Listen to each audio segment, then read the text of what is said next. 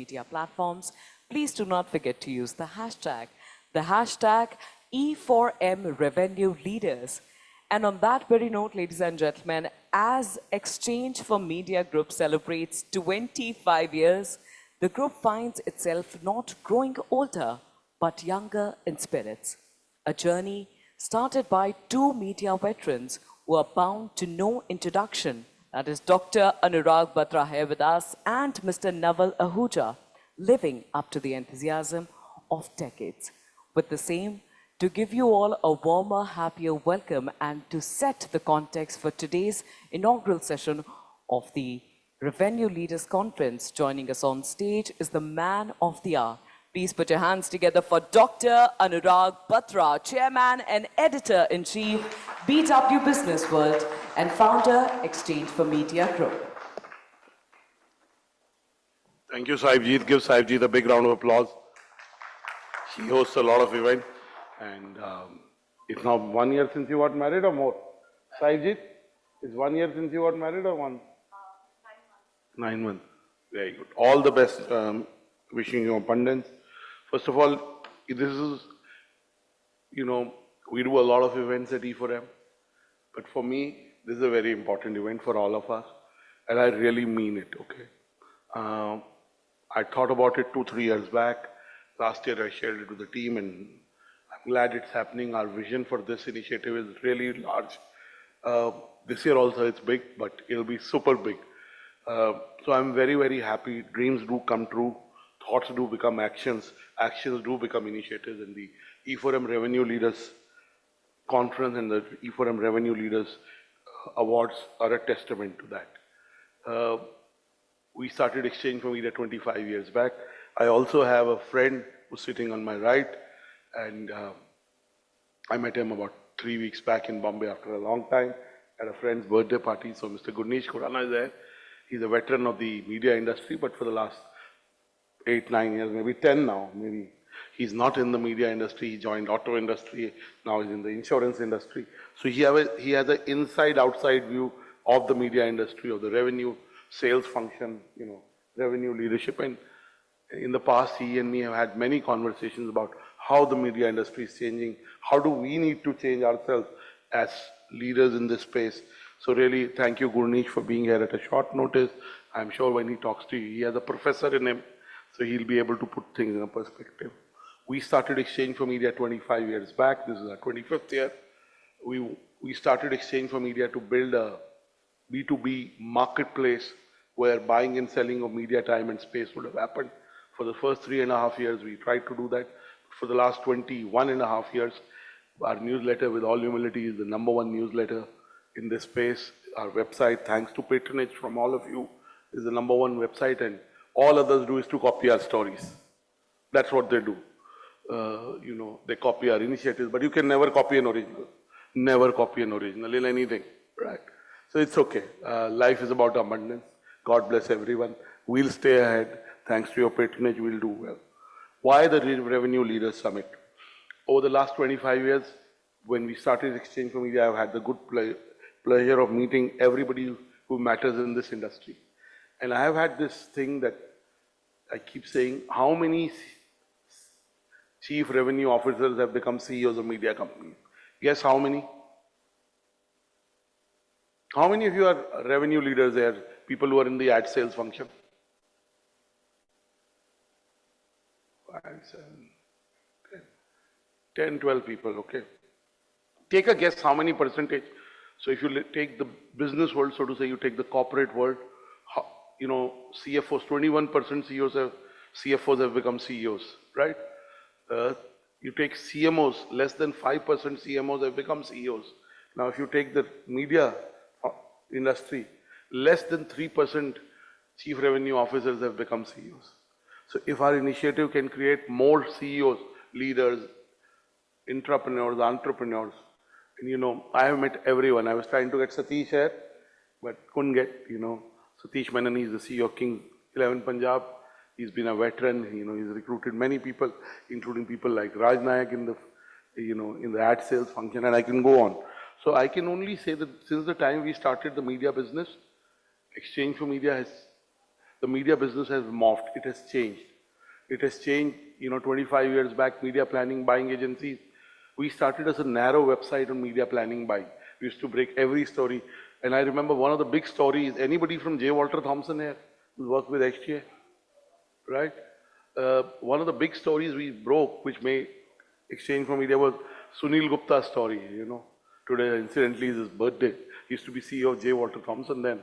He succeeded the legendary Mike Khanna. But we were a site about media planning, and over the last 20 years, we've become about marketers, brands, and everything else in the ecosystem. But 25 years back, the media planner buyer had a much more role in decision making. Today also he or she has a big role, but clients are taking calls directly. In the last 10 years, the involvement of the client in the media investment process has grown, right? Very involved because, I was talking to somebody who's very big in the creative domain, and he said clients are spending 100 crores on media, but they want to use AI to build a creative. Where will the impact come from? So the dynamics has changed, media has changed, and last year was a watershed year for the media industry globally. The AdX, which is the amount of money spent on advertising globally, became more than $1 trillion. As we speak, it's more than $1.1 trillion. And out of this, the biggest change is that digital has become the largest pie, which is almost $650 billion, and the rest, $460 billion is roughly traditional media. So traditional media is still very strong. And I met some friends from Dainik Bhaskar. I keep asking people who say print is dead. I ask them, tell me what is Dainik Bhaskar's profit? Do you know how much is Dainik Bhaskar's profit this year? You want to take a guess? How much? Of course, Dainik Bhaskar guys knows, but how much? Huh? How much is Dainik Bhaskar's profit? No, not 1,000. It could get there, but it's 360 or thereabouts. You can Google. It's substantial number. 360 crore रुपए profit है. हम बोलते हैं newspapers मर गए, magazines मर गई. Magazines are reinventing themselves, right? They have already in the last 10 years. We started as a website. We are no longer in the business of newspapers, magazines, website events. We're in the business of audiences and impact, right? Now audiences can be media neutral. So clearly, out of these $650 billion, two companies make $460 billion. I don't have to tell you which one, right? Meta and Google. So the business has changed. So I want to say three things to you. I want to tell you a small story. Mr. Arun Jaitley used to live, his family lives close by. He used to live close by, across the road. I also live across the road. Okay. And this is a story I heard from someone about 25 years back. He was invited to a book launch of somebody important. And he said, I can't come, but I'll send someone who's a rising star and he could be big in the future he'll come for the book launch. So he sent a young gentleman, relatively young, to the book launch. That gentleman was Mr. Narendra Modi. Okay, this is a story I have heard. I don't know the veracity, but it still makes the point. The people in the room that we will cash today at 30 under 30, in our 40 under 40, are people who we are catching. They're already doing well in the industry, but I believe that we do not spotlight the revenue leaders who are the backbone of the media organization. You take the revenue function from the media organization, there are only two things that matter. Everything matters. Everyone has a role to play. One is content, the other is revenue. Everything is in between. It is a support function. So I think at Exchange for Media, we wanted to honor the revenue leaders of today's event.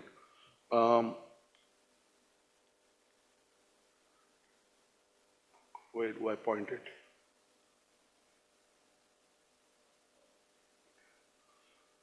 This is a book that I read almost 4 or 5 months from now. 4 months, maybe 5.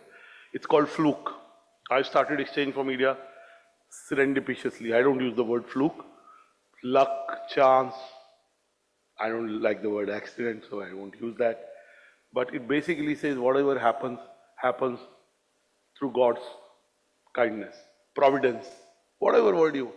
So in life, we give ourselves too much success. मैं sales कर रहा हूँ या मैं sales कर रही हूँ. And yes, we are doing it, but everything happens in life because God wants it to happen.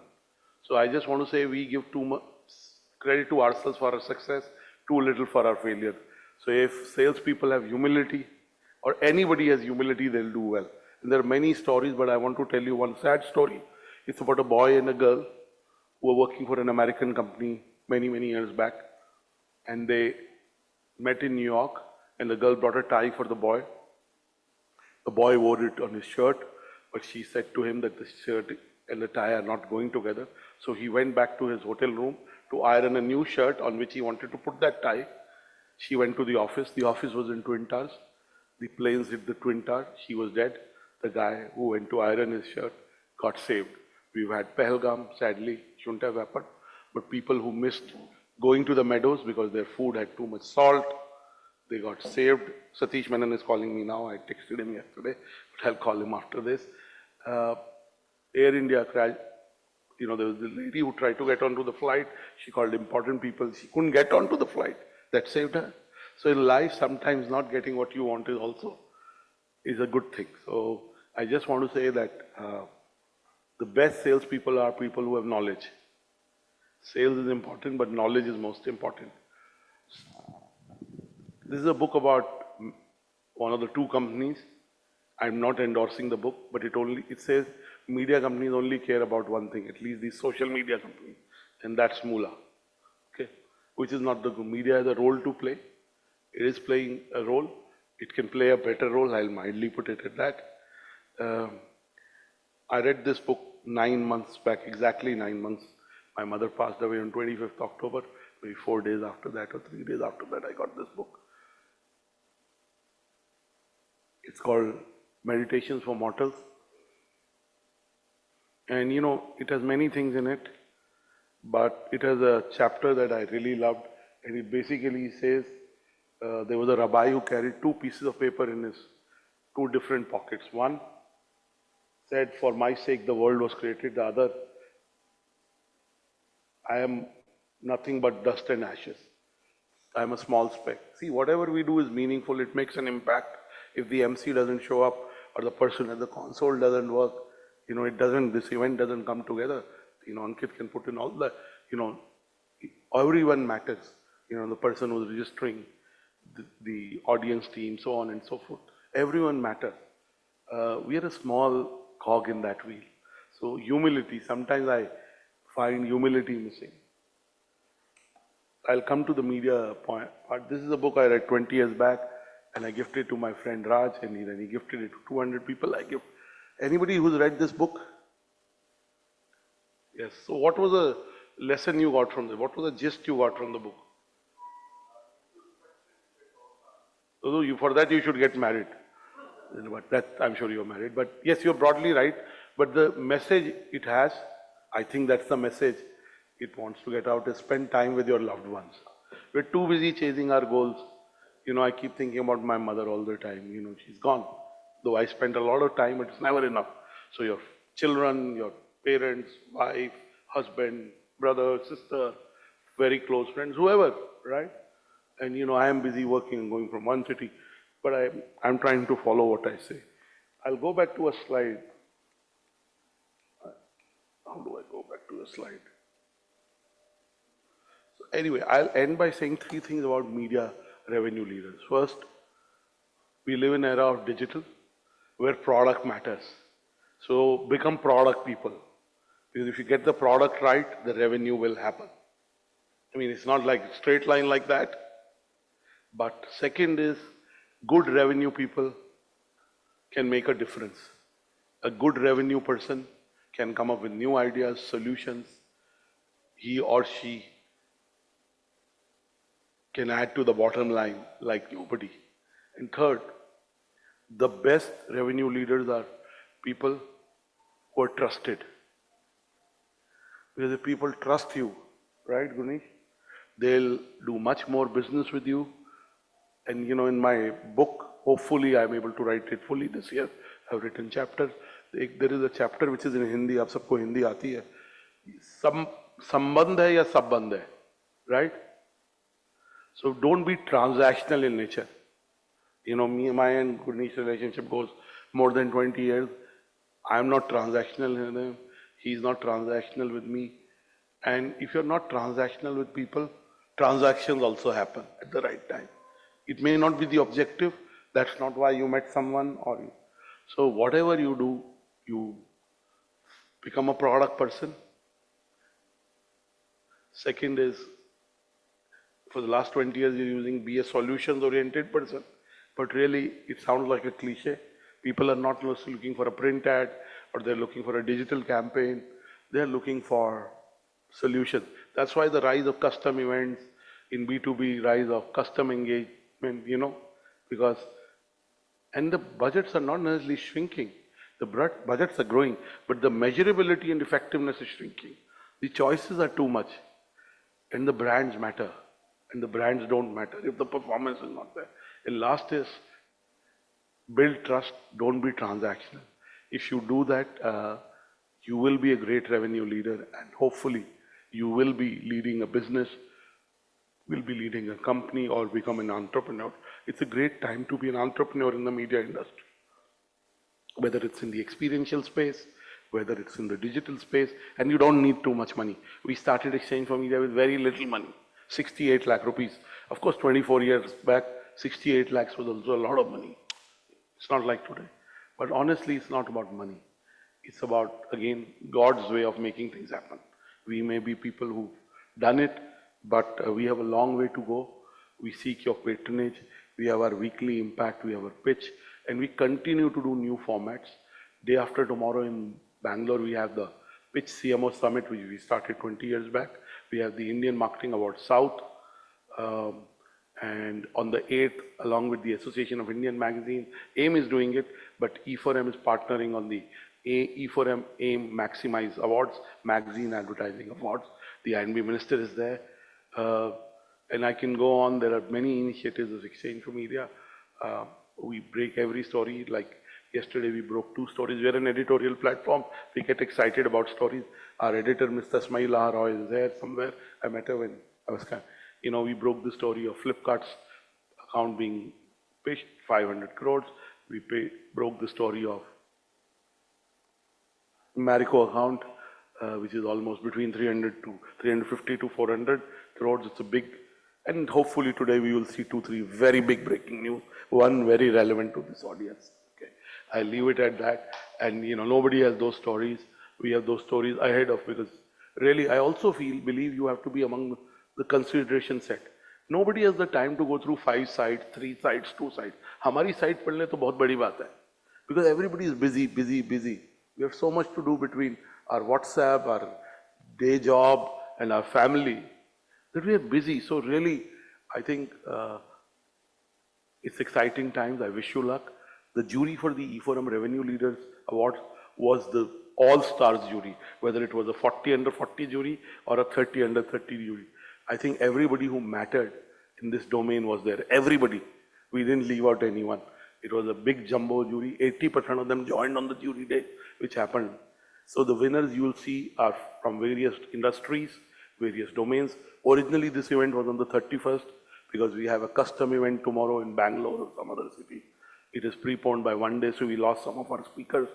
But when you see the winners, you'll see the whole media industry is represented in it, from newspapers, from magazines, from experiential, from digital, from television, and that's the whole idea. So I wish you luck in whatever you're doing. I wish you continued success. Look after your health. Sleep 8 hours or more. You know, I was a very different person yesterday because I'd slept very little the night before, and I'm normally not a late night person. Came at 11:30 after having a meal with a friend of mine who's a pioneer in the media industry, Markan Adhikari, and then took an early morning flight to Delhi, and I had a busy day, but I slept by 11:15. I woke up at about 8:30, so I'm quite sorted for today. Sleep is the most important thing if you want to do well. If you sleep 8-9 hours and you keep your phone away, you'll do better at being a sales leader, revenue leader. It'll be better for your health, better for your mindfulness. You'll be calmer and you'll take the right decision. So wish you luck. Gratitude for patronizing Exchange for Media for the last 24+ years. Hopefully you'll see a lot more initiatives. Today we are seeding this. This is the first year. It doesn't feel like in the first year it's so big. Thank you, Ankit. But I'm sure it'll be a very big initiative and a bigger initiative. We are doing it with a sponsor, without a sponsor this year. We have no sponsors, but that's okay. Next year we will be able to do a bigger, better job. It's the first year we've seeded it. Please do applaud for the winners. Almost all the winners are coming in the evening. We have a 30 under 30. First we have a 40 under 40, and then we have a 30 under 30. No, whatever you, if whatever I want, they record that. Tushar, whatever I want, Ankit said that, we'll show it to Naval, okay? Now he'll have to listen to us, okay? Right. So anyway, that's a banter between him and me. So which is first, 30 under 30 or 40 under? So first is 30 under 30, and the next is 40 under 40. It's a very good quality list. We got a very good quality of nominees. And like e4m Awards, we do it through a process. I don't even know who the winners are. I don't want to know.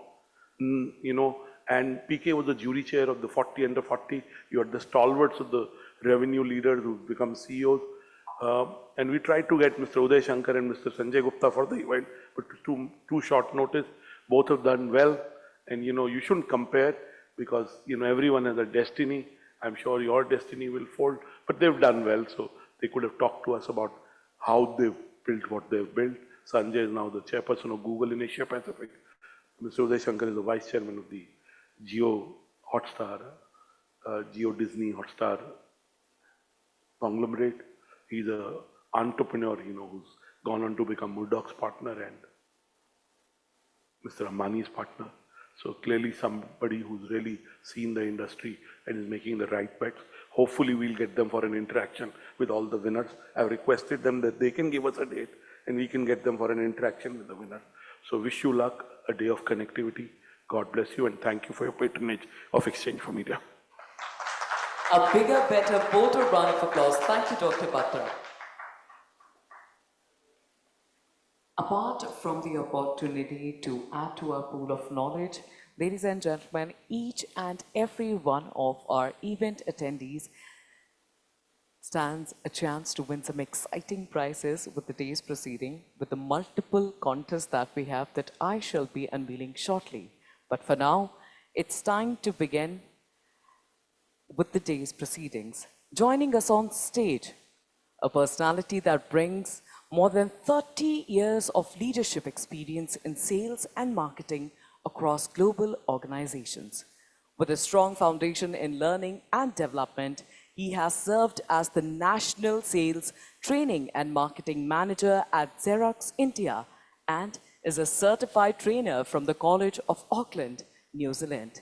To talk about reinventing revenue, reboot and rethink for growth and results, joining us on stage is Mr. Gurneesh Khurrana, former president and country head at Bajaj Allianz General Insurance and former director sales at General Motors India. Welcome.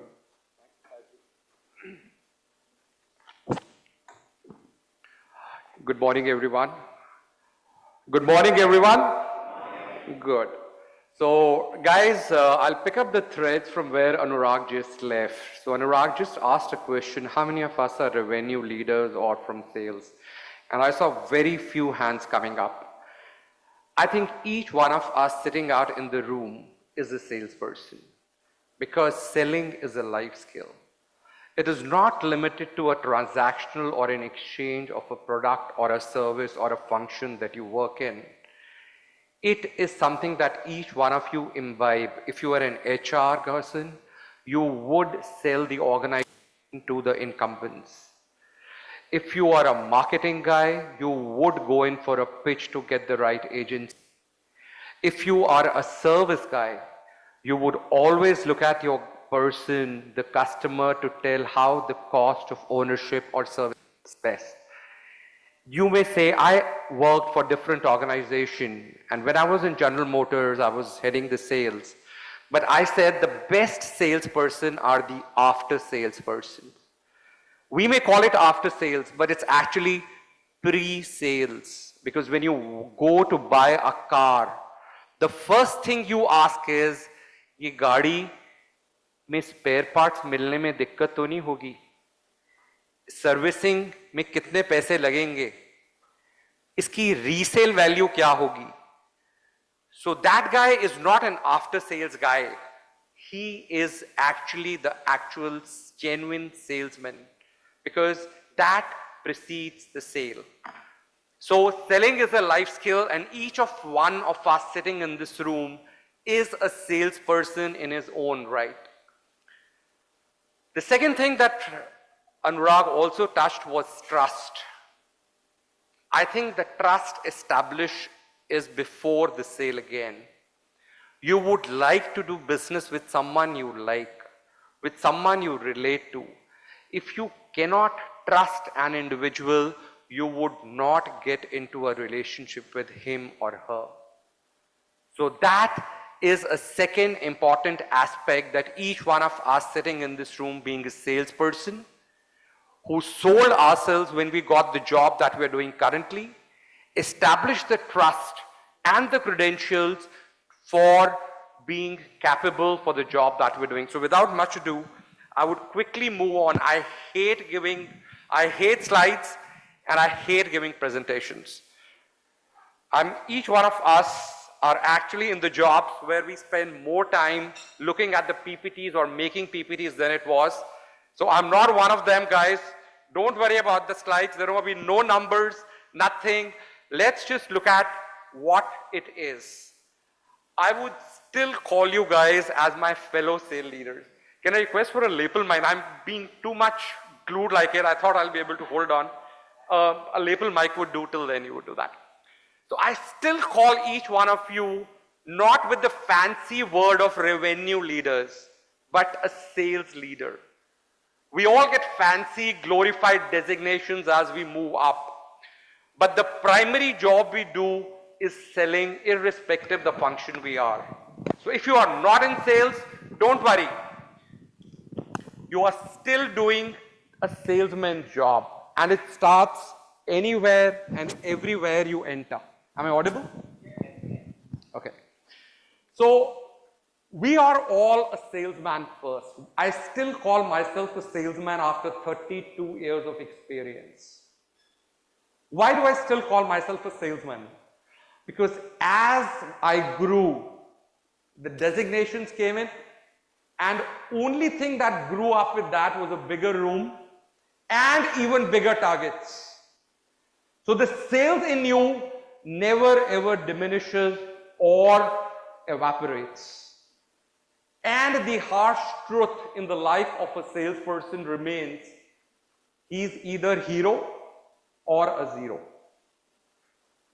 If he meets his target or overachieves, he would certainly get all the accolades and appreciation.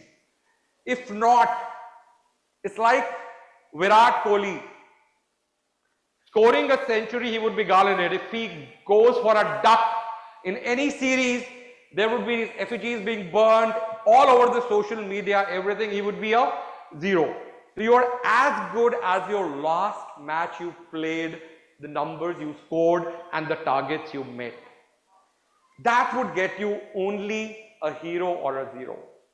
Let's look at a typical I've taken a leaf out of one of the presentation which happened in one of my organizations. This is, say, an annual your sales graph which happened year on year. Familiar with it? In some of the organizations you would have witnessed. It's a roller coaster, up and down. Sometimes it's a downslide. It happens. When it happens, who is the culprit and who is the blame for sales not happening? Sorry? Salesmen. Absolutely. The brunt of it goes to the sales team. Number nahi hue, gaadiyan nahi biki, customers nahi aaye, ads nahi aayi, sales team ne apna kaam nahi kiya. Baki sab ne apna kaam kiya. Correct? Happens all over. We had a low increment. Why? Because the sales team didn't sell. That's exactly what happens. Let me help you with this. I love stories, and Anurag has heard a lot of stories from me. I'm going to give you a small story which all of the tale, the fable which you would have read during your school time. or you would have narrated that to your kids. You heard the story of a blind man and the elephant? You had? There were blind men and they were actually masked and put into a room with an elephant, so everyone touches the elephant and creates their own version. One person who touches the trunk says it's a snake. The other which touched the body says it's a wall. And another who touched the tail says it's a rope. Now let's look at all three of them, the three individuals to be a marketing head, a product head, and a sales head. Easy? We all have these three functions and three people in the room? Okay. Now all of them are doing their job. All of them have an elephant. And let's say the elephant is the customer. And they all in some way or the other have some contextual experience or have a certain perception how the customer's cliched needs and wants are, and they say we are the best in our job, we know what is to be done. Let's look at the marketing head. The marketing head says, I have released 30 plus ads in all national vernacular print. I have had 50 plus spots across what the relevant genres are for a segment. We've had the best influencers. Our agency has given us savings of X percentage of dollars. And I have generated inquiries which are 12% more in the same quarter as last year. What has he done? He's done a wow job. And he gets an applause. Then comes the product head. He says, guys, we knew the market is dynamic. We knew how the competition is taking space. We have had a product makeover and a facelift, adding 11 new features in the shortest possible time. And the new sleek look with the vibrant colors has outbeaten the competition. And we've got a very positive response during the test clinics, A testing, B testing. Wow! Our NPS is soaring. Again, there's a round of applause. Wow! Now there's a third masked blind man. After receiving the wow, the sales head comes in. He walks in clearing his throat with a lump up there. He says, yes, we also increased our dealer outlet base by 12 new outlets. That's again in the shortest possible time. We have had salespersons working overnight 24/7. They've been traveling, they've been going to the remotes, tier 2, tier 3 cities across the place. But sorry, we couldn't do our targets. We missed our numbers. Now, he is a revenue leader. He said, everyone has done the job, but the sales is not happening. So who gets the brunt? The sales guy. Everyone says, how couldn't you do that? The marketing guy did their job. They gave you so many inquiries. The product guy gave you a facelift. And there you are, you couldn't sell. It's a simple story. Operation successful, patient dead.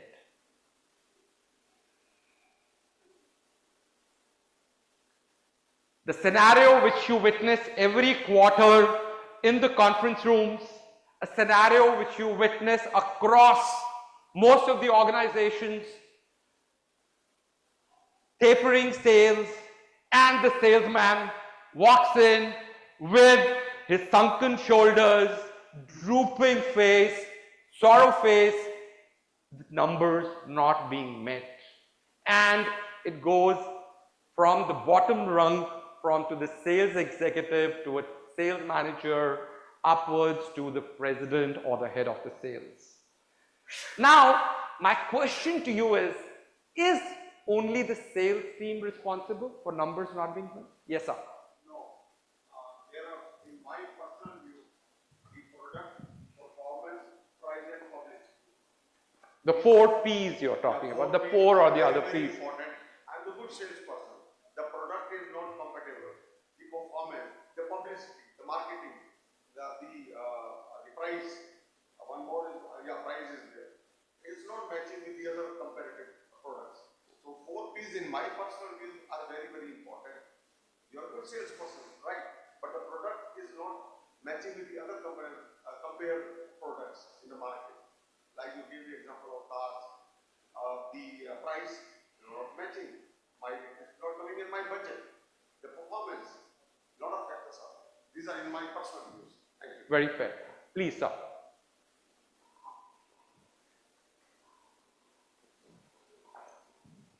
Yeah, I'll just come to you, sir.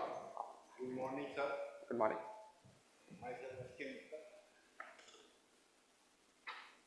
Sir, sales team का काम होता है, to my knowledge, you are known much more. Sales team का काम होता है sales करना. But after sales service, what is the position? Sales team को responsibility देने का कोई कार्य नहीं है. After sales का होता है. After sales service होनी चाहिए. और वो भी ऐसी सर्विस होनी चाहिए कि आपने आज फोन किया तो आज ही 24 आवर में क्लियर हो. और प्रोडक्ट के ऊपर भी प्रोडक्ट अगर ठीक नहीं बना और चीज में बेच दिया तो ये दो चार चीजें होती हैं. पर after sale service main one. Fair. Sir, over to you. Can someone hand over the mic? Yeah.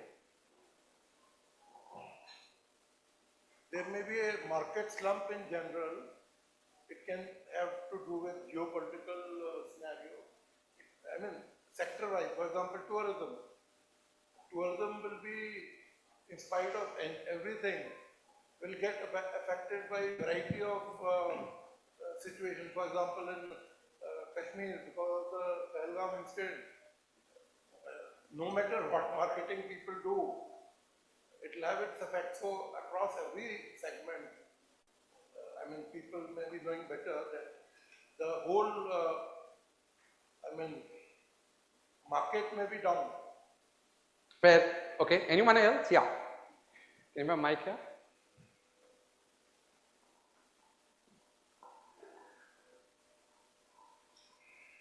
Hi, good morning, sir. I am Joy from Sri Lanka, so it's not a problem.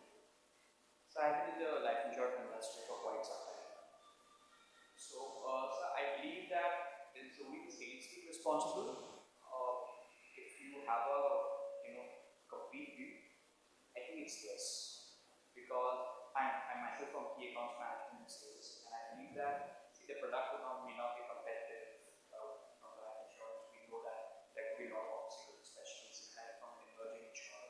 But at the end of the day, yes, when you're being asked a question, for review and for turnover, I believe sales is primarily responsible. Okay, I'll come to you. Yes. Actually, sales is like a orchestra or a symphony, right? Everyone else plays together. I think if that's happening, sales happen. And the timings are important. The outcomes from a functional perspective will not matter much unless the end-to-end processes are not working jointly. And the customer, not necessarily external but internal customers, point of view matters more, when effectiveness is kind of looked in the processes, sales process or delivery process, product process. Because everything I look at as a process rather than just a function. If results are not coming, it means processes are not working. Doesn't matter what KPIs you have and how you are achieving them. People know smart ways of achieving KPIs but not achieving results. Fair. Okay. Thank you. I think all of you touched the point. Somewhere down the line, each of the masked blind man had their own perception of the reality, what they visualized, what they felt. But they missed the ultimate complete truth because they were exposed to only that part of the body, or in parlance only that function which was relevant to them. So were they wrong, each one of them? No, they were right in their own perspective, their own viewpoint.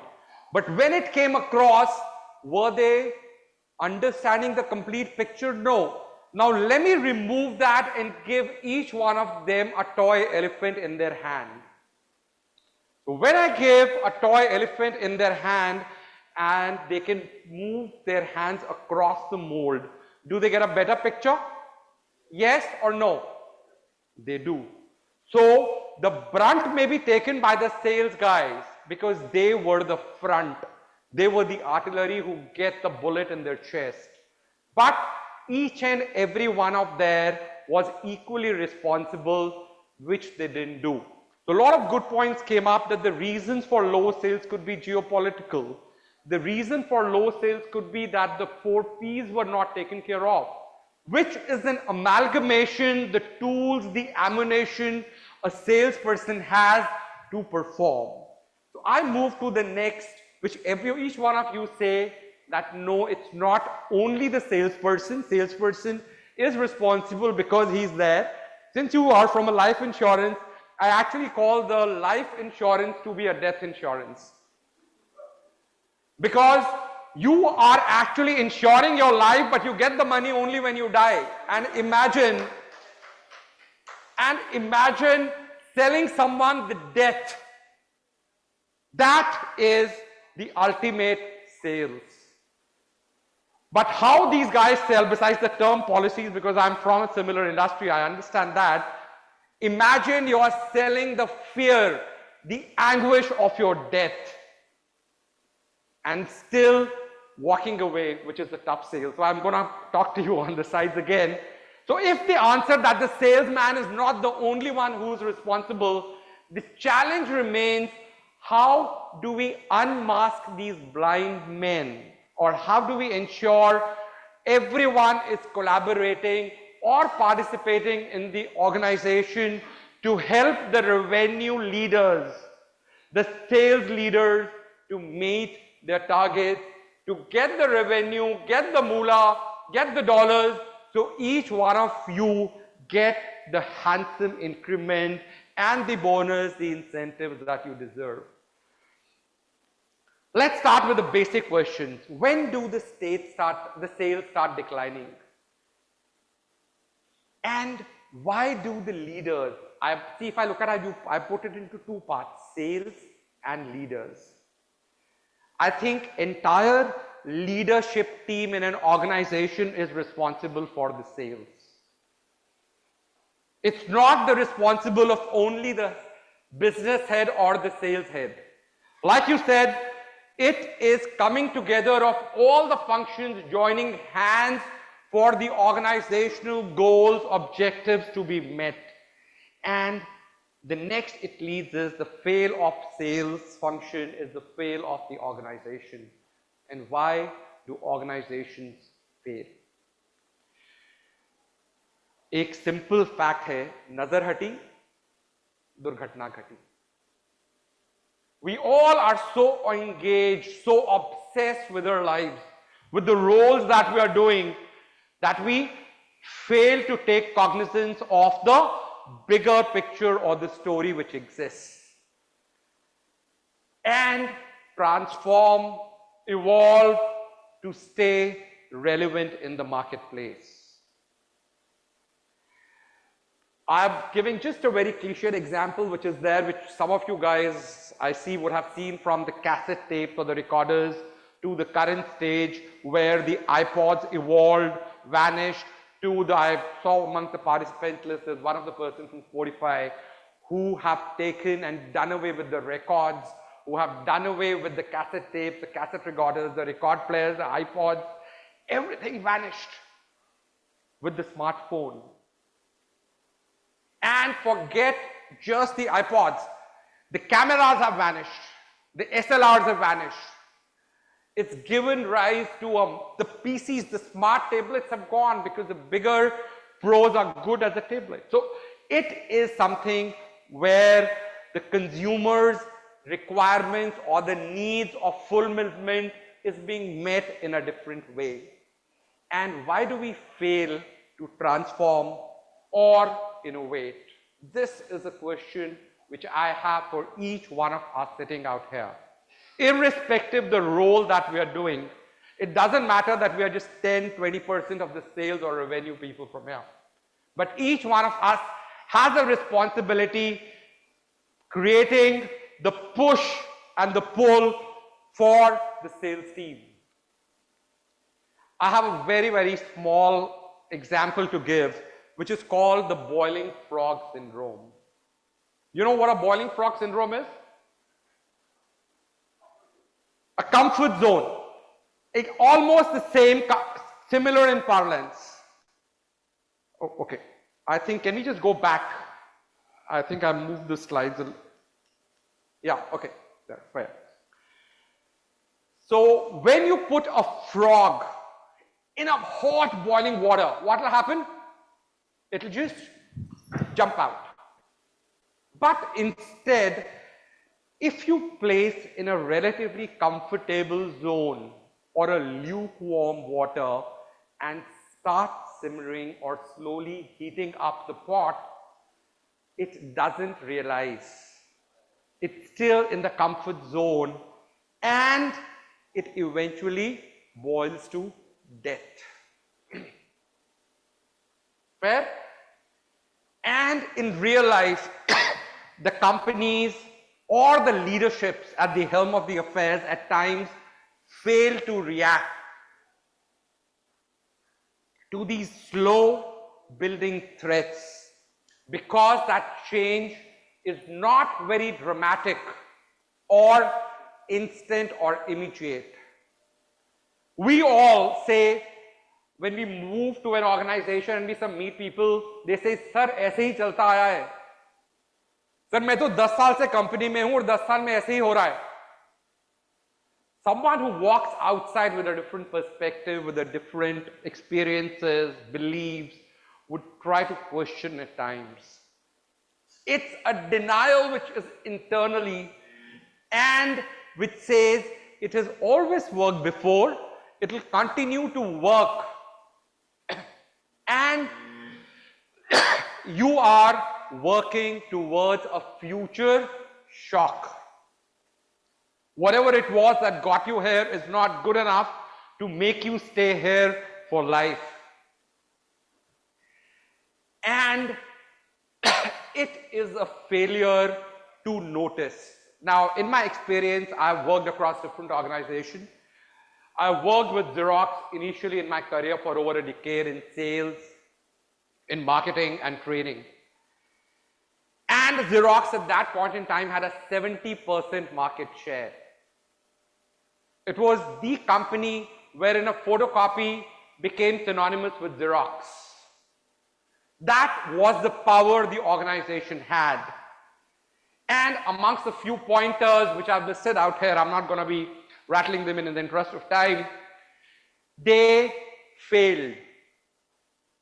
The life teaches you, we learn from our mentors, from coaches, what ought to do. We imitate them. But what is equally important is what ought not to do, because those lessons are equally vital. Xerox, with a 70% market share, a market leader, failed to recognize the shift. They failed to transform from analog to digital. We all know GUI, the graphic user interface. That was invented by Xerox. The personal computer, the laser printer, the Ethernet, the mouse, all were there, and the giant elephant, because they failed to capitalize, monetize, became a mouse themselves. All the organizations over a period of time, with unfortunate circumstances, to recognize the gradual changes in the market, the shift in consumer preferences, the legacy products what was there remains today. Their rigid culture or the response to the tech and the digitization wave. I know even now a lot of organizations have that buzzword of AI, transformation to tech, but they are still taking a baby steps towards that. They are still not investing heavily to move with not the change, but the pace of the change which is required to adapt and transform themselves. Another organization I've worked for a longer duration was General Motors. General Motors was world's #1. And we would always say GM sells. It had 9 big brands, global brands, and we would always say GM is world's #1. It sells in US. Why can't it sell in India? It had a very minuscule share in India. Why? It took a long time for the company to realize, because it was a global organization and there were local manufacturing, but it never worked to be a glocal amalgamation of global and the local. The cars which were made with the specifications which would have what you would call now in terms of the BS6 or the Euro 6 then. They had the NCAP safety ratings of 5, which at that point in time was the norm across global organizations. When it came to India, why did Maruti, the likes of Maruti, had a massive share? It was a global company, the Suzuki with the Maruti in India. Why did they do that? Any guesses? They looked at the need of the customer. Hindustan mein, we all drive cars, we all have cars. What is the first thing which we look when we go to buy a car? कितना देती है? Mileage कितना है? 5 साल के बाद कितने में बिकेगी? गाड़ी की सर्विस करने जाऊंगा तो कितने का खर्चा होगा? What will be the cost of spare parts? Will it be serviced by the local technician? Aren't these the thoughts which are the first when you buy a car? A car which is manufactured globally with an NCAP safety rating of 5 would have a higher speed, would have more steel, which would be heavier. And the heavier cars would take more fuel consumption with a lesser efficiency. Now, all this in turn put together would not be a car made for Indians what they want. My palate, the Chinese that I taste here is not the Chinese that I would get when I go to Shanghai or when I travel to a European country. My palate requires a flavor which is local. And we all, as leaders, fail to take cognizance of this fact. I just have 20 seconds and I don't want Anurag to be giving me those looks to move ahead from the stage faster. So just the last few points. What do you think are the 2 rules for being a successful sales leader? I'll tell you the first one. You have a culmination of sales and the leader, but I'm taking the lead to be front because it's not the sales function which is responsible for achieving the ultimate goals of the organization or the targets. Lead through transformation and innovation. And the second is sell value and solution, and don't get obsessed with the product that you have created. Lastly, it's an everyday job. As a salesman, we used to have the sales targets skewed towards the later part of the month. Till 7th or 8th of the month, we would all be basking in the glories of the previous month. Come 15th, we would start sweating. And then the sales numbers would start moving up. It's an everyday job. Like you get up every day, you need food every day, you need 3 meals a day. Sales is exactly the same. you breathe, and you do your sales. And there is a simple rule number 2, never forget rule number 1. Okay, thank you guys. My time's up. It was a pleasure with all of you. I'm around during the day. It'll be a pleasure to interact with all of you.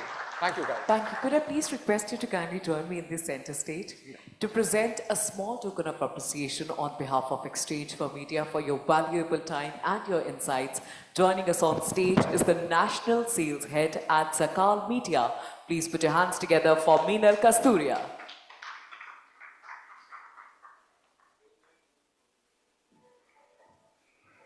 Thank you.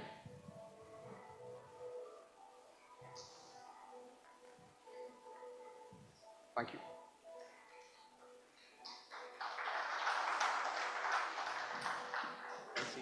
Pleasure. Thank you very much. Thank you.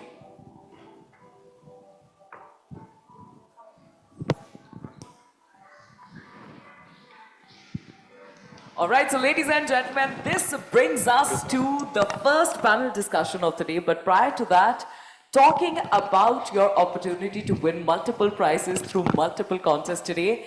Talking about the first one, well, as you can see, we have some tabletops placed on your tables.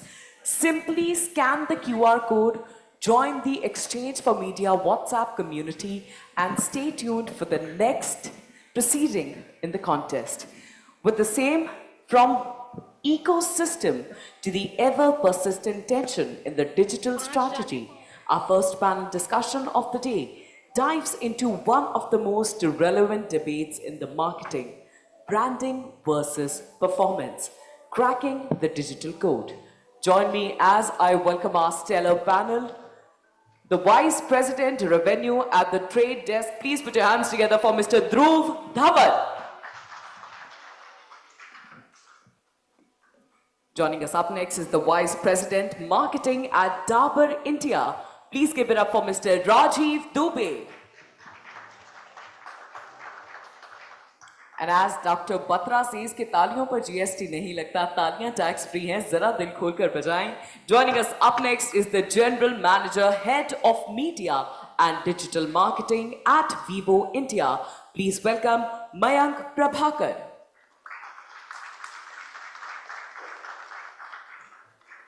Up next on our stellar panel, Head of Brand Marketing at PolicyBazaar.com. Please give it up for Mr. Sameer Sethi.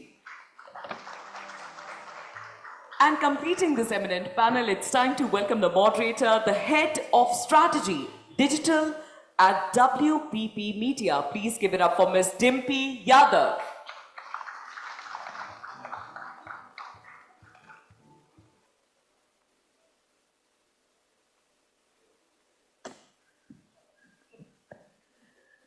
Good morning, everyone. I'm really happy to be in a room which I'll say is full of one lucky lot.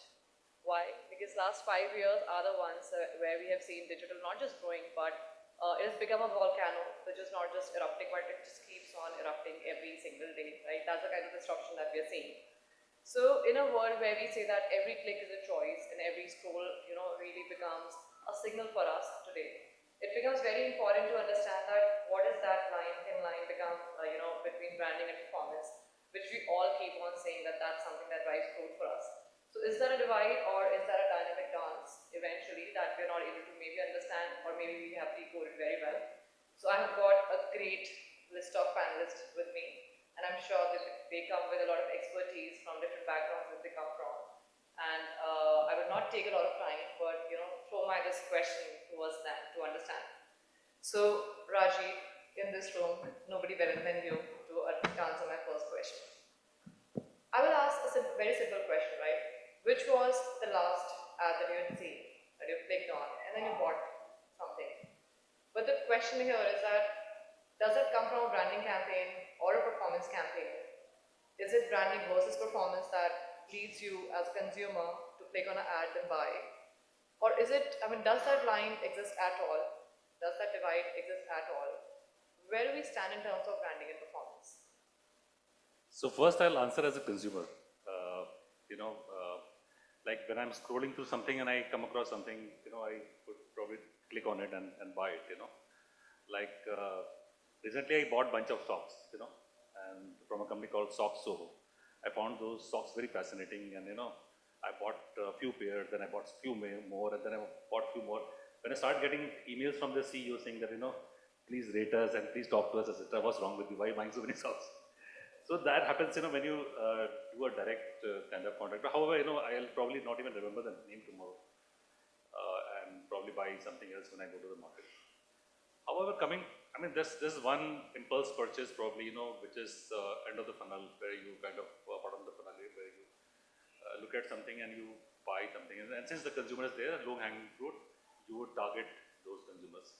Now, coming back to a legacy company like ours, which has built trust over 140 years, and we have built brands which have been there in business for hundreds of years, some 50 years, some of them, one of our latest brands, like, which we launched about 20 years, it's like almost number 2 oral care brand in the country.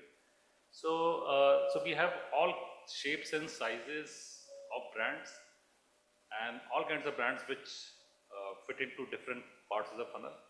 So what also happens is that, to be in a business like ours, you have to build trust, and trust is not built in a day and through one transaction, And when you're talking about performance, you're essentially talking about transaction. So it's very transactional in nature, but trust is not built on transaction. Trust is built on a long-term value which you create for the brand, and long-term value which you give to the consumers.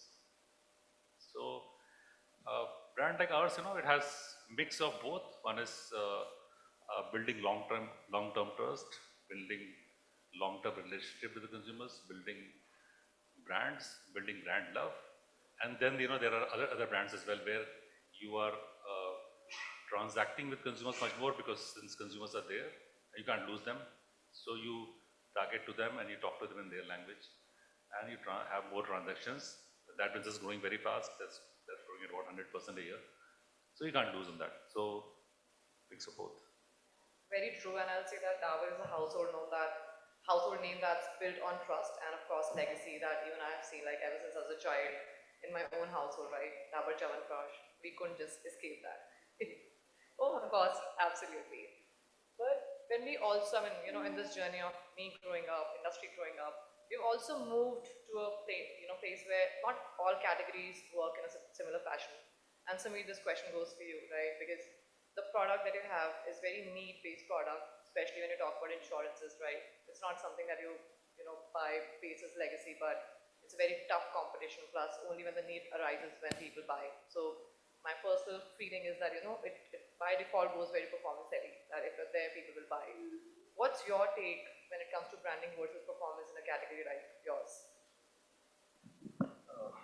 Thanks, Niti. So let me set some context. Car insurance is a product that is fairly need-based. Yes, people do buy it whenever their insurance is up for renewal because it's a government mandate. But for our core products, which drive a lot of our revenue and profits, term insurance, health insurance, people actually never want to buy it. Like nobody gets up in the morning thinking, "Ki aaj mujhe insurance kharidna hai." So you have to technically create that need, which is why a lot of our advertising is also category advertising, trying to tell people why term insurance or health insurance is relevant and important in their lives. And when you're talking about tough competition, I would practically say there is dearth of competition. There is a huge scope of gaining market share, revenues, etc. Because let's say for a product like term insurance, the penetration is low single digits, right? So the scope is immense. So there is enough room for everybody to grow. We just need to, create new demand and make the overall pie a lot bigger. That is the competitive landscape and where the category is right now. So your question about performance would be more heavy in your scheme of things, not really. So since we need to create new demand, we can't convincingly tell people why they need insurance through a banner. We actually need to do a lot of audio-visual storytelling with various shades of emotion. Sometimes it's humor, sometimes it's being too straightforward, etc. So we're very, very heavy on brand. And a result of this is that a majority of our traffic and leads and eventually sales come from direct and organic channels, which in a traditionally push category is quite unheard of globally. So we've tried to we've managed to create a pull for a push category, and we've been able to do that purely through brand. Right, very well. So, while I heard you, this question popped in my head, which is that journey linear? Is that journey integrated? And how should that balance be? I'll say, okay, there's still an answer. But Mayank, when I talk to you about your category, and of course being market leader, right? Then, from somebody who's your competition sitting across the table to say, what kind of problems do you have? You're there in retail, you're acing it. You're there in e-com, you're acing it. Branding perf, you're there. So how do you manage in a world where you're market leaders already, and for you, world is not just online but also retail that comes into gameplay, which gets impacted via your online campaigns. So how do you see a mix and a dynamic dance, I'll say, of branding and performance? Yeah, so I think the thing which we need to understand here is none of them is a separate ecosystem altogether, be it a brand or be it a performance, right? So like Rajiv rightly said in terms of, okay, I am talking on behalf of a user. Trust me, if I am a user and I am seeing a particular ad, I really don't know whether it's being a performance ad or it's a brand ad, right? It's even from a brand perspective, if I'm using a creative, even it's a brand ecosystem, it still goes with the CTA of buy now or something like this. So that's more of a consumer side of it.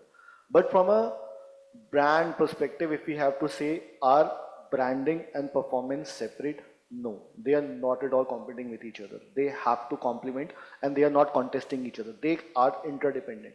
They complement each other. Definitely brand is something, or the branding campaigns are something which goes over the edge. They do the storytelling, they does the upper funnel, they create that particular aura or that demand, which slowly or suddenly will converts into performance. So do we say it's a linear? No. Do we say it's a zigzag? No. But do they complement each other? Definitely yes. Are they competing? Definitely no. See, what we strategically believe always is, like many people say, is like you said in terms of you have changed a push category to a pull category, right? And that somehow will happen. Why? Because if there is a lower SP product, it's an impulse buy. Like you bought socks. Last night I bought coffee. I was just browsing through in that case, and there are a whole set of coffees, strawberry coffee and a blueberry coffee and an XYZ, and I'm a coffee lover. I bought it. But given that, if it's a higher SP, can I buy a car overnight? No. It's just about how the brands keeps on doing. So let the brand keep on doing the strategical work for you over time and again, and let performance does do a strategically targeting or a communication to you within the branding umbrella. So that's why I think they complement each other and they cannot be a separate two. The myth is we say brand separate, performance separate. They are very much interdependent on each other. Yeah. Again, love hearing that, but sitting from, another table, which is me and Joe all together, they also seem like briefs to us and challenges to us, where then we have to think aloud. So Joe, you heard all of them, right? And coming from traders, of course, when their solutions becomes your problem, that how to address it more. So when you hear Rajiv talking about that fine balance, that trust has to be there. It's a legacy, that gets old, which is not built in a day. And of course, branding plays a big role along with perf coming into place. Then we heard, from Policy Bazaar, that again, at Policy Bazaar, it's not just about performance anymore. And where Samir very rightly said that they invest very heavily on branding because that's how, you're playing the dynamics. And when you talk about Vivo as a brand, it's a very tough category to be into, right? From traders' point, how do you see how tech is playing a role in kind of playing that balance in between for these different categories? Thank you for the question. Firstly, just a bit about our company. So the Trade Desk is a programmatic platform which enables buyers and advertisers and agencies actually to really invest their money very efficiently and effectively across the open internet. So that's what we stand for. We are unbiased. Just wanted a few people to know about us because we're still new in the country. We're about a 4-year-old brand in the country, but we're launched, company started in 2009. So just a bit about us before you start wondering or Googling about us, which you should, by the way. I think just one term, just picking up from what Mayank was saying, back in 2017, we were trying to build a model in my previous company called brand performance, right? And I think that is something today is an apt way to bring that one single word in. It's not about branding, it's not only about performance, it's about finding that intermingle of brand performance. At the Trade Desk, we are very focused on one part which kind of connects the dots on this is omnichannel. So we are also saying to not just be in one platform, so whether it's the big tech platforms like a Google, Meta, Amazon, or just on linear TV, but you need to find a way to be on CTV, display, mobile, out of home, and the consumer is everywhere. What we are also trying to solve for is the ad fatigue. So today, if you, certain platforms, you would potentially see the same ad coming up and again, but how do you make sure that frequency is managed across the open internet, across various other touch points that are there? And again, I think we'll talk more about that later, but data becomes a big part of how you start measuring some of these effective pieces on where is my brand showing, am I measuring something that is just recall, am I measuring something that is action? And if you need to build a company and these brands, 140 years to maybe the youngest, I don't know how old we, how old is Vivo as a brand? There you go, 30 years probably. So one, we don't have the socks brands or the coffee brands in the room, right? They have a very different journey and a very different story to tell. We have brands at the bare minimum, which is 17 years as we were talking in the country. Memory structures are important, right? And hence, today when we think of Java Charan Prashan, that Dadaji playing badminton, it's still there in my head. So just checking ki, yeah, somewhere I think that correlation remains with us, and that's how brands are built. So to me, I think short term, yes, performance is great, but from a long term perspective, you have to go after sustained, consistent building brands. Yeah. That gets me to you, Rajiv, because when I heard, brand performance and plus memory, two different words altogether. We are talking about a lot of matrix picture that, let it be an integrated word. It has to be altogether done in a very single view, understandable. But the second point, when I just said, Dabur Chyawanprash, it has nothing to do with any ad that I saw, but a legacy that has created over a lot of good great content that I've seen, like in my childhood especially and even now. What do you think matters more when it comes to brand performance or memory, and how to build that in a world which is so cluttered with a lot of content and matrix coming your way? So, we were discussing about this book by Simon Sinek, right, called Infinite Game. If you're in an infinite game, if you're for infinite growth and, you are in business for infinite period, then you will build trust and you will build the brands, you will build brand love. And once you have done that, then you don't have to have a communication. You will just remember the brand just like you did, without remembering which communication. And that communication was played in 1982. Probably most of the people weren't born in this room, So memory structures are so strong for those communications. Even, I was a kid back then, not anymore. So I also remember that commercial. But whatever else we have created over the period has reinforced whatever we had communicated earlier, and has built the trust. So it's not one against the other, I would say. You have to build brands to survive for a long period. However, whatever is there in front of you, you can't ignore that. You can't ignore what is coming to you naturally, and your competition is there. Everybody else is advertising, and so once you go there, once you're there, you're present at that moment, you'll get benefited. I have another story about Chyawanprash. So there's one of the variants called good variant, Chyawanprash in a good format, right? So one of our competitive brands, they launched a good variant and spent about 35 crore rupees on media, advertising for that brand. And we didn't launch in that season because season was ending, and we said, okay, we'll launch next year. Next year we launched it and placed it in the market. And later on, when we were doing the maths and we were looking at how much we spent, actually we didn't spend any money on advertising, So advertising was done by competition, and we were doing all the business on their behalf. And they spent 35 crores, got a business of about 10 crore rupees. We spent zero and did a business of whatever, huge number. I won't tell you the number, but good number.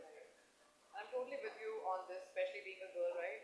Everything in our life is all about skin, beauty, all of those things. And I recently figured out that now Chyawanprash comes in a lot of forms, which is not just gold, but Dirgayu Prash, then there's something around pearl, kesar. Yeah, so I'll tell you, let me tell this for benefit of everybody. I do a bit of sales, I know biggest salesman is sitting here, Ashish Sehgal, but I'll still try to steal some thunder from him. So, so Chyawanprash is one regular Chyawanprash, which is red in color. There's Chyawanprash Avle special, which is like a regular Chyawanprash. It doesn't have too much of sugar. There's one with sugar, one with less sugar, Ayurvedic preparation. Third one is sugar free. It has no sugar. It's like absolutely raw. Then there is a Kesar Prash, which has Kesar in it. Then there are multiple other variants which are for different occasions, and we are launching it in another format, many more formats, in order to appeal younger people like you, who would tell their kids. Selective listening is what we're doing now. Yeah.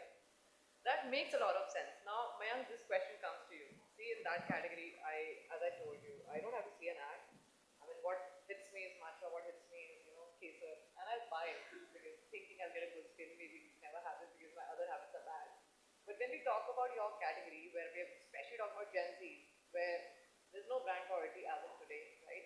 And these terms never fit them. I mean, they buy what comes their way and where they believe in. So, of course, and you being market leader in your category, how do you decode that? Like, how do you, create a space in a landscape, in a category which is so competitive, where there's no brand loyalty, no brand legacy, where these audiences are sticking after? So, what is that one product that you really, stuck yourself to? See, one thing I again reiterate in terms of be it a Gen Z or be it a millennial or be it someone, right? What we are holding tight is brand ethos. And the brand ethos for Vivo states for joy. Okay, so why? Because why joy? Because it'll give you a larger horizon to play for a multiple category. In terms of any generation you talk about, there are different joy altogether. A joy for a Gen Z will be different. A joy for a millennial will be different. A Gen Z or a joy for a Gen Alpha will totally be different. So that's give you a larger horizon. Now coming to Gen Z, right? These are the toughest guys too. They have, as you rightly said, they have no loyalty at all. You go and talk about brand, and they don't care a damn about the brand. What they care about is themselves. They are about me. What do you have about me? Does your vibes matches with me? If it's something which you are communicating or your product has something to deal with me. Me means me, not my me community. They are very specific. It's not me as a Gen Z. It's me as Mayank. It's like me as Samir and me as Jimpy. It's like as narrow as it me. So it's like as personal as I can and communicate to you. So what do? You just ride on that particular vibe because these, even they say me, but they also follow the same language, which is our trend spotting. If there is something trending on Instagram, they are the all community. Even if they say I am alone, but they are with the part of that particular social stuff. So what you need to understand is if there is something, a product which you can't change because you can't have a product for Mayank separately and for Dimpy separately and for Sami separately or for Rajiv separately, but you can just try to advertise in a way they connect. I'll give a very recent example, like just 10, 12 odd days back, we launched another product name which was X200 FE, which was a very Gen Z product. Very like they were the times we are doing a 6.8 inches screens. Now we get into a back small phone 6.3 inches screens and all. And that's what the trend was talking about. Now I have a very good product in place, very nice colors, very solid configuration, but I have two options. Either I go and say, here is that screen, small screen, larger battery, good camera, as branding it goes, pretty authentic in nature, but traditional way. Or I go and say, okay, DK, what's trending in the market? And I just connect with it and go after the Gen Zs. And how we cracked it? We were like sitting with Gen Zs and XYZ, we were interviewing them one to one. What do they like? What type of communication they do? And as they were waiting, I said 3 to 4 people watching the song of this Sapphire song of Ed Sheeran. I said, okay, 2, 3, 4, 5, 10, 12, 15. And by the way, by the time I reached to YouTube, I saw it's already crossed some 10, 12 million. I said, why not I do just my campaign clubbed with it? So we have the same features, everything. We didn't talk anything. We just went, bought the rights for Ed Sheeran's song on Sapphire. We didn't speak at all about the product USP. We just have the RKVs or our film working on in terms of showing features, but nobody's speaking anything. It's just the song. And it started trending like anything. So are the Ed Sheeran happening at about 220 million. We are sitting at almost 110 million. Thanks to Ed Sheeran. So the point here is yes, there is no loyalty, but if you are able to connect to them in terms of, okay, this is what's trending as of now because they want to be in and there is something for you. That's the code, I think. This is for you, for your community and for you specifically. If you are able to convince him that way, that's the only code, I think. Sorry, but you cannot convince them, A. They, We can try. yes, you can try hard, but you can never convince them. It's just, and for Gen Z, I feel it's all about their mood, and I honestly really love this thing about them. Strong boundaries, strong moods, all about me. Cool. But, you know, I was reading this report sometime earlier. It's only on Gen Zs in India, and what I could starkingly, notice about that was Gen Zs follow culture codes, and which is not a language of our culture. The way we say our culture is traditional roots, that's not what they follow. For them, culture is equal to cult. And when they say culture is equal to cult, their culture, their authenticity is more about, in a world which is more eco-friendly, in a world which is more environmental safe, in a world which is more, I'll say everything good, where, I mean, we may be skipping that part, right? And they're very connected to it. So words like vegan, words like, gluten-free, etc. It really matters to Gen Z, and they really do read about it. And if your brand and if your content does not sit on those lines, that's them me is all about. No matter what, new varieties of products you bring on the table for them, what kind of campaigns do you do, you don't connect with them. So now this challenge, of course, when I talk to you, Sameer, becomes extra more tougher challenge because A, your products don't have any such things. It's a very different category altogether, right? First question, is Gen Z's a part of your category? And if yes, I mean, how do you plan or how are you, getting your lines into that audience? All right, it's a slightly tricky question, so I'll explain how. So our core products in terms of revenue, profitability, etc., are, like I said, health insurance, term insurance, etc. So these people typically buy when they're 28, 30 upwards, when they feel a sense of responsibility, which predominantly happens at two milestones. One is when they get married, they feel they're responsible for another soul. And more than that, when they have a child, is when they feel they need to protect their financial future, etc., is when they're in the market to buy health insurance, term insurance, etc. Also, when they see a tragedy happen in their friend circle, family circle, etc., etc. So, like I said, if people are buying health insurance and term insurance from the age of 28, 30 upwards, Gen Z does not really feature into that game. But what is very interesting is that, let's say, people of our generation carry a burden of the understanding of life insurance in a very traditional sense. What that means is that when we started working, our idea of insurance, and especially our parents' idea of insurance, was just buy an LIC policy, you save some money, you get some return, you maybe save some tax, and you get some kind of a life cover. So it was like an all-in-one thing, and it was supposed to be a very safe thing to do and a very normal thing to do. Gen Z does not have that burden of understanding of the traditional sense of life insurance. They actually look at insurance in a very, very objective and,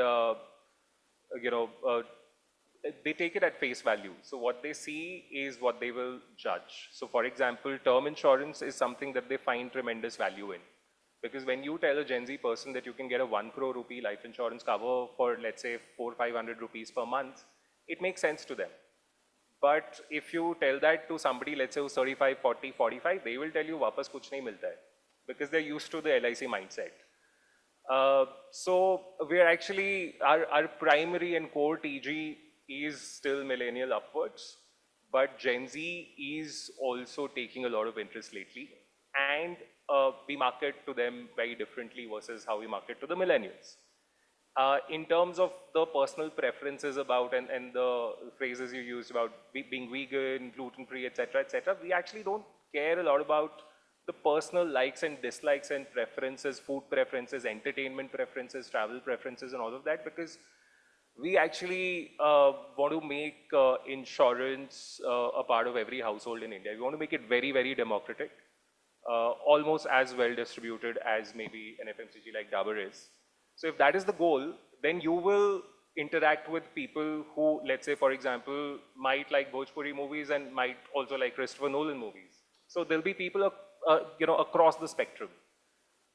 The only thing that we do focus on is the product benefits and what is the relevance of the category in people's lives, which is not going to change, which is going to be constant irrespective of who you are and what age you are, etc. Thank you, very well said. And I really hope one day India becomes very financially secure, like it becomes a part of their life that insurance has to happen. Yeah. Before I come to Dhruv, Rajiv, this question again comes to you because since we're talking about Gen Z and then before we get into tech part of it, I want to ask you, like Gen Zs and followed by Gen Alpha, you don't have to hard sell them, what traditional roots of especially eating habits are. Of course, they're very much into outside junk, but at the same time, they understand values of, they're away from medicine, so they understand what traditional roots in medicines are. Like my own nephew, he tells me that, Masi, why don't you have tulsi ka pani? Whenever I follow it. It's one simple straight line that he always uses it because he heard from his nani. So my question to you is that, are you thinking of that audience group at all, which is Gen Z and Gen Alpha? Because they're already sold when it comes to, your product values. They believe in it. You don't have to make them believe in it. I mean, that gap is not there because maybe they learned it from the nannies and nannies of the house, which is there. So if you look forward to that audience, so how do you, how do you think of tackling them? And if at all not, why so? So, what you have to do is that you have to reinvent your products. You have to reinvent your products and make it relevant for the new generation. I'll give you an example of a brand called Hajmola, which basically started with Lower Bhaskar Churn converted into tablets, right? Started like that. And used to be Hajmola, used to be just plain old Hajmola for the longest time. About 3-4 years back, after COVID, we launched a few variants for Hajmola. One of them was Hajmola in a cola flavor, and then Hajmola in a limca flavor, and then Hajmola in anardana flavor, Hajmola in imli flavor. So these flavorization and after listening to the consumers, what are the preferences, etc. That really helped. Today, it has almost doubled in last 3 years. The Hajmola brand itself has doubled in last 3 years. There's one brand I can tell you. Second is brand like Odonil, which was primarily those Odonil blocks which used to be, they're called PDCB blocks. Those PDCB blocks got converted to aerosols, a very nice packaging of air freshener, then in the gel format. So different formats which suits different kind of households, different kind of needs. Brand like Chaundraj, you talked about various flavors. There's one more which I missed out in the last conversation, was Khajur Brush, which is directed only towards women. It tastes awesome, really awesome. It's like almost like a sweet dish. So these kind of things which you keep launching, keep innovating in your categories, especially in the oral care category, which is a very dynamic category. Today, almost 99% people in this country use some kind of oral care, toothpaste, tooth powder, etc., etc. And there are different layers of consumers which have appeared over the period. Dabur was one of the first ones to launch one Ayurvedic toothpaste called red toothpaste. Today, Ayurvedic toothpaste market itself stands to about 20-25% of the total oral care market. Within this market, you try to look at what consumer needs are. You try to do a lot of social listening, etc. And we have launched products in the, say, charcoal category, for sensitivity, etc., etc. Depending on where the market is leading, where what consumers want, you keep launching. That's how you stay in the game. Otherwise, there are brands which miss out over the period because they're not innovated themselves. So innovation is one thing which really keeps you going, and we keep our ears on the ground. We have a Gen Z panel on boarded, which whenever we take a product to them, they tell us this packaging is shitty and it doesn't talk to me, and whatever is written on the label doesn't appeal to me, etc., etc. And it really comes very shocking to people who are working in R&D because they have put heart and souls into the brand, and then they tell you that this product is not okay or the label is not okay. It happens a lot in the juices category. We've expanded our juices category, listening to the market demands and what Gen Z is consuming, especially in, say, taking more share of throat. We used to be juices, we just used to make juices earlier. Now we have expanded into the, like what Lahori Jeera is, equivalent of that, called Hajmola Jeera. Yeah. then carried into fizzy drinks, started with jamun drink and something similar to a tonic water, etc., etc. So keep expanding, listening to the consumers. Otherwise, brands will eventually die down just because you have not innovated. First of all, very bold of you to have a Gen Z, panel because their feedbacks are taken with a pinch of salt. Because that's that honest. But at the same time, very impressive that you really went ahead with what consumers demand, and that's the future. I mean, Gen Zs are our next 5-year audiences, right? That's going to be the main audience peak for us. Very impressive. So now, Dhruv, that of course, very heavy question comes to you. So many brands, so many innovations happening. So it's not just digital disruption, but also from a consumer mindset. Brands are evolving, right? So all that weight now comes onto tech to help us do the job because manually, of course, it's just not possible to have so many brands under the same umbrella, same brand name, so many different products, and drive a performance and branding campaign, all that manually. So how do you think specifically Trade Desk and all the solutions that you have can help us bring value and efficiency in such a chaotic landscape? I think one, I didn't know you had just expanded in so many ways. अभी आज मेरा sir का memory structure चल रहा था मेरे sir में. And I think that's post-COVID actually we've seen that's disruption. And in fact, they were the original house of brands if you think of that, and that term actually came much later.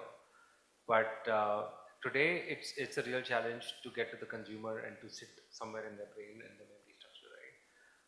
What we at Trade Desk at least looked at it now, and maybe I don't know whether you're talking about first-party data, but I'll just talk a bit about that plus identity. We're very focused on bringing more understanding of identity in a privacy-safe world that we want to create. At the same time, allowing brands and advertisers and agency partners to really understand what's working with the consumer, when is it working, why is it working, which is going back to my omni-channel part. And I'll give you an example of especially this conversation we were having just before on connected TV. Now, connected TV household reaches the child, the mother, the father. The brand might be the fizzy drink, or you want to talk to the Gen Z, but you're actually not talking to them when you're there. Okay, that's our time. Yeah, we've got 5 minutes.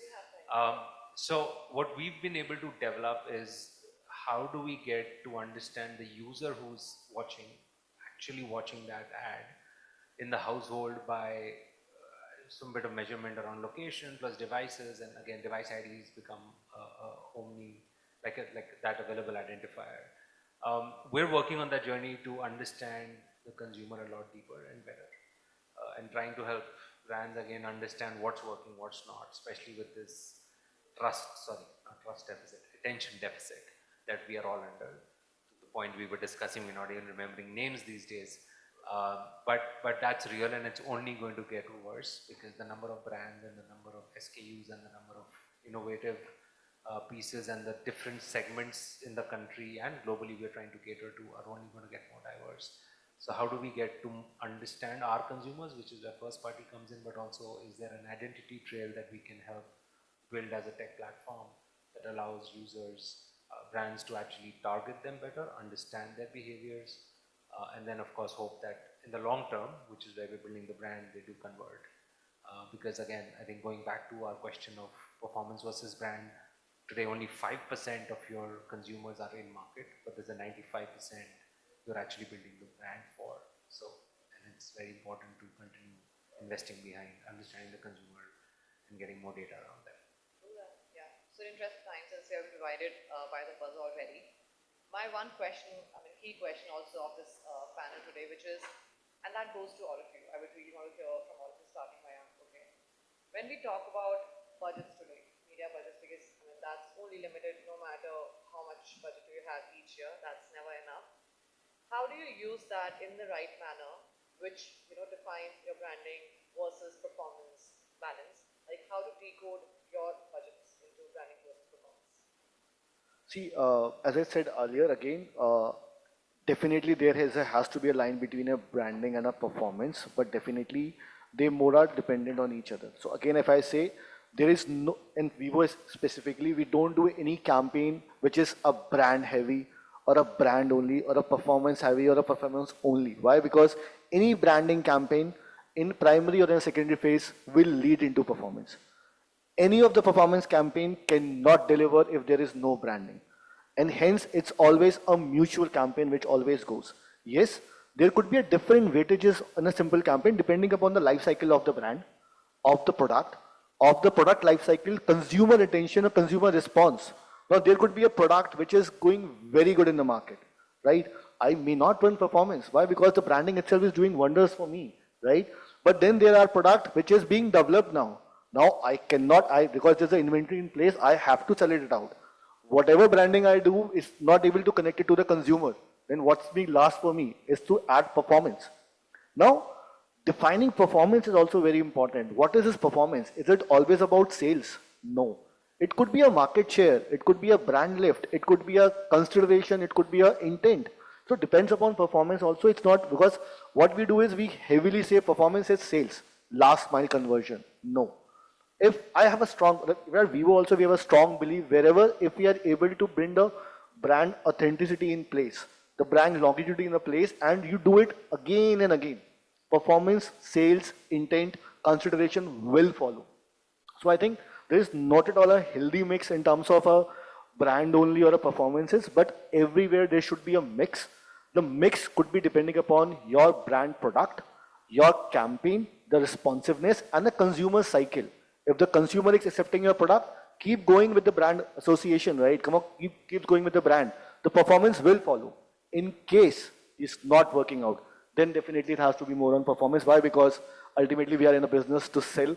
We have to generate revenues. We have inventory standing out. So yeah, the objective changes depending upon the consumer life cycle and the product life cycle also. Yeah. It's a dynamic dance for you, always. Not for me, thanks for by the consumer because the way they behave. And you rightly said there is no formula to it, and neither they have a loyalty towards the brand.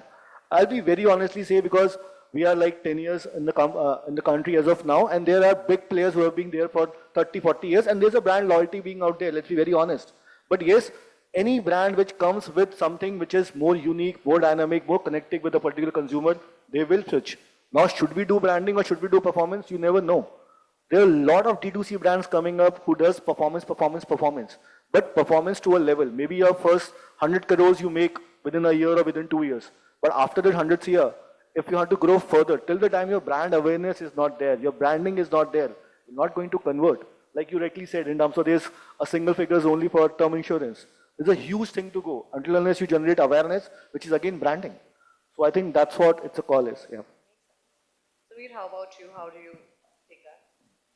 See, traditionally, in very commoditized categories, you would see performance being heavy. In categories where you have a distinguished feature or an offering, you would see a brand being a little more heavy, etc. But I think, performance and brand don't need to be mutually exclusive, not just in terms of the way you plan campaigns, but also in terms of the outcome. So I'll tell you how we've been able to consistently spend heavily on brand and a lot more than performance, etc. for so many years is because it has delivered actual, real, measurable results for us on a real-time basis. So for example, one would usually look at a few months horizon to judge the performance of a brand campaign. For us, it's so immediate that if we start a brand campaign on, let's say, a Sunday morning, we actually start seeing results from the evening itself in terms of actual leads coming in and the transactions happening over the next few days. So the number of transactions and the conversion rates, etc., would tell you of the quality of people coming in, which is the highest across all sources, when you look at performance and CRM and other sources as well. So brand A gives us the most amount of business in terms of the quantum of leads coming in, but it also gives us the highest quality business because people who are actually putting in some effort to look up your brand or download your app from the Play Store, etc., their intent is supremely high, which is what is seen in the conversion rates and the sales, etc. also. So in our category, especially when you're looking to make a category, build a category, create new demand, you can only do it through performance or through brand. A performance banner cannot, convince somebody to spend 30K on a product which gives them just an email. Over to you, Raji. Very different category, but what's your summary? I think very quickly, good branding will lead to good performance. I'll work on everything with you guys. So I have no such loyalties, no, but to be honest, we do work largely on the upper and mid funnel as a platform. We don't get into the deeper trenches yet. But yeah, that's pretty much what we had. Thank you so much to all of you. I personally, sorry. Yes, but My mind on Monday also, I wrote a note for him, didn't send it to him. I want to ask the three people here who are from Samir, Mayank and Rajiv. See how it's a revenue leaders forum.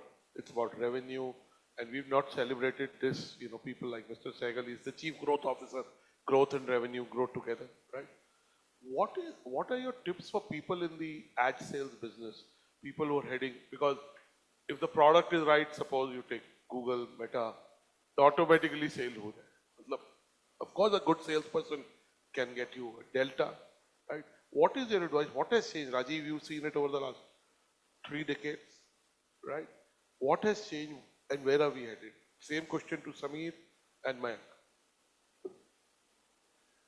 I think, from our perspective, I think only the scenario has changed, right? Only the scenario has changed. But for us, how we use the medium is basically we use medium to get to our consumers. So that has remained constant. That's not changed at all. Only the ways of reaching them has been changing and has been evolving over the period. When I started working, there used to be only newspapers. Newspapers were like very big. And there was probably 1 or 2 channels which were there. It was very easy to target. Gradually what happened was that targeting became more and more difficult. There were like many more channels to target. Then Web 2 happened, social came into being, Facebook came along, YouTube came along. So targeting became more and more difficult. But then what started getting was, we started getting back a lot of first party data. We started getting to learn a lot more about consumers, which was not there earlier. We were targeting in mass. We started targeting more directly to the consumers. So that started getting easier to start making more and more lookalikes of the consumers we want to target. So our journey has been more reaching towards the consumers through these mediums. Rajiv, what I'm saying is when you talk to people in Ashish's team or you meet, what is your advice for them? Of course, the basics of everything remain same. Yeah. They'll never change, Morgan Housel's book, same as ever. The more things change, that's absolutely true. But there are people who are winning today in the 30 under. Yeah. What do they do? Because they come to you to sell. Meaning your teams, you. So that's.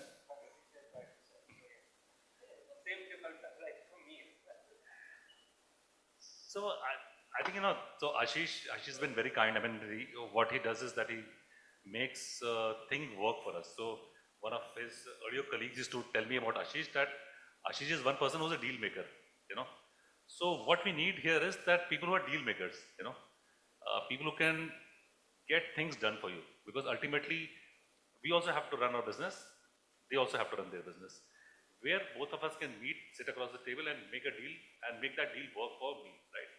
So it's not transactional so much. It's like more like working together than more than anything else, So what I've seen is that whenever I have grown, Z network has grown, or say Star network has grown. I mean, growth has been mutual growth. It's not that I have grown at the cost of somebody else.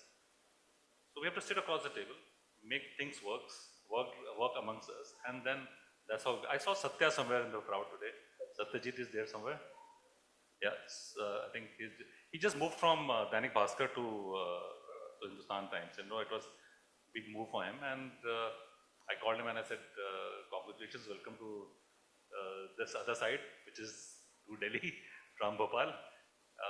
And we started working together. So we sat down, we started working together along with them. Newspapers are very important, integral part of business. You can ignore it completely if you want to, right? But there is a ways of working with them. You work along with them. Probably what happens is that the revenue leaders here, they might have to work slightly more harder, getting our time share and trying to work together, but solutions are there. There are immense number of solutions are there which can be worked on. Thanks. I'll keep it short. So I don't think I can offer any advice to the salespeople here, especially Ashish. These guys are veterans, they know how to sell, and I definitely don't have the skill set that they do. From a client's perspective, what I can definitely say in terms of an ask is that I think it is time we move to a more consultative sales approach. consultative sales approach, because usually you see, at least from traditional media companies, it is a one-size-fits-all kind of a solution which is offered to multiple clients, irrespective of what their objectives, etc. are, which I definitely see Z moving towards. I think Ashish has built up a whole new team last time he was telling me about it. So I think, yeah, that's it, because in terms of, sales is not just about making a deal and getting some revenue for your company. Ultimately, you win in the long term if your client wins. That is what guarantees repeat business. So consultative sales, I guess. Yeah, I think I totally second Sameer's opinion. Why? Because, and honestly speaking, I meet almost 3 to 4 publishers every week. Why? Because not for the briefing session, but I simply put up my problems out there. I am not putting my brief to you because for my brief agency is there and they can go traditionally whatever buy because they do a hell lot of eyes and hands into it. What I put is, here is my problem. You know your platform much better than me and I know only my problem. You help me out in terms of, okay, how can you sell me this problem? It may not be a definite solution, but I'll never shy away from piloting it. The reason you asked in terms of a Google and a Meta, the biggest thing which they give it is your DIY. If I have to particular cohort, I know, okay, I might say, okay, this is my TG. I want to cut it, dice it like this. The platform at least give me this. But is that actually there, not there? Why? Because there is no unique audience. So hence, at the least, I know, okay, this is whom I want to target to. Hence, I go in that particular platform. But today, if there's a platform which say, okay, and I put it a problem, they say, okay, and trust me, no deal happens at one meeting. It will take some time. Again, as you say, consultancy, right? If you are able to understand my problem, and if you are able to give me the right solution, which will definitely we will try. And if it goes, it's a long relationship. Why? Because there starts the trust, and you start working on those. Yeah. Please, Unfortunately, due to the paucity of time, we won't be able to take just any one, questions. if it's okay, because he's please. It's very good. We are out of time. I don't you think launching of so many varieties, flavors of a product confuse the consumers and impact sale of original product? Like you said, the Hajmola, the Churnprash, these things. So basically, what happens is that it basically helps the original brand grow much bigger. And if you don't introduce more flavors and expand the category, how will you recruit new consumers? How will you grow? That's the only way to grow. Because, there is certain growth path your main brand has. And that slows down after a period. You're not able to recruit new consumers. So in order to recruit new consumers, you have to listen to them and give them what works for them. So it basically helps the brand. It doesn't slows the main brand down. It helps the main brand and it helps overall business to grow. Well, I believe our panelists will be sticking around for a cup of joe or a cup of tea. So I'm certain if you have any questions, you can catch them off the record. But for now, let's bring up a very enthusiastic chair for this sharp discussion. Could I please encourage you all to kindly come forward for a group picture and to present a small token of appreciation on our behalf for their time and valuable insights. Joining us on stage is Mr. Gunesh Khurana, former President and Country Head, Bajaj Allianz General Insurance, former Director, Sales, General Motors, India. With a big round of applause, ladies and gentlemen, come on.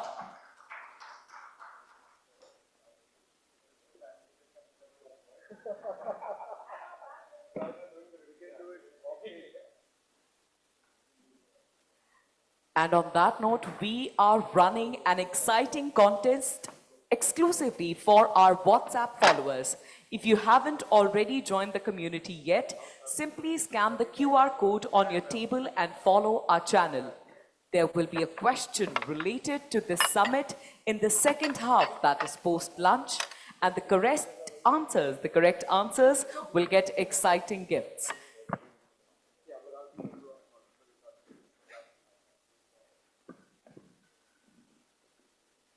Well, we love to commemorate special moments very much like this one. How about a quick picture? And in case you're planning on posting your pictures, videos, or any comments related to today's event across any of your social media platforms, please do not forget to use the hashtag E4M Revenue Leaders. Thank you very much, everyone. Thank you.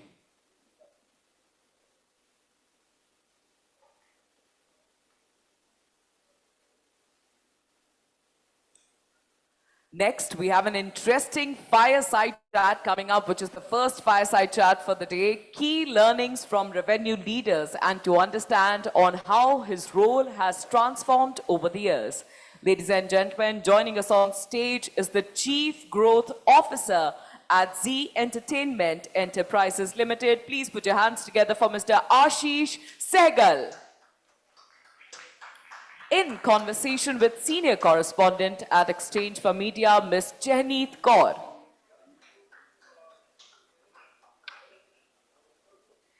Could I please encourage everyone to kindly take their lovely immersive conversations outside the hall as we have a session in progress. Thank you very much.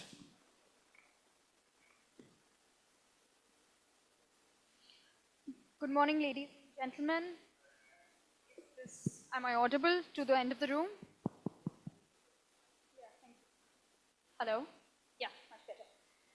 Okay, I love how before even Ashish sir gets on stage, the room is already talking about Zeal and Ashish sir's, deal breaker attitude in the professional life. Love that. Before we deep dive right into the conversation, it's an honor to kind of discuss the possibilities of AI and data privacy with a company that is making more than 2,000 crores in every quarter and annually above 7,500 crores. It's not a small business. It's not an ad opportunity that a marketer would want to miss. My first question to you is, sir, that a recent Adobe report said that more than 1 in 3 marketers believe that how the cookie deprecation has already harmed their business in various ways. As third-party data cookies phase out, how is Z reshaping their ad monetization strategy? Well, firstly, thank you for having me here. It's a pleasure, especially in a forum where a lot of revenue leaders are sitting, and it's a privilege for me to talk in front of them. I've had a 30 years almost sales career in media, and I think it somewhere gives me a little bit of extra edge to talk about it, but it's coming from experience. I don't know whether I'm better than them, but definitely there are many great leaders sitting here in the room today. Coming to what you just asked as to what AI is doing today from the perspective of helping today's revenue leaders or even any advertisers or any companies, I think AI has helped creating a lot of cohorts which were not there earlier. Where we were only targeting, gender-based or age-based cohorts, etc. AI has brought that intelligence to build that knowledge of humans' mind and heart, right? It reads that and it helps to build those cohorts. First-party data is very important, with like Rajiv and other panelists earlier was talking about. Yeah. And that collation of that first-party data through our own ecosystem, whether it's digital or even through our linear businesses, we collate a lot of first-party data. We run a lot of contests, etc. Through Z5 there are a lot of first-party data coming, and I think the cookie base which was earlier there, I think it's a boon, I would say, in a way, because privacy of a consumer is not getting hurt. It is the sentiment of the consumer is now which will be, will be able to capture, and that sentiment helps brands to build the salience of, their own communication, or the synergy of their communication with the consumer's mindset, and it touches the heart, right? Right. And that's very important today. And AI actually starts to help in those manner. And first-party data will enable all that.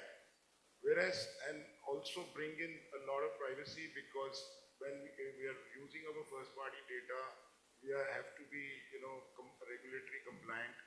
We don't go out of the, where we are using or sharing our first-party data with the advertiser. Right. Build the cohorts in the forms of context and content. Yeah. And that helps to actually resonate brands' messaging much better than just targeting one body. Right, right. Makes sense. I would like to go one layer deeper when we talk about AI. Specifics to generative AI, of course, it's helping organizations cut costs on various aspects. But how is it helping Z to kind of drive more engagement and viewership? See, generative AI is actually making things faster. It does not replace human mind, in my point of view. Human mind is still very, very important because even the prompts which you're giving to a generative AI has to come from a human mind. True. And that prompts helps generative AI to build various communication possibilities, make faster any generation of content, communication, advertising, anything which you're trying to build. Correct. Also, it helps to, free the human mind not to be repetitive, keep on thinking repetitive. That repetition once built, once you build something, the repetition of it will help you help by the AI. Right. However, then it frees your mind to think even further, more creatively, think newer things. Yeah. So I think that is where the generative AI is helping us to make things faster. Your go-to-market strategies are faster, whether it is brand or content creators or, even advertising salespeople. You've been in the industry for, like, as you said, a lot of years now. How have you seen the advertiser expectations evolve over the years with the adaptation of AI? See, advertiser expectations have never changed. They're always wanting the best ROI for the lowest buck, Yeah. right? That has never changed.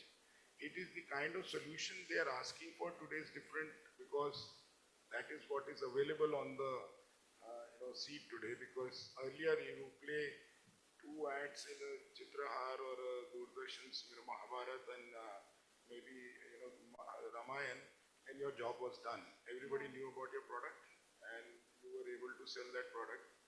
Today, the current stage, even right from your startup business, which new age companies which are starting their business, they're also becoming demanding because they're looking at an ROI based advertising or communication, and for them the faster growth is it's non-negotiable. Yeah. Because there is so much of clutter and so much of products available in the country for every aspect of the life. So from that perspective, advertiser today, as 3 of the gentlemen sitting before were discussing that how my brand can grow, my product can grow, my business can grow when you're bringing a solution to me. Right. So I think that life has changed from a perspective of what it used to be earlier. As some of them said that, traditional way of selling was, I give you a very media-centric, solution, and you just do your job. I sell you GRPs or column centimeter, etc. Yeah. And it will help you to grow your brand. But today, there are so many omni-channel solutions available that it is actually very difficult for any brand to reach that consumer because it is getting caught at every corner of the communication cycle, whether it is digital, whether it is on ground, whether it is on television, whether it is on print. You're catching consumer on the road.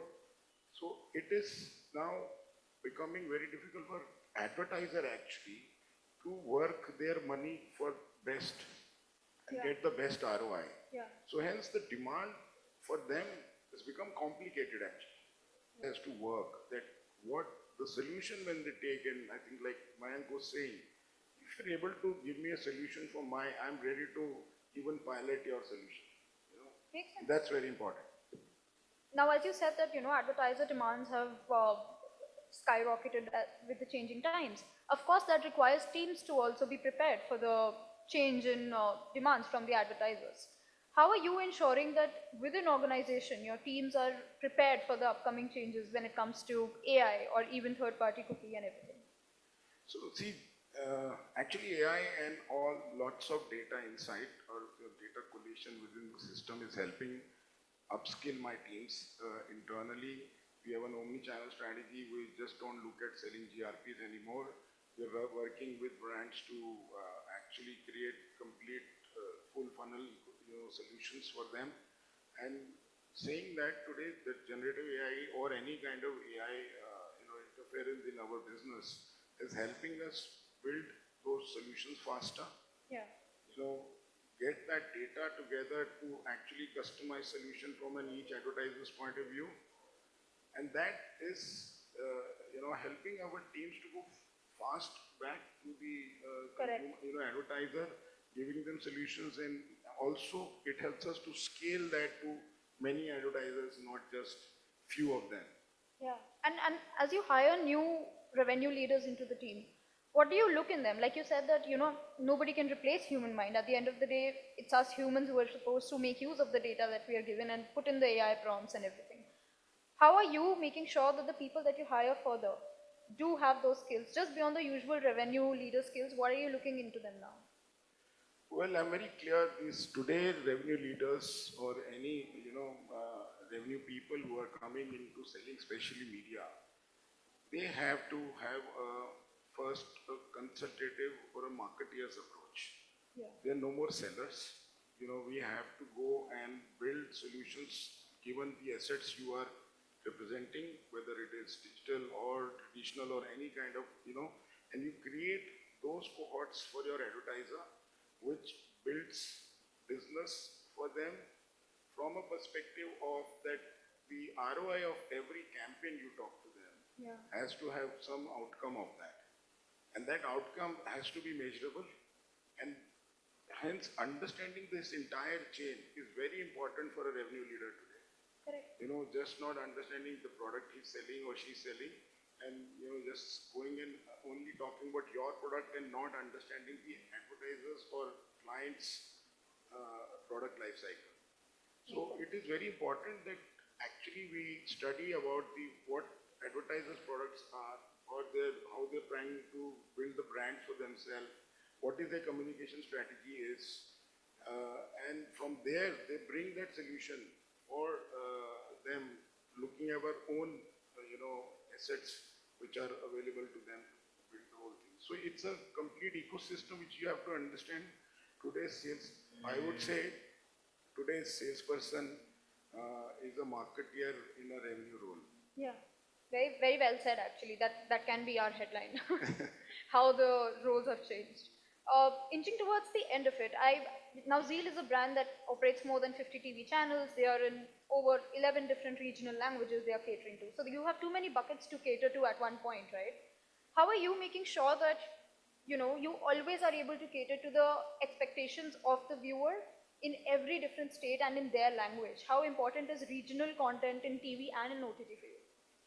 So, regionalization of consumption, or I would say language-based consumption, is the mantra, especially in India, because we exist in many Bharat, not just one India, and this many Bharat speaks many languages and has diverse culture, diverse consumption habits, and that needs to be addressed, right? And Z fortunately is present in almost every language in terms of its content. We are a content creator, we are storytellers first, and for us, building that storytelling in the language of the consumer, in the cultural nuances of the consumer is very important, irrespective of the screen they are consuming on it. So today, we are building our ecosystem as a platform agnostic content creator, where we can touch base with any consumer, the way they want to consume content, the kind of content they want to consume. For example, we are the first, again, micro drama app, which we have started called Bullet. We're the first in the country to launch it, and again, the snackable generation, which is today, which is living on dopamine culture through reels, etc. We're trying to bring semblance to their behavior by letting them consume content which is produced in their way of fashion of consumption in terms of short form dramas. But again, remaining and keeping ourselves in the parameters of family theme. So today, even when we are creating any content across the network, Yeah. whether it is long form, short form, or microdramas, we are ensuring that every consumer who watches the content can discuss with its family or his peers or his friends. Right. It's not a solo consumption. We try to build as a habit. Any content, whether it's genre, whether it's thriller, action, romance, whichever genre you see, you can still go back and talk to people. It's not that you're consuming something for your own and you forget it.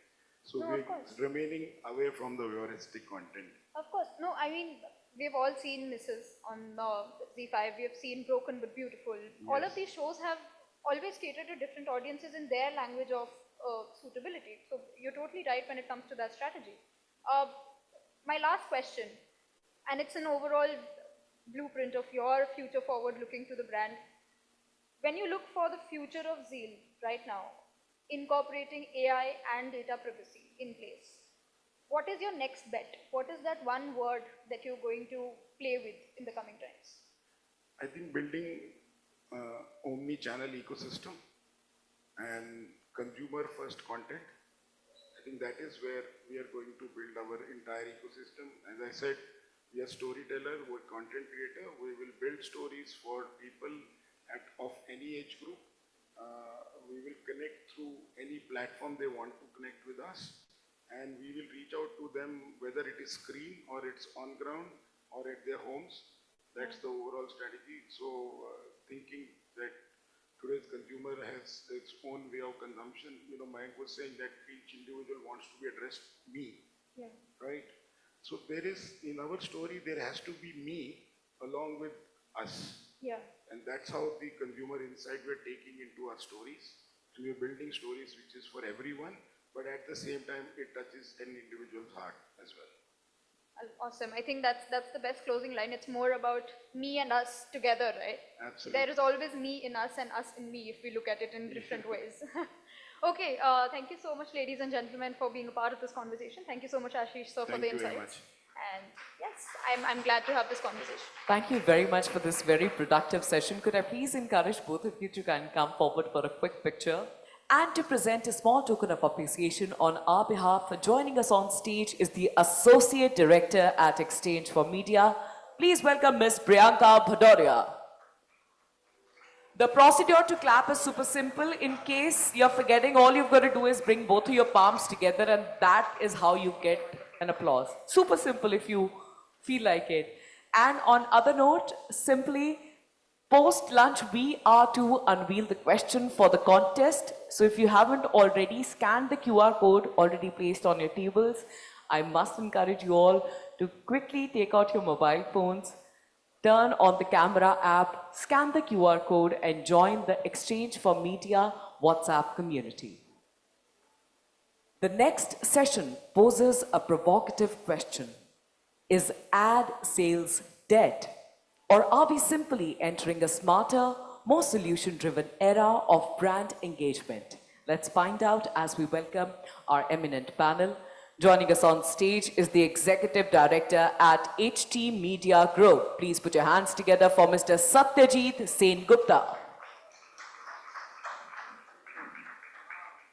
Joining us up next is the Chief Growth Officer at Brand Pulse Global. Please give it up for Ms. Mona Jain.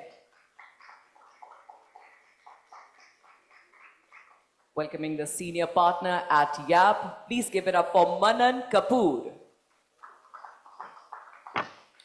Our next panelist, who serves as the India Marketing Lead at Motorola Mobility, Mr. Lakshay Katyal, is on the way as we are all very well aware of the Delhi traffic situation. He shall be joining us momentarily. And for now, completing the panel, joining us on stage is the moderator, Head of Advertising Solutions, India at Snap Inc. Please welcome Neha Jolly Sahni. Ms. Sahni, before you begin, Mr. Katyal shall be joining us momentarily. Well noted. Thank you. All right, good afternoon, everyone. Thank you so much for taking the time out to join us. I noticed that the previous moderator was sharp enough to carry her questions on her cell phone. I'm a little bit more old school, so bear with me. Again, thank you so much for joining us. As I was introduced, my name is Neha. I lead monetization at Snapchat. It's an incredibly powerful platform, and I'm happy to have a sidebar conversation separately. I am, of course, delighted to have such insightful leaders here with me. And I think the introducer, the person who introduced us, kind of talked a little bit about it, saying it's an incredibly provocative topic. Is ad sales dead? And to kick us off, I think I'm going to start with you, Mona. Microphone's in front of you. Yeah. Let's start with a quick view of your point of view on, is it really dead? So just going to share one thing, I think Neha had another question for me to begin with, but I requested her in the morning saying, can you please ask me this question, not the other one, because I thought I really want to kind of speak about that. I think it's highly exaggerated, thing to kind of say that ad sales is dead. I've done ad sales for almost like 12 years of my lifetime, and I think it's necessary because sales are the people who really kind of, are facilitators of, broadcasters or a publisher's product to the client, who kind of take the proposition to them.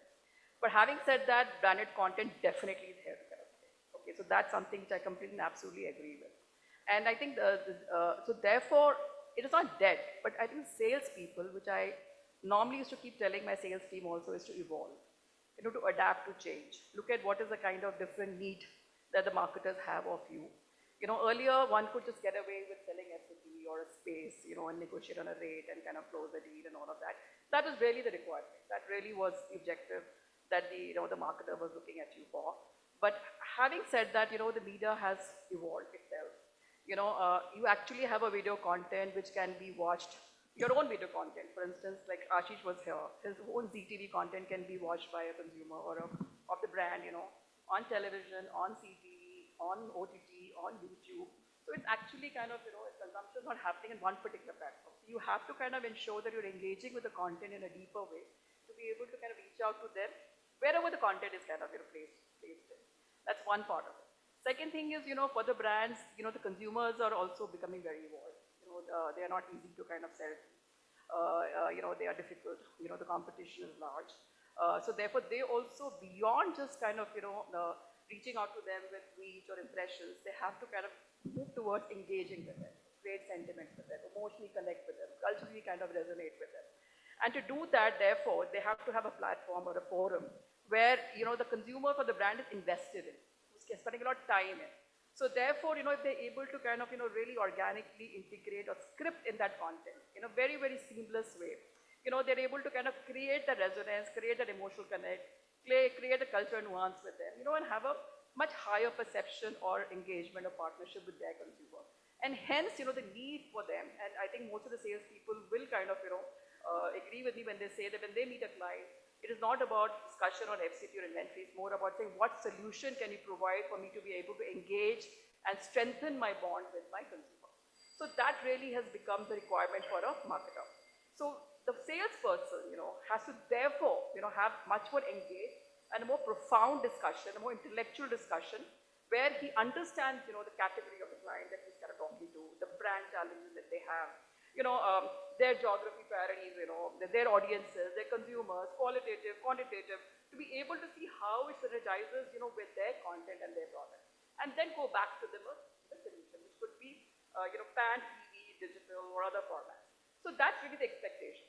Now, if the salesperson doesn't have the capability to be able to hold that conversation, with the brand guys, he will lose the brand guy's interest. And if he's representing a particular network or a publisher, and he doesn't have the, the ability of being able to engage the marketer, the marketer will probably take his money and put somewhere else. So he's also losing the opportunity of the business for his own network. So therefore, very, very important, because I don't know how many salespeople are here, and I keep saying that, to my team also, that please evolve yourself. Make the effort to upskill yourself. Make the effort to learn. There's so many formats, forums, your leaders. Reach out to them, learn better, maybe talk to the marketers themselves, really understand what the challenges are. So therefore, I think it is not about, sales being dead. It just has to evolve, to today's time. And so that's what really, my point of view, my 2 bit on this. No, I completely agree. And I think you said something that was incredibly powerful, which is we're not selling space anymore. We're almost creating movements and moments. And Satya, I'll come to you with just a follow-up on your point of view as well, in terms of How is this evolution happening? What's your point of view on what the future of ad sales really is? First of all, thank you for inviting me here, and great to talk to this audience. Thanks, Mona. So I would actually second Mona on that. I think all this news about ad sales being dead is not only highly exaggerated, but kind of premature. You said 12 years. I spent my entire career in ad sales, right from the late 90s. And depending on which... Just one, but I was selling for sales to my clients when I was in an agency. I've really done sales all the time. Yeah. So essentially, depending on where you sit, 90 to 95% of the revenue that we generate is still basic ad sales, what we call plain vanilla. So, therefore, I don't think ad sales is dead or going anywhere in a hurry. However, the way I look at it, what has happened is that, this entire profession of ad sales has got a massive makeover, which is basically to be in tune with the way the language of marketing itself has changed over a period of time. And that is, that is something which is evolving, and that had to happen. And it is something that, as ad sales professionals, we have been looking at. I remember 20 years back, we, put on a card that we are brand solution partners, and, we changed our LinkedIn profiles. But it's not about that. It's more about changing one's mindset about what brand solutions actually is. I think that is the key to how you would look at, approaching this entire thing about brand solutions. I was just meeting an advertiser in Mumbai who was a non-advertiser, and I made a pitch, on what we are doing essentially at HT. And the feedback which came is very happy to note that your entire languaging has changed. So the word that you use was languaging. So that, I think, is the crux of it. How are you talking to the advertiser? Because otherwise, I will not even get an appointment with a, with a marketer. CMO, why should he or she spend time with me unless I can speak the same language and give something which is to their benefit? So that is one basic point to it. And I would, of course, come to what we are doing at HT and when I explain that further. But just to, as a thought starter, I think it's very clear that this is a process of evolution towards brand solutions. And it's about, how relevant we are from the three things that we have. One is about the challenges or the problems that the marketer has. Two is what our products and assets are all about. And three is what kind of market insights or market information that we can give. And when we, kind of stitch all this together, what we come out with is a solution which definitely can work in the market. For sure, no, I agree. And I think based on just what both of you have said, and Manan, I'd love for you to weigh in here, right?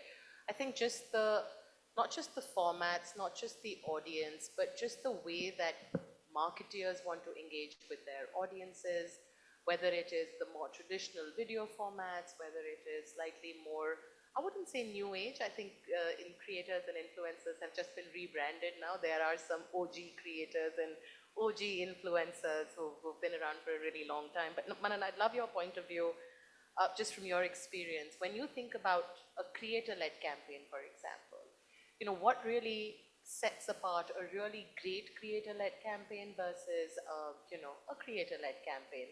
And I think the audience would love to know, how do you sort of think about it across the funnel? Thanks a lot for the question. Thank you, e4m, for this opportunity to speak here.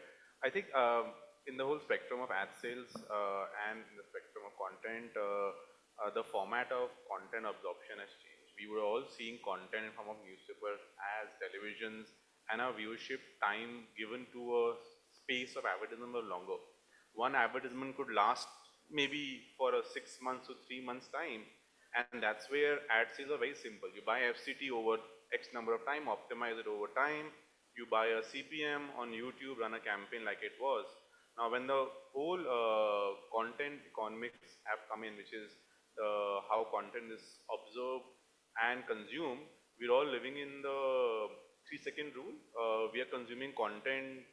I think 10% of the audience must be watching reels right now, sitting out here. And that's how content is being consumed. Good versus bad content, I don't think any content is good or bad. Content is consumed, and India is a vast country. You see cringe content being is consumed vastly across the network. The biggest part that we all run as marketers and agencies is moment marketing and virality.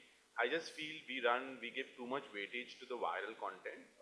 We don't make content which lasts over decades, like Z is making content which lasts over a decade, and we know what came a year ago, and we want to stick to that content over time. When I think good content is not viral content. Good content is content which sticks with your brand and resonates with it over time. That's where you make content which is more owned content, while everything is sales and ads is a part of content also. It's what we consume as consumers than what you want to throw out as a marketer.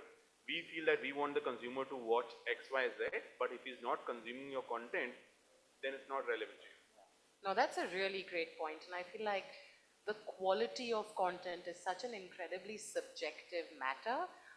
There isn't a playbook, there isn't a silver bullet that says this is what's going to qualify really great content, or this is what's going to qualify. That's where we feel that content should lie in form of IPs.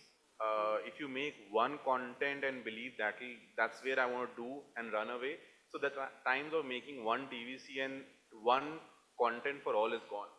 So if you make many content for all, that's where the content consumption or your brand will resonate over time with the audience. No, agreed. That's incredibly well said. I think I want to just sort of double click a little bit more on that, but kind of Mona, come to you just from your vantage point. And I want to say you worked across multiple categories. We were talking backstage, and I got a really great lowdown on the life and times of Mona, which is pretty incredible. But you've worked across a lot of brands, a lot of categories, and the common theme I'm hearing across all three of you is evolution, change. Just the formats are evolving. Where do you think there is a white space between an advertiser and a platform collaboration? And I know you touched upon it a little bit when you were talking about, almost consultative sales or sales advisory. But then also, we'd love to hear how that is measurable from a return on investment standpoint or a ROAS standpoint. What are those white spaces, and how do we start to think about measuring them? So your first thing, Neha, from a research point of view, and what I've been observing is, a lot of brands, especially FMCGs, in food categories, and others, are really expanding themselves, to tier 2, tier 3 brands. They're also kind of, the national brands, for instance, exploring newer markets. And many times, they kind of believe, that when they are getting into a new market, or they're kind of fighting, for their share of voice or their revenue targets, just kind of making a commercial to resonate and connect with the audience.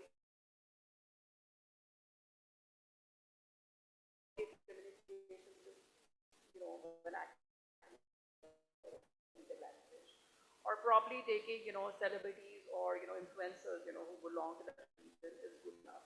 And they'll kind of really, connect deeply, with culture. Having said that, whatever inciting that we've done for a lot of brands, in the smaller market spaces, there are lots of local legacy players, who are creating. Those products are being used by families and generations. Very difficult to kind of really penetrate. The kind of preference, the kind of emotional connect those brands have. So while the national brands could be pretty big, with hefty, monies to kind of spend in the marketplace. But if they do not kind of, in the creative front, not do many things beyond just that, to be able to connect with them, and resonate with them, they will not be kind of raise that price, because the consumer himself is loyalist to those brands, and culturally very ingrained, and with them. So therefore, important, like Bank said, to be able to kind of other platform options, which is their local content, integrate your brand, the story narrative, which reaches out to them very seamlessly, very organically, which are building, connect with them, make perception of association with them, engage with a lot of local activities, festivals are there, so creating, IPs, with the heroes of those particular marketplace becomes very imperative to be able to kind of really move forward in any sort of parity with the legacy brands. So that's one part very important. The second thing on the measurement thing, I have to really now suddenly, most of the briefs that I get, so there's a lot of content association by the brand.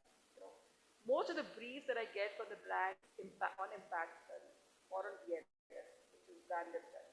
think what is the kind of impact or perception score going for their brands, building up, creating with a particular content? Is it working for them or not? And basis that they take a decision to stay on with the content or kind of, or to move out. And interestingly speaking, I'm working with two big broadcasters, similar projects from there. So when they are launching reality programs or programs, they actually have brand doing active kind of associations with creations or brand connects, they themselves are kind of mandating studies, they figure out how the brand has been able to build a perception, vis-a-vis when before the association with the brand, how their top of mind has gone up, how their, the brand disposition towards the brand has kind of, moved and increased and improved, Using that data as an ammunition for the sales team to go and have a conversation with the brand saying, look, wow, you came and bought with us. We're not just talking to you about reach and impressions and millions and all of that, on a salience, your OTS. We're talking to you about engagement, building sentiments, emotional connect, for the brand. And this is what association of the program or the content on my platform does for you.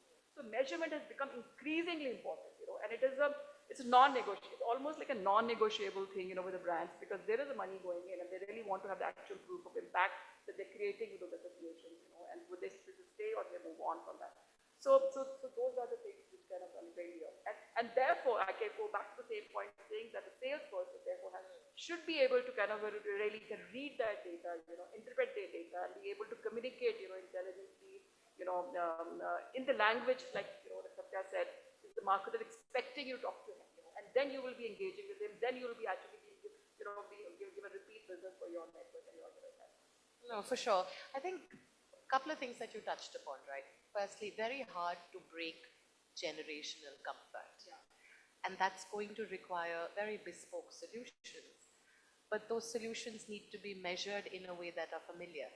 And that's the dichotomy right there. We've got to figure out how to do things differently, but report them in a way that feel natural and measurable. Absolutely. But keep increasing the efficacy of the reporting. I think the other thing that stays with me after what you've just said, Mona, and Satya, I'd like to come to you, right, is with the younger audiences, how do you sort of make that pivot? Because, the formats that perhaps older generations were accustomed to are not as widely used by the younger generation. So Satya, my question to you is, now that the younger generation is perhaps moving a little bit away from traditional formats, how are you thinking about making sure that there is resonance, there is results, and there is continued movement making with that generation? Yeah. So at Hindustan Times, we are uniquely placed because we do have 4 very strong platforms with which we go and reach out to people. So we have, of course, legacy print in Hindustan Times, HD City, Mint, Hindustan. We have this entire digital piece which is growing in a big way. So all our assets are doing, and of course the news assets as well as the others. Then we have the audio piece, which is Fever, and we have, in fact, Fever is now the largest podcasting company in the country. Not many people know that. And then we have this entire connect with our on-ground activations as well. So thought leadership, bespoke, whatever you call it. So many of them happening across. So that, that is, something which we use very effectively for reaching out to younger audiences. What I have seen in my experience, not just at Hindustan Times, but earlier also, there's a stage in life when one goes towards content of a certain nature, So it's, when you're maybe, 15, 16, 17, you're not that much into reading content of a certain this thing, but the moment you enter where you are really competing out there or you're getting into your first job, that's when you start reading seriously about news, about business, about, these kind of things are happening. So when you talk about formats, we figure that, many people are coming and reading newspapers in that age group, 20, 21, 22 kind of thing, especially Mint, where, there are instances where now colleges are saying that, why don't you read Mint or, ET, etc. So that's where things are coming. But having said that, of course, we are looking at how do we create content which is of a certain nature, which reaches out to the younger audience in various ways through all our formats. HT, of course, has Pace, which has been there for years, which introduces younger people to content at a very early stage. We have programs ranging from, I don't know whether most people know this, we have this Hindustan Olympiad, which reaches out to 600,000 students from class 1 to class 12 every year, which is something of a record as far as PRs are concerned. So that's an engagement activity that we are having with kids. And that, introduces them to the world of content because it's all about, how you're getting into competitive stuff.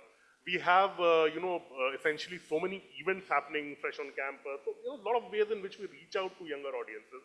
And so that content is served. And of course, digital is another platform where we are curating specialized content for them. So that is, what HT is doing. And in order to get to advertisers, we have this, what I call the 5C framework, where we look at the context, where we look at brand KPIs, we look at how we connect from inside, we look at how we create a solution, communicate it, and then very importantly calibrate it. When I was talking about measurement, etc.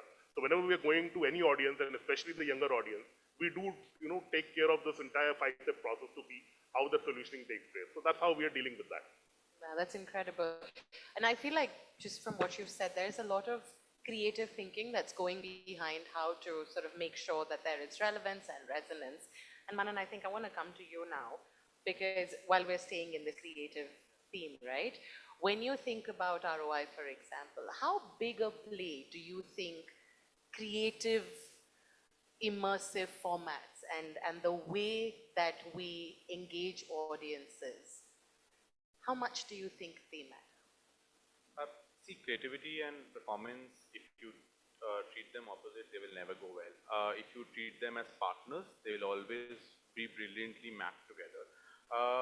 And that's what you build for scroll, you build for the platform, it will always work very well for you.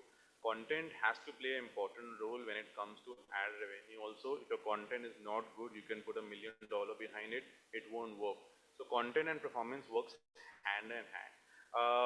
Saying that, you also have to build for the platform. Your content can be superb. If you're not running that ad for the platform, the content is being consumed at, there's no point of building the best campaign and winning awards around it. It has to. Our finalist is here. Hi, come, Laksh, have a seat. Ladies and gentlemen, Laksh. Hello. Can we get in the microphone for him, please? Thank you. Sorry, Manan, go ahead. So content to build for the platform will certainly work. If not built for the platform, will not work. Going hand in hand, performance and creativity works brilliantly. Treat them as enemies, they won't. I love the way that you put that. Treat them as enemies and they'll just not work. Because, sometimes you get, so as agency clients come to us saying we want performance campaign and they only want to focus on media and forgetting that the creative plays a equally weightage to the whole piece.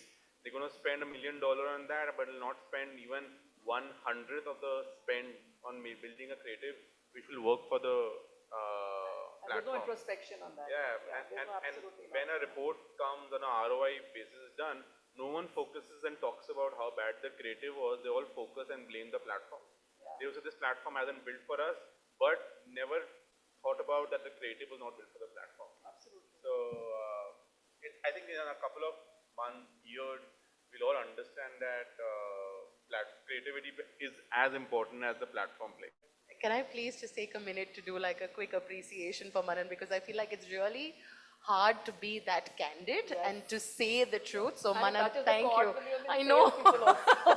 Absolutely. So thank you, Manan. Laksh, I know that you were caught in traffic, but we hope that you aren't feeling too overwhelmed. I don't think we have time for a full sort of question for you, but I do want to ask you a couple of things just to bring you up to speed. We've been talking about measurement, we've been talking about evolving audiences, evolving formats, we've been talking about structuring and being creative in the way that we approach things, and then of course you heard Manan's moment of mic drop and truth drop, which I am a very, very big fan of, so thank you again, Manan. But Laksh, I think from your standpoint, specifically for premium launches and just sort of staying in the same thread of being creative, how do you think about innovative formats, immersive formats, new age formats, and how does that sort of map to full funnel solutions and measurement? So, first of all, apologies for being so late. It was like a hell lot of traffic which was unexpected and time was just increasing. But yeah, the whole part is that there is a difference at every stage stage. We call it as an value-driven consumer to a mid-premium consumer, then a premium consumer, and then the flagship consumer. So basically, you at every step, you cannot give a same treatment even to a Creta and Creta N-Line, be it a car, or even if for our product it is H60 or H60 Ultra. He's buying a Pro or an Ultra. So he is not buying just the text or the specs, they are buying into the emotions and they are buying into that lifestyle feel that they want to have with the phone. So all those premium feel needs, I primarily feel there are different touch points of building that experience. One, content, which we just started, because content altogether has to be more immersive. It needs to be storytelling. It has to have that full funnel thought while preparing the content itself from a story to store kind of a concept altogether. And of course, then the touch points, the platform first approach. You cannot have a same communication for a premium, like a mid premium or a premium consumer and all that. You may have to have more vertical format or a high definition format, maybe go to CTV for the further premium consumers with a better targeting. Airports are the touch points. Third part is even in the word of mouth or an influencer. So influencers normally is a very, like people say that there's no ROI, sometimes things goes on because what happens is, but within the influencers also, it is a difference between being just having a script for an influencer or influencer being your brand advocates. So if you co-create the content all together with influencers and all, and then it becomes more relevance and audience by that relevancy, that brand is not just saying for the premium that this is the flagship phone or this is the flagship device. It actually comes from within, from the influencer standpoint also. And all these tools from a tech platform, the AI tools, those engagements in terms of CTV, QRs, all those actually make them, because you cannot tell what come what may. There are a lot of things to tell about in premium. If you just stick to keep telling tech, then it will be gone. So all these engagements adds value altogether. You know, it's interesting you talked about creators, because backstage we were talking about creators as well. And I think the same rules apply. There isn't a silver bullet to figure out which creators are going to work for your brand. I think it's a very intentional process. It's about making sure brand values are upheld, and it's a multitude of other reasons. I know that we're just on time, but again, I want to thank all of my panelists for extremely insightful information. I feel like, ladies and gentlemen, what we've heard is clear. Ad sales is not dead, but it cannot be bought. Media is no longer bought. It is built with intention and innovation. Thank you all for your time. Thank you all my panelists. Could I please request everyone to kindly come forward for a quick picture? And requesting the moderator to kindly do the honors of presenting a small token of appreciation to the entire panel for their time.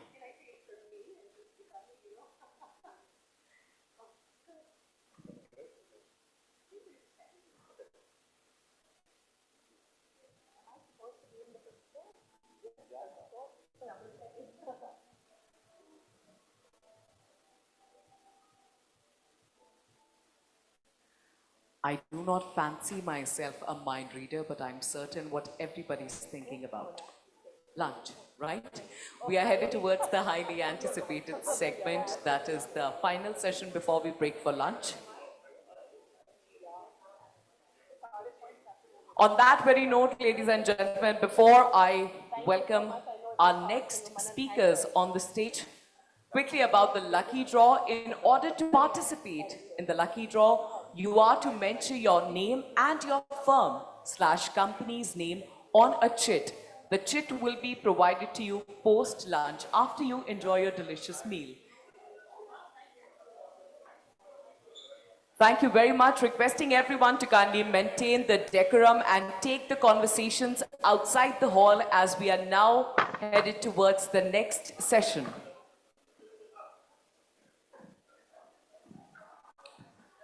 A special session with one of the most respected minds in media and advertising.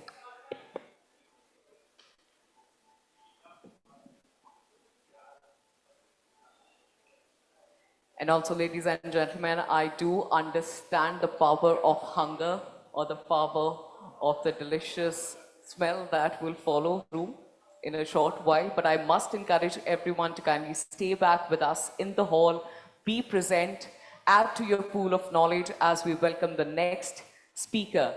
Joining on stage is the Executive Chairman at IPG Media Brand India. Please put your hands together for Mr. Shashi Sinha. In conversation with editor at Exchange for Media, Ms. Tasmay Laharoy.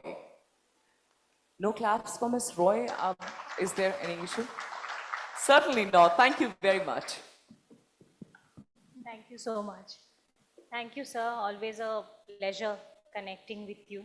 First, we must thank the audience for hanging around when lunch is being served outside here. Huh? Yes, we have to make it really interesting. Uh, so, we'll talk money. I think that interests everybody here. So, we'll start with a broad question and just for some basic introduction. Since morning, we have been talking to brands, media organizations. This is the first session where we have an agency leader with us. So we would want to understand revenue from both sides. You have worked with clients and you are running a company as well. That also has revenue targets. You started with Parley, then you started Lodestar, now you're leading IPG. So I'm sure revenue has always been a critical point of discussion, but it's changing, it's evolving. So how has that evolved for you? And how differently do you look at revenue now from, running a company point of view? So on a lighter note, I'm in a very good space. As you know, from last 1 year, I'm no longer the CEO of the company, I'm the executive chairman. So in American companies, the revenue or the P&L pressure is the CEOs. Right. It's not fine. I get to all the fun stuff like talking to you guys and also meeting clients and stuff like that. But jokes apart, the fact that I ran IPG Media Brands as you see for 10, 12 years and we did reasonably well in our space. So I have always had a belief system, so I know the pressure of revenue, I know everyone talks about revenue. I have a slightly different take. And what I'm saying is, I'm always saying what I say, I don't say it for the sake of saying it. So in my organization, anyone who's part of my leadership team, last 7, 8, 10 years, I also say the same thing. I just say revenue is a lagging indicator, never a leading indicator. Yeah. So salespeople obviously have targets, they obviously have to achieve numbers, but to me, that's a product, end product. It's always what you do before. So if you say, listen, I'm going to say something to it, that's one way of doing it, and I've been in sales to understand that, first of all, my life is in sales.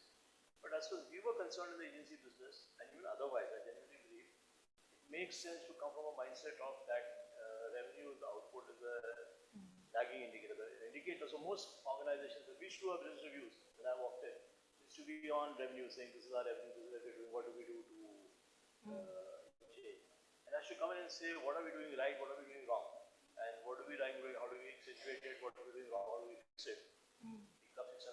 And then what is the implication of this in revenue? Obviously you're doing stuff which is right but not having implication revenue, and that's lost. So to give you a philosophical point of view, that's my belief. And if you talk to any of my leadership team today, they'll always say they use these words, revenue is a lagging indicator.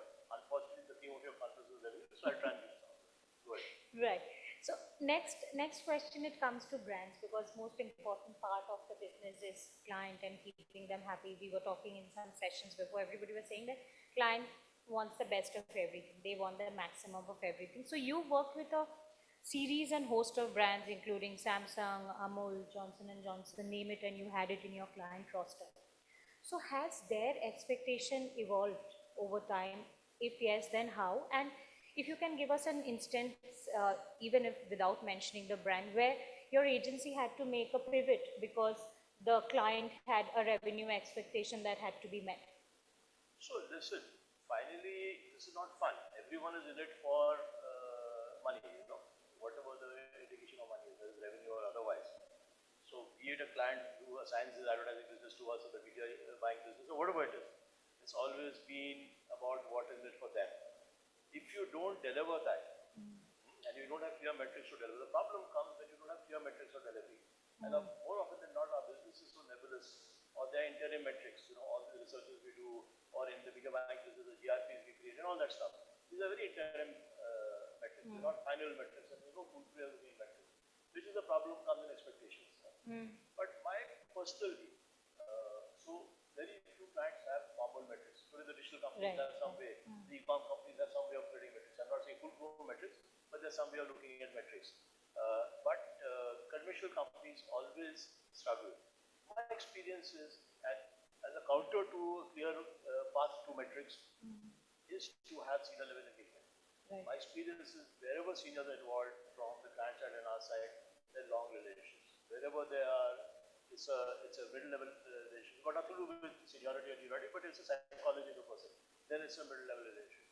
You know, I always give, and one of my, I think most people who know me will know, I built my career on Amul, and the reason it's a 38, 39-year relationship. You know, I started as group manager there, then I was a program manager there, Mrs. Sodi was the group manager there. So point is that relationship is that you build up and it's not about relationship because you know each other well, we have coffee with each other, not at all. Right. It's about some validation you do. And they see your organization doing a validation which at their level they empathize with. You know, it's a larger cause. There are many stories, some I won't bore the details here. So I think either you have clear metrics, which unfortunately the business we are in are difficult. I'm not talking interim metrics, I'm saying final metrics. Difficult to say someone is selling, say a TV program or selling TRPs or selling YouTube thing. But finally, what impact does it have on the brand? Difficult to directly measure. Or you build a high level of engagement, you only do visibility. Right. And you mentioned a lot of keywords that I want to touch upon in the next question, which is engagement, metrics. So, you know, as an expert, how do you determine the platforms that drive ROI?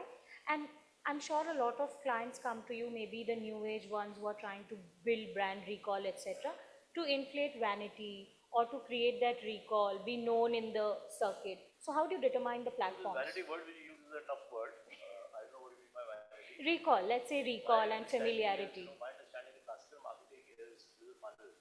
Top of the funnel, middle of the funnel, bottom of the funnel. And a lot of people today, so I'm just giving a spin to vanity, making it more a lot of people come from the mindset, you know, that times are tough, which they are. I mean, last 1 year or last 6 months, 8 months have been tough. People come from the mindset that let's look at performance metrics, and it's natural, you know. But my personal view is you have to look at the way, because brands which are not built on the top end of the funnel finally will not have full equity and credibility, and you know, those won't demonstrate that. At the same time, you need interplay of the middle and the bottom of the funnel. So successful brands, you know, always. I want to tell a story, and it's a very fun story. You know, there are many points, and I related this story with someone yesterday fell off. You know, there are many cobwebs in people's minds, and old people you reach in a particular way. People over 40 reach in a particular way. Young people are on digital. All this, and this is not a plug for a publication example I'm going to give, but as an example we give. It's a fun story, and again, my client, which I've worked on personally for, well, I've used it personally, but I've worked for almost 20 years, 29 years. So Amul, you know, they got into this interesting story. There are many stories within the one example I'm going to give. So they got into putting up a dairy in Banaras for various reasons, and then they said, no, what do we do? There was a blank milk. So there's a temple which is Kashi Vishwanath. I'm sure most people here would be aware of Kashi Vishwanath and Loban also. This is Prasad. So Amul guys took over the Prasad making. They said, if you're there, so the priest would, you know, they do that puja in the morning, the aarti, and then all the bail and all is put. Mere Patra, they took it to Prasad. So net, the Prasad being sold today at Kashi Vishwanath temple is all Amul made. So one side is got Kashi Vishwanath branding, other side Amul. This is the background, this is the backstory. Now, I don't know how many of you remember, but come Shivratri this year, you know, someone was sitting there and himself was involved. This is the advantage of senior people. So, you know, he's sitting there and saying, listen, how do we exploit this? Doing this, no one knows this. So they tied up one of these today, the big fashion of quick commerce, they tied up with, I think, Swiggy, Instamart, which one of them they tied up with. And it was an ad in Times of India. This was an experiment, so they didn't go mass. They picked up an ad in Times of India in 4, 5, 6 cities. Perception is no one reads print. Again, this is not a plug for Times of India. There are many stories I'm telling. So no one reads print, and you know, so therefore perception is old people read print. They don't know how to do e-com. They don't know how to do this thing. So they put an ad there, and that day, one day, say only on Swiggy Instamart delivery will happen of the Prasad. Nowhere else. Physically not available, nothing. Only on Instamart, nationally. The sales were huge. You'll be surprised. It was, I forget the numbers, some obscene number, 4-5 crore worth of sale on the of the Prasad Kashi Vishwanath. Now, the numbers don't matter. To your point, that ad of Kashi Vishwanath, was it vanity or was it top funnel? Yeah. So you would have probably classified you're doing this for fun, Kashi Vishwanath, I mean, it's just to create an image. But in my mind, it's top funnel. The delivery happened to the bottom funnel. The Swiggy, they delivered whatever it was. One myth. So both interplay, top funnel, bottom funnel. Second myth, old people or whoever inclined. So I don't know what the truth is, but I'm just stuff data points here. That people above 40 are probably more inclined towards religious activities. Young people, but they don't know how to do internet. How the hell did they order online? If it did. Third question, that young people are probably not devotionally inclined. Who knows what the truth is? Right. So the point I think, the larger point, the learning for us, and there are many examples, I just gave one, there are many examples of this, that through the funnel, this is a classic example of through the funnel, starting at the top, going at the end, in many dimensions, this, we unnecessarily complicate life, age cuts, psychographic cuts, all that we do. This is the example of that. I don't know if it answers your question on the vanity word. It absolutely does, and I have a follow-up question. All of us, when we talk to marketers, brands, leaders such as yourself, that performance marketing is a buzzword, of course, and then there is brand building, right? And you gave an example. Talk of legacy brands itself. When you talk to my example, I don't know. I give the example, whether Yes. it's performance marketing, whether it's brand building, I don't know what it is. Right. So that is where I'm coming to, that when you have your conversation with your clients' brands, what is the suggestion you all give? Because I'm sure at the end of the day, the client wants maximum ROI. So what is the suggestion you all give as media planners and buyers, how to balance between performance and brand building? It's a tough question. So I go back to example. Now, this whole Prasad business will be not even a rounding off error. Amul is an 80,000 crore turnover company. Bulk of their sale comes from milk, correct?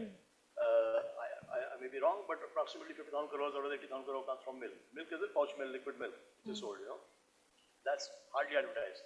Of the entire advertising budget, this must be minuscule.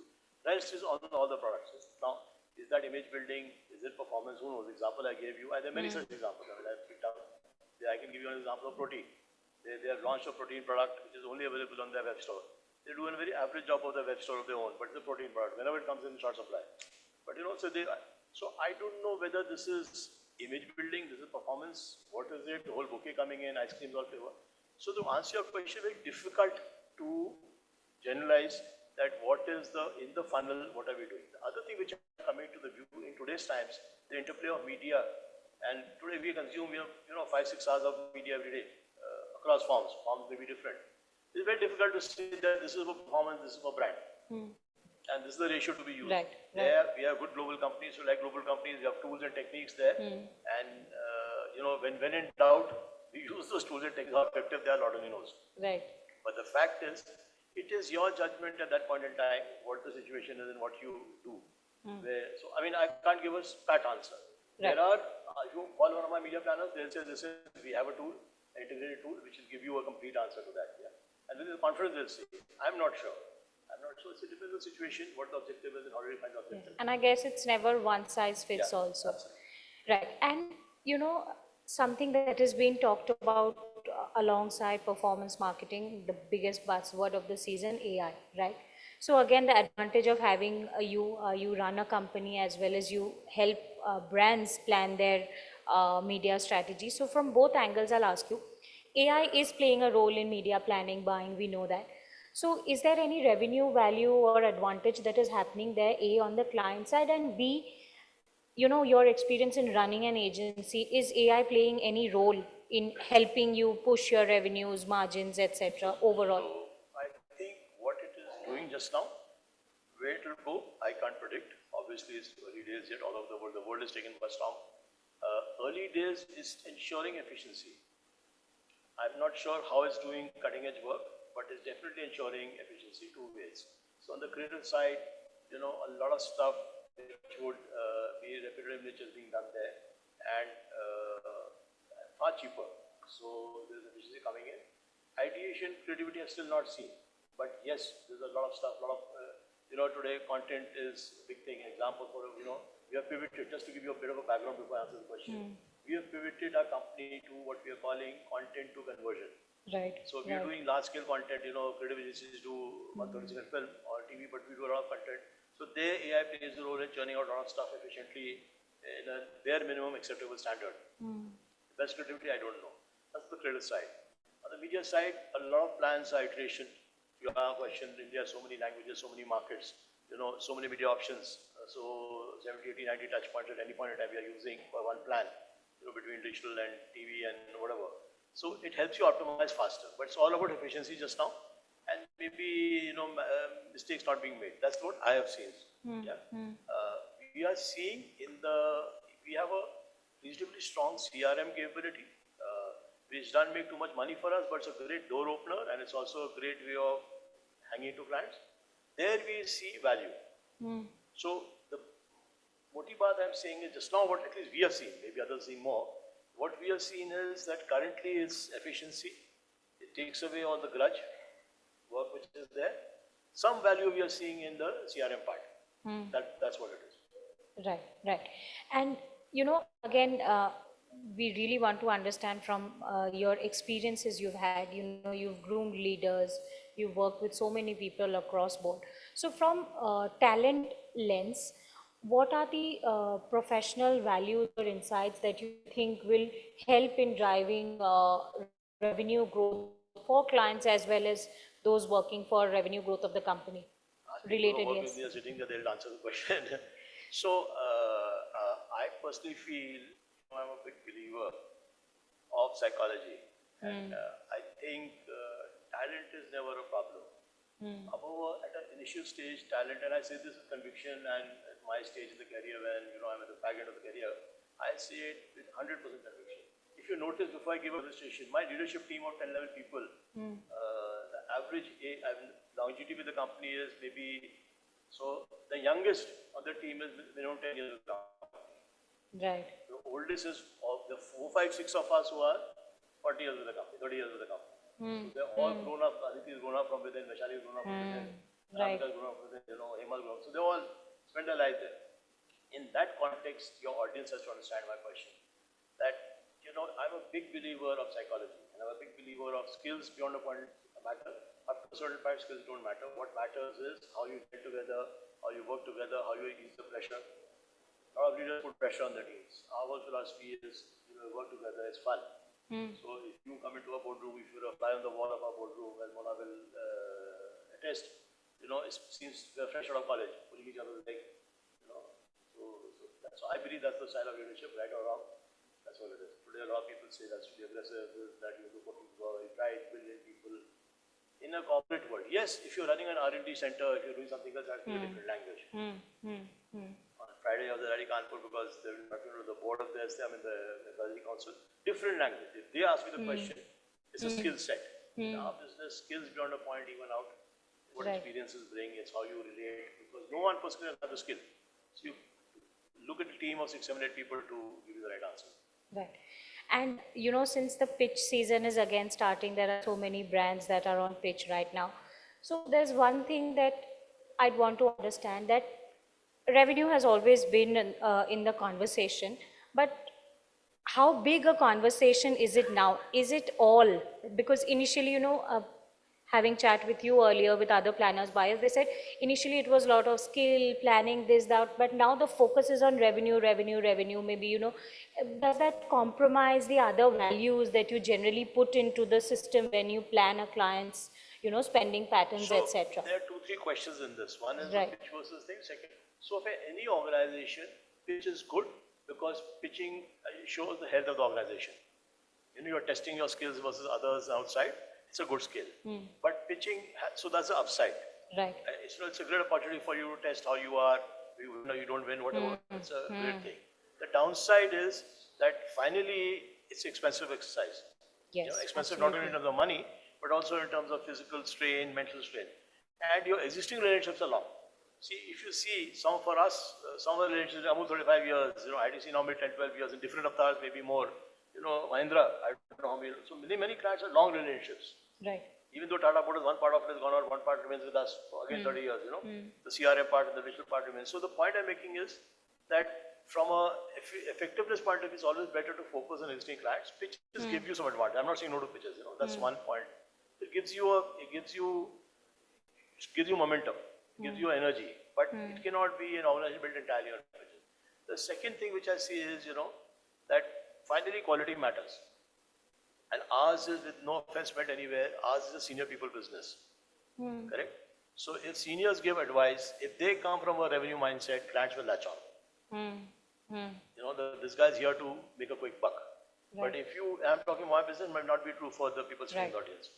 But if I go to, say, Rajesh Jujurga at Mahindra and say, this is what I want done, he is sharp enough to make out that I'm here to make a quick buck. But if I say, this is what your health is, this is what we feel could be done, this is where the future is, it may translate into money, may not translate into money.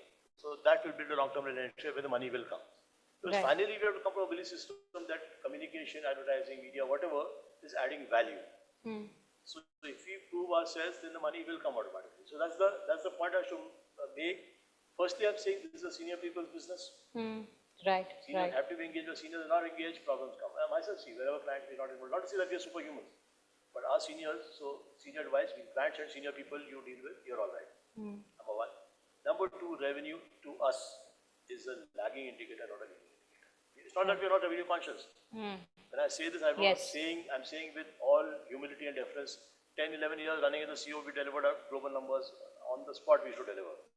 So it's not that I can't be hungry on numbers, I'm absolutely hungry on numbers, but come from a mindset that that's the outcome. Have you ever said no to a client because your mindset didn't align with them? I know what no means.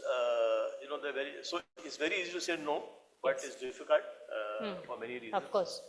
So, once in a while, not very often, sure. But once in a while, people ask for, you're a large organization, you have multiple people servicing.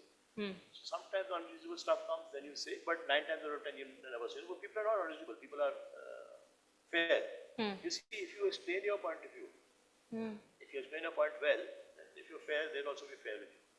My belief system is if you are fair with someone, the other person will also be fair with you. Perfect.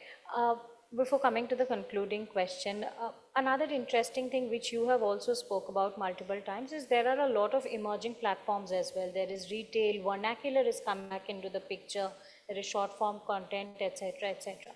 Any platform according to you that has the potential to drive revenue but is flying under the radar right now? Anything that you want to highlight or talk about? I don't know, there's potential to think. I mean, everything has a potential. It's very difficult to spot the trend, which will become a big thing. It's very easy to say, but to spot as something which is small now will be a big value generator in the long run. Very difficult to say that. Having said that, as agencies, I'm talking again on the agency we have today, it's not a spotting a trend, it's a very big thing just now. And we as a group of agencies are losing out as this whole quick commerce, e-commerce game. Right. So a lot of money of brands is going in a structured, unstructured manner on those brands because it's a part of a deal. And maybe there is value for people like us or other organizations to structure it better. We can't stop the flow of money there, but we can structure it better in various ways. And that's why to your other question, various tools and techniques can come into play. And we're all learning new. It's a new game in town. We are learning along with it. So if we can apply some principles to that, that's one area. Second area, personally, which we are very gung-ho about is everyone talks data. Right. Everyone is doing it. I don't know how many people are walking the talk. We have set up a small team, very, very small, but we're making big headway on that. Because we already, for a long time, were running a loss-making unit on CRM for the last 10 years. Actually, Mr. Ravikant, who used to be the director at Tata Motors, forced me when we used to handle Nano. So everyone remembers the failure of Nano. We gained something out of it because he forced me, he said, I'm spending 400 crores on mass media, you start CRM for me free of cost. So he taught me CRM, it lost money. Today, I don't know how many people know Skoda, we don't do media for Skoda, but we sell 15% cars of Skoda end to end. The digital leads come to us, after we do the telecalling, goes to the dealer, we don't make too much money on it. So that capability has been built in. I give you another example, another 40-year-old, 50-year-old client of mine, passed away yesterday, Zodiac. So the web store run by us. Now, again, we don't charge them for media. Think about it, what I'm going to say. Media is ours. We take the media cost. We get certain percentage of the GMV. Right. Again, we don't make money. But all these are small examples and they're a broad stroke of conversion which is set in our positioning and CRM, where our teams are learning. They're very, very small. They're minuscule. They won't be probably 5%, 6%, maybe 8% of our total revenue. But they are the ones which are giving us confidence. They are the ones when we go into a client and present this idea. I won't mention names. The competitive situation where Karthik is outside, is a friend of mine, so he wouldn't mind me saying it. We lost Tata Motors, the printed TV side. We got back through this. So this is a very strong product. Right. Last time also when we spoke, we mentioned Tata Motors and we did not speak much about it. Anyway. I said it. I mean, I'm saying it. No, I know. We are in full and fair.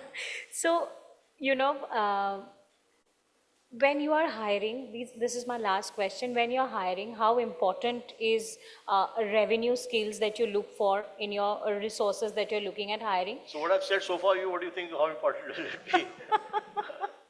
First of all, I believe you believe a lot in grooming your internal team to take on the next leadership role. So for us, actually, for me, our youngsters hire, our teams hire. Right. I don't, because my teams are loaded, they're all from inside. So I don't know too many people I've got from outside. And the tragedy is, it may be our weakness. It's a problem that we're insulated and, we breed a particular kind. But so be it. I mean, unfortunately, that's what it is. There's a flip side to it, both sides. So to my memory, I have personally not hired for a long time. Teams have hired because there's a shortage of talent. My leadership team is constant. Yes. Sanjeev Goyal, who runs outdoor for me with outdoor mugs game, who says this publicly, you don't put on video. So I hired him 10 years back from the client side. He's the last guy who came. Otherwise, I hired him how many years back? I didn't fire you. You live out to me on your own. That was many years back. So last 15 years, I don't know whom I've hired. Right. And one, if you are to leave the room with one golden rule from your revenue playbook for future leaders who are here, what would that be? I'm sure they would have got the message of what I'm saying all along, To wrap it up. Believe it in yourself, do the right thing, money will come. Right. Build long-term relationship with clients, meet senior people, revenue will follow. I keep saying revenues, and I say it. I mean, I'm not. The good thing about me is that, as Mona will say, I say whatever it comes. I say it out front, and I only say what I believe in. I don't. There's not a difference what I say here and I'll do it. So this is my. If you see, ask any of my team members. The presentation I put up every time I open a leadership meeting is revenue is a lagging indicator. We never discuss revenue in the beginning. Right. Thank you very much for You having me. make it sound really easy, but I'm sure that comes with experience. Thank you so much for the conversation. Thank you, everyone. Could I please request both of you to kindly come forward for a quick picture, and requesting Ms. Roy to kindly do the honors of presenting a small token of appreciation to the gentleman for his time.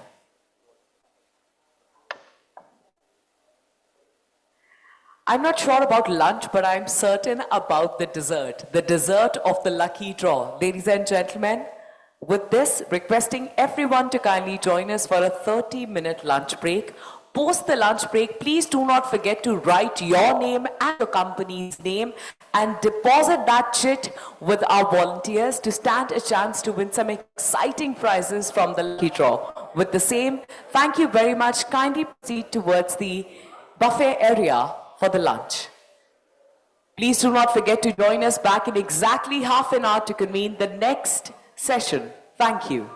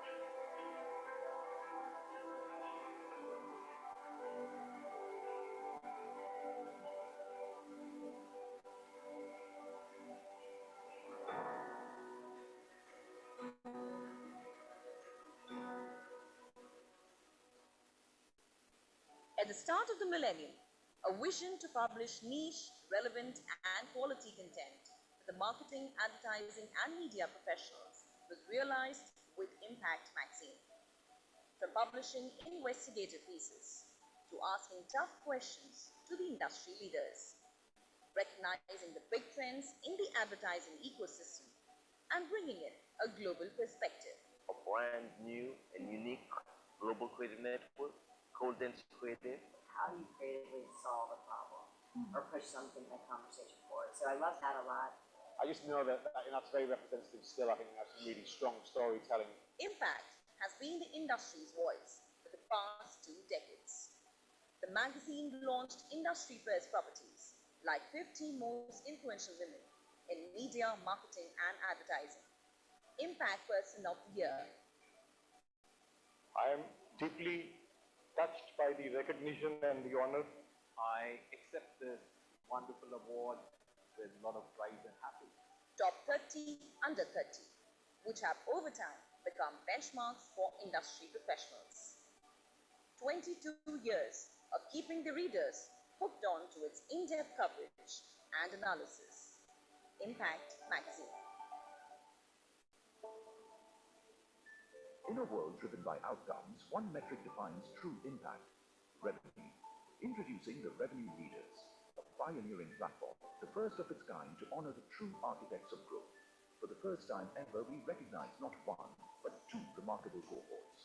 This isn't just an award, it's a salute to the minds that move markets, close impossible deals, and turn numbers into narrative. We're in the middle of a transformation. Today's revenue leaders aren't just top sellers, they're AI-powered strategists. Behind the celebration stands a jury of legends, leaders who've driven revenue at scale, and now spotlight the next wave of changemakers.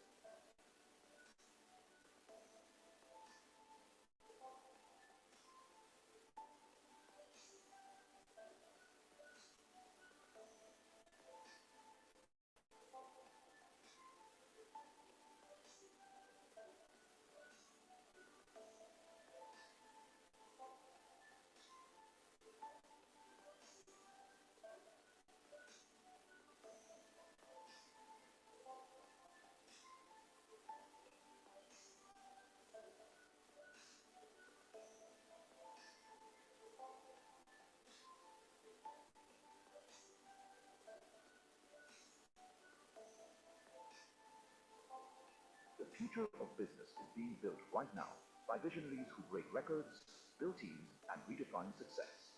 This is their stage, their story, their moment. This is the Revenue Leaders Awards.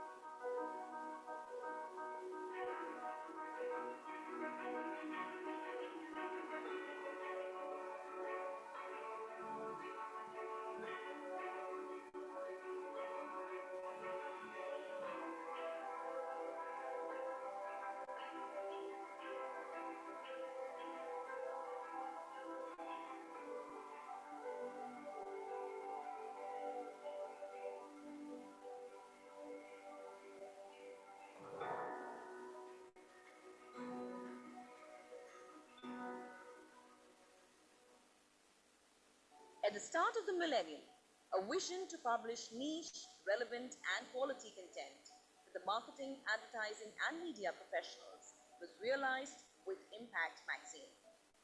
From publishing investigative pieces to asking tough questions to the industry leaders, recognizing the big trends in the advertising ecosystem and bringing in a global perspective. A brand new and unique global creative network, Coldensor Creative. How do you creatively solve a problem or push something in a conversation forward? So I love that a lot. I just know that's very representative still. I think that's really strong storytelling. Impact has been the industry's voice for the past 2 decades. The magazine launched industry-first properties like 50 most influential women in media, marketing, and advertising. Impact Person of the Year. I am deeply touched by the recognition and the honor. I accept this wonderful award with a lot of pride and happiness. Top 30 under 30, which have over time become benchmarks.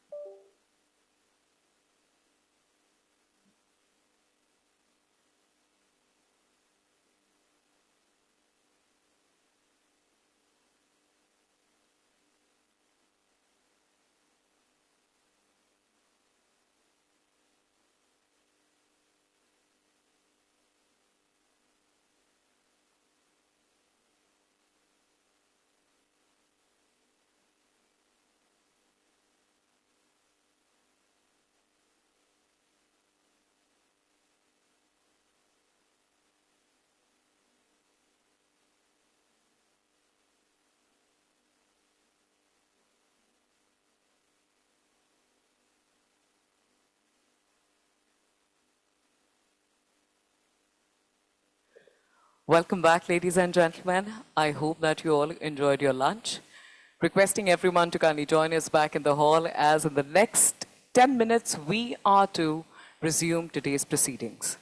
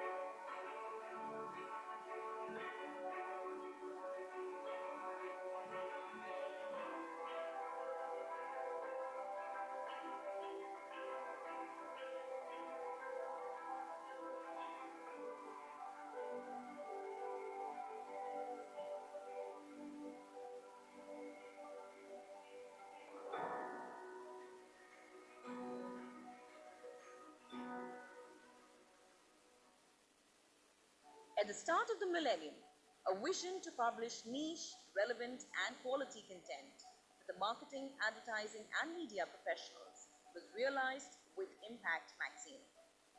From publishing investigative pieces to asking tough questions to the industry leaders, recognizing the big trends in the advertising ecosystem and bringing in a global perspective. A brand new and unique global creative network, Cold-Denser Creative. How do you creatively solve a problem or push something in a conversation forward? So I love that a lot. I just know that's very representative still. I think that's really strong storytelling. Impact has been the industry's voice for the past 2 decades. The magazine launched industry-first properties like 50 most influential women in media, marketing, and advertising. Impact Person of the Year. I am deeply touched by the recognition and the honor. I accept this wonderful award with a lot of pride and happiness. Top 30 under 30, which have over time become best. Welcome back, everyone. I hope that you all enjoyed your lunch.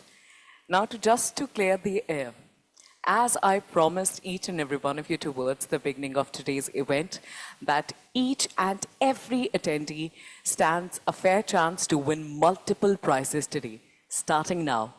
First and foremost, the lucky draw. As you can see on your tables, ये प्यारी प्यारी colored post-its पड़ी हैं.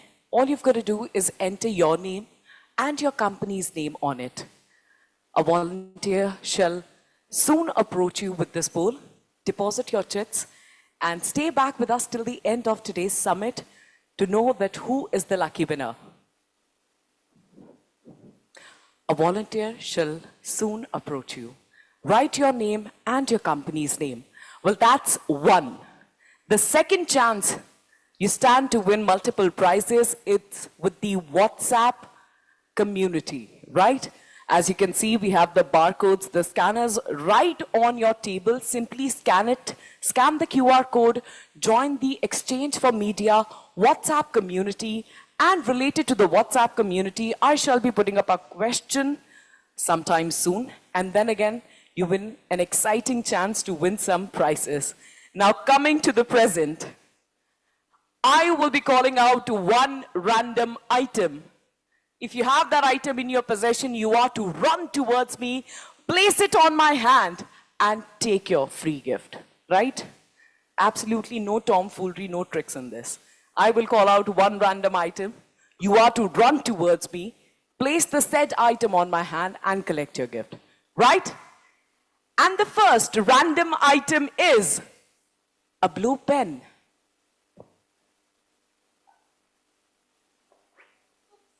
Sir pen है, blue है, इंतजार क्या कर रहे थे आप, ये बताइए पहले, कोई और ना आ जाए. चलिए, ये आपका pen. Thank you very much. That adds to the cardio. You know that, right? You can miss a couple of seconds at the gym. Can we quickly bring out the gifts, please?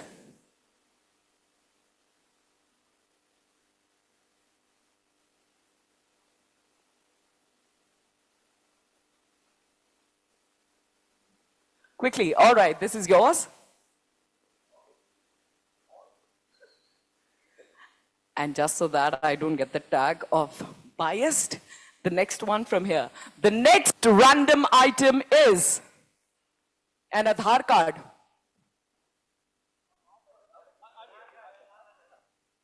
क्या बात है, fantastic sir. ये किसका है? ये आपका. क्या बात है. आजकल तो बैंक अकाउंट भी बिना आधार से लिंक किए नहीं चलता, तो गिफ्ट कैसे मिलेगा? Lovely.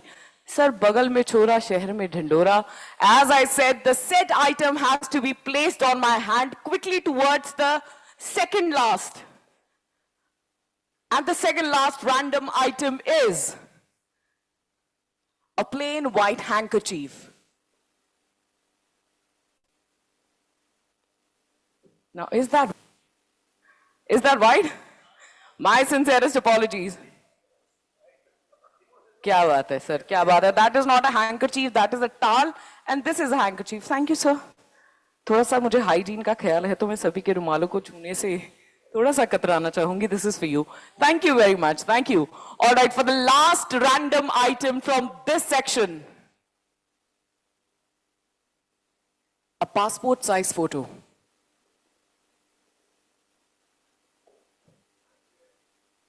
Sir, I'm not waiting. All right, we have a winner here with us. Congratulations, this is for you. Sir, I've already received it. I'm so sorry. Thank you for the effort. But the lady is kind enough to transfer her gift to you, so big congratulations to you. Thank you very much. तालियों पर GST नहीं लगता, आप लोग दिल खोल कर तालियां बजा सकते हैं. And let's keep the claps coming in as we begin with the next session. I hope that you all had a refreshing break. Let us begin the afternoon with a fireside chat. The changing face of sales, platforms, people, and possibilities. Featuring a true powerhouse in media strategy, someone who has consistently redefined how brands connect with audiences in an ever-evolving landscape. Join me as I welcome the Group CEO at Omnicom Media Group India, Mr. Karthik Sharma. In conversation with Editor Exchange for Media, Ms. Tasmay Laha Roy.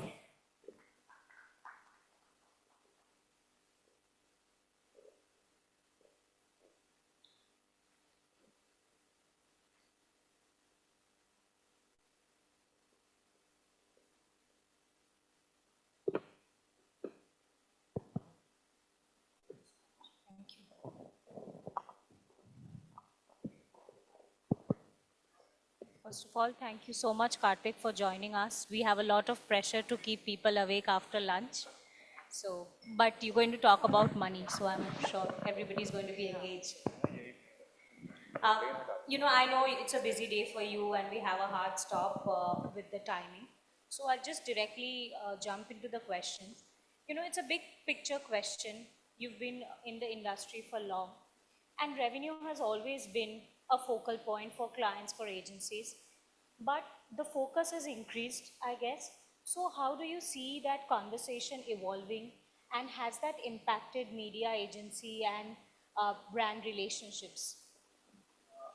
Good afternoon, everyone. And firstly, thank you for calling me. And I know post-lunch sessions are difficult, so I'll try to hopefully keep all of you awake. Excellent question.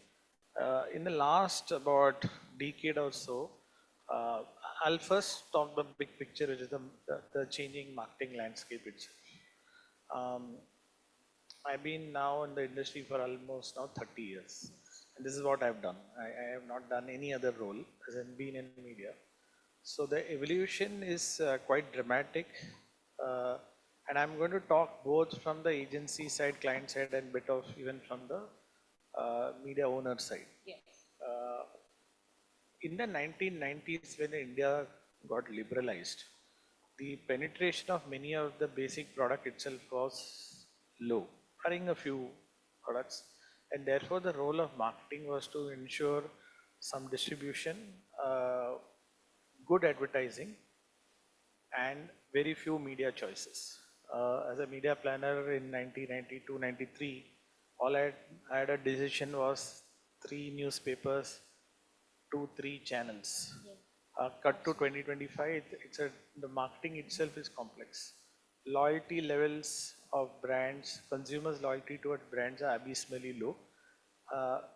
And one qualifier and disclaimer I will always like to give is, while we try to generalize, there will always be some exceptions. Absolutely. So somebody here, I'm sure, Apple will have a high loyalty, but many other categories, people just keep shifting loyalty, so that's one. The definition of distribution has changed from a physical distribution to D2C.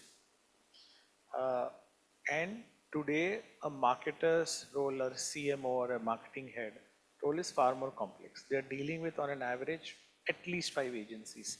Creative agency, media agency, social agency, digital agency, PR agency, minimum 5. In some cases, it can be as high as 10 or 12. If you see from the agency side, the complexity is even more, right? We have to constantly learn new ways of advertising and reaching the consumer, particularly on what has happened on digital with so many walled gardens. So each walled garden has their own ways of working, and upskilling becomes important. And the sell side was 20 years, 25 years, far easier. You met people, business was done, quote unquote, on relationships. Right. But while the relationships continue, there is no guarantee that it will translate into business. Absolutely. The core issue behind all this is very simple. The stakeholders, the shareholders of whichever company, whether you're a new company or a legacy brand, suppose you are a 50, 70-year-old brand or a 3-year-old brand, the waiting period to show results is over. So we used to, when we were younger, we used to read books and say, brand building is long term and all. While that conceptually is there, the shareholders are not going to give us years.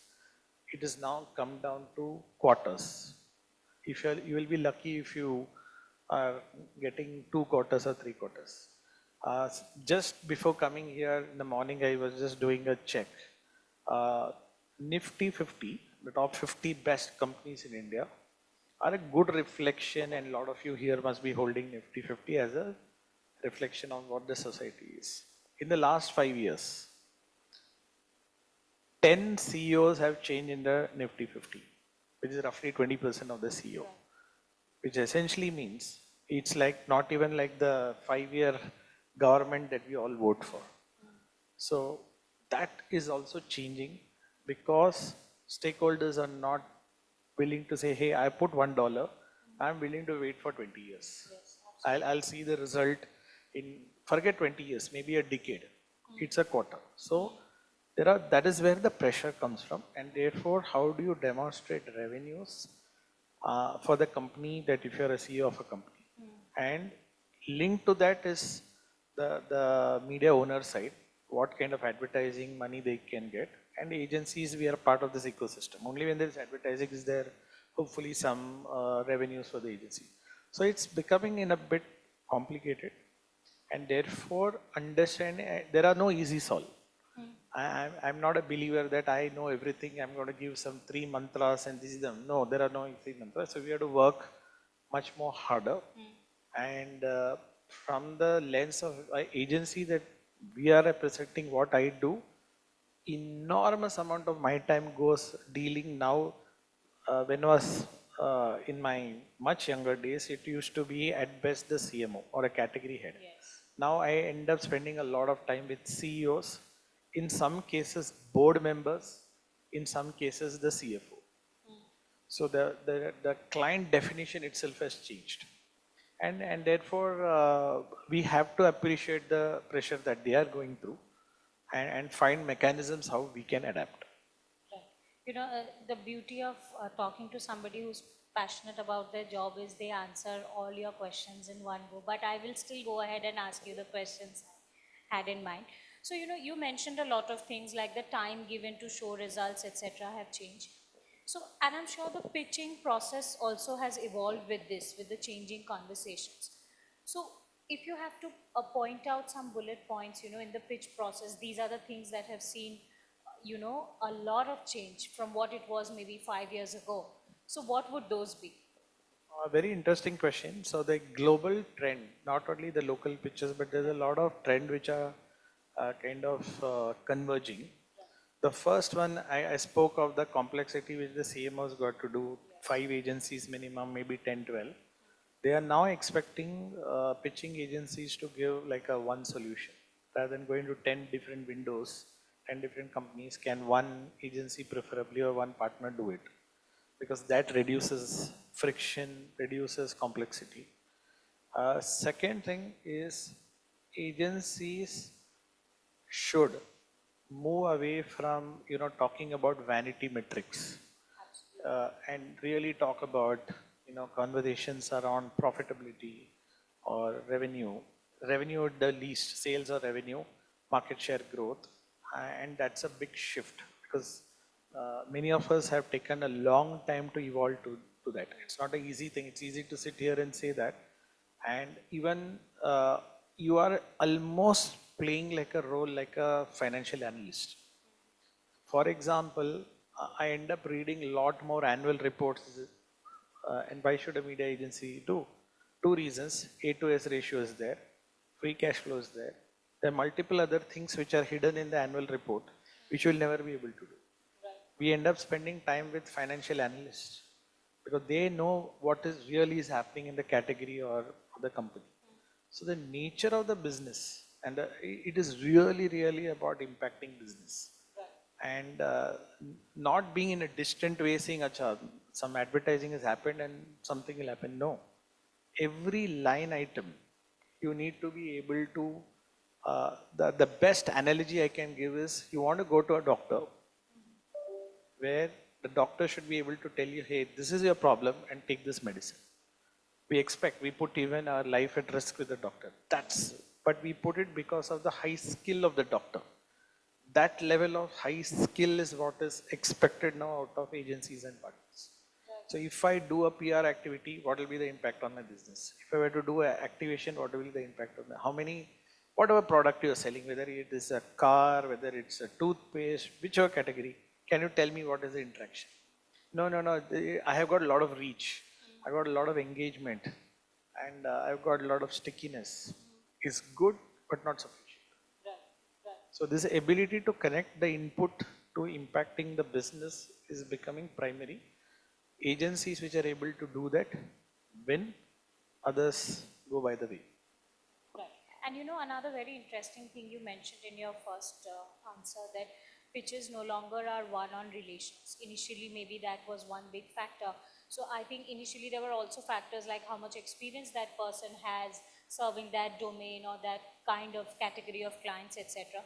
So how big a piece of the conversation is revenue that in that deciding factor? You know, who is getting the maximum ROI? How big a piece of the conversation is that?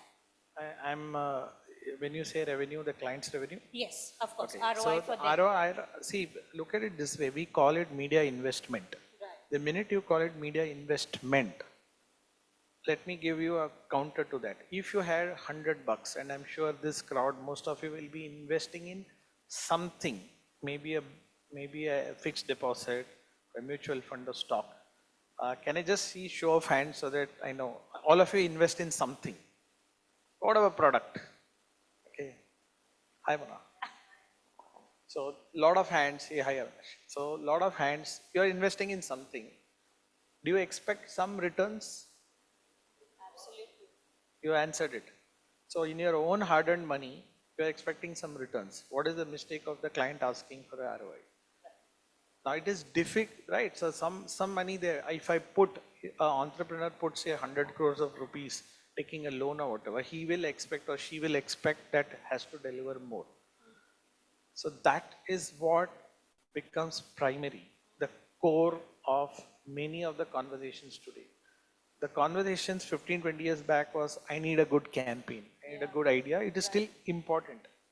But if you can tell me with a high, and we also know, now the tricky part, let me tell you, unlike other sciences, marketing is part science and part art. It's not exact science, but there is an entire branch called marketing science, but it's still a bit of art. So how do you balance something which is not that clearly defined, whether it's a science or an art? My short answer is, it is tilting heavily towards science, and the art part, which was the earlier decades, have come down drastically. And therefore, the right brain kind of people in the previous decades are important, but the left brain people are sitting in the boardrooms. That's the reality of today. So if you cannot go and demonstrate that, and clients are not saying, okay, give me, it's not about giving a mathematical equation. If you can, good for you, but the ability to say, if I don't do this or do this, because there are so many choices. And that is the big shift. Whether you are spending 1 crore of rupees on your marketing or you are spending 1,000 crores, the question is the same. Right. So people have to start thinking, if I am the owner of this business, the first question, and you will be surprised, I think I've said it in some other forums, as a media agency, the first question when I get a brief, we ask is, why are you advertising? I know my revenue is dependent on it, but in certain categories, the answer may not even be advertising. Maybe the product needs to be done something before you can even come there. And that brutal honesty is what you have to give to the client. The minute you give it, they will understand that you understand the business, and there's a very high chance that you will get the business. Right. And Karthik, just taking an example of your agency now handles most of the leading auto brands in the country, right? And so I understand there is a mix of brands. Some brands might be launching new cars, some might want to promote the old cars that they already have. So there is a demand for both precision and scale, right? As a planner, buyer, what do you think is the right balance, or what is the suggestion that you give to your clients when you're planning their spends? Precision versus scale. Do you mean precision as in talking to a smaller set of people in a large? Targeting, maybe like looking at Gen Z for a particular segment of product that I'm offering. Now this is uh, with the advent of digital. There are 2, 3 ways of thinking about it. The first question, and I'm going to again ask, I always believe in first principles. Because if you understand first principles, you can do many things. First question is, how does advertising work, or how does marketing work? It works by nudging consumers and putting the brand in the right environment. And you are able to also build your, let's assume it's a physical brand, and you're able to build your physical availability. And also, all the advertising also helps you build mental availability.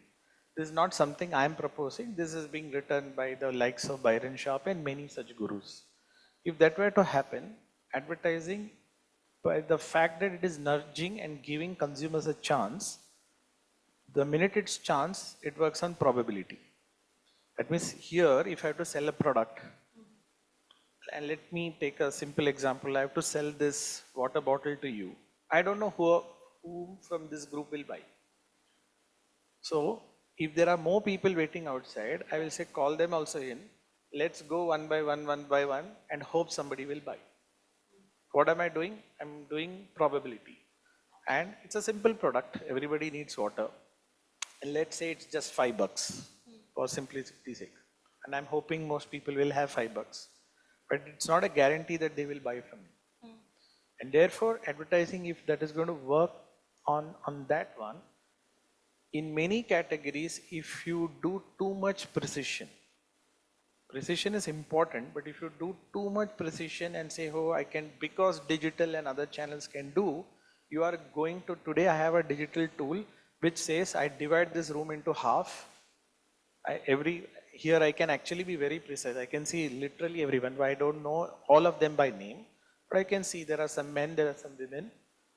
But if I exclude one group, my chance of selling this water bottle goes down. Right. I hope, so if you do super precision, so you should be broad enough.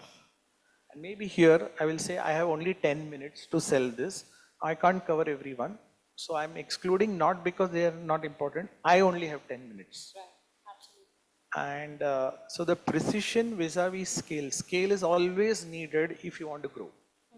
If you don't have scale, unless you are a super premium product, even there when you are, the scale is always relative, right? If I'm selling, say, a premium, a 1 crore rupee car, since you took an auto example, I still have to sell X number of units.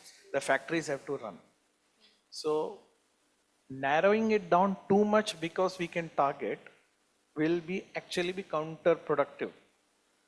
And so we say that you're typically most of our suggestions are don't make it too narrow just because I can do. I can talk only to Tasmai, not the rest. Yes, today digitally it is possible. But if I talk to Tasmai, my probability of you converting is 50-50. I just want to increase that probability. And you know, Kartik, since we have a very heterogeneous crowd here today of sales leaders from across, even media sales leaders, right? And as a planner, buyer, you are dealing with a lot of new emerging platforms as well. So when you're having a conversation with a media seller, how should they position themselves so that they stay ahead of the curve or appear on your priority items when you plan media for a brand? The media seller's job today is far more difficult than what it was earlier. That's the truth. Because they have to meet so many clients, agencies, and what I started off by saying, good old only relationship is not cattle. The relationship will at best guarantee you a meeting. Beyond that, it is a lot of hard work, similar to what the agency and even the client is doing. They need to understand what category. They need to be able to see the full funnel of whatever activities the client is doing. And also see their own products and services, how they will combine it together. Because this is probably a abused word in marketing, which is integration. But true integration, if you understand the meaning, I have 3 different product lines as a media seller. How will it interact? I like the word interaction. So if I'm selling television, I'm selling print, I'm selling radio. So how does it work? What is the role for a particular client becomes that much more important, and not a standardized approach. Because I have this, there's no guarantee. And therefore, equally, they should be able to kind of demonstrate by doing this, the delta moment in the business. It will happen, something will happen to the business is still hope. And that's the tough one for media sellers to, get there. And that is where some of the big giants in digital, they don't say it, they are able to kind of almost predict, if you put so much money, I'm almost guaranteeing you so much sales. That level of sophistication, for lack of a better word, is what is needed. Otherwise, I have audiences, of course you have audiences, but why should I advertise? I don't know what will happen. There are so many media sellers, so whom should I take? So for example, if you are a media seller and there's somebody else here is a media seller, maybe, and you come and tell me, okay, I put money behind me, why should I give it to you? Maybe if I give that money to that other person, sale may happen. So therefore, you have to know the interaction, that other person has to know the interaction. And that's the tough one. Now, how to do that part, that can go into a full day session, I won't, but you have to have a strong data science kind of a practice which will unlock all this. Otherwise, it is not possible. And the big daddies of digital do have that, and that's why they score. It's no secret. So just as a number for you, we all, and I've still not come to that favorite word of flavor of the season, AI, but artificial intelligence, Google is spending roughly about $100 billion this year, $100 billion. Meta is about $50-60 billion. Amazon is about $70-80 billion. Now fight them. Fight. Your starting point is $100 billion. That's the amount of money on R&D. So it will require money. We can't be just sitting and hoping that something. Hope will not give us business. By doing something really meaningful is how we will win business. Right. And talking about investing more money, etc. So pricing is one important part of the conversation, and price negotiations are tougher than ever, right? So what is your comment on the pricing dynamics in the industry, whether it is with clients or it is with the media partners that you're working with?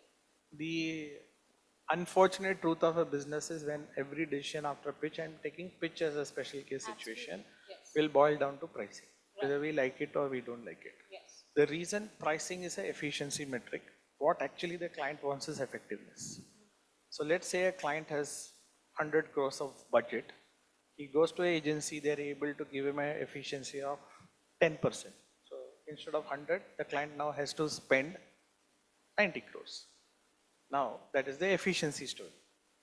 But the effectiveness story is actually the budget the client set of 100 itself was wrong, and I'm able to do data modeling or whatever other study and able to prove that it is only 70 crores which is needed.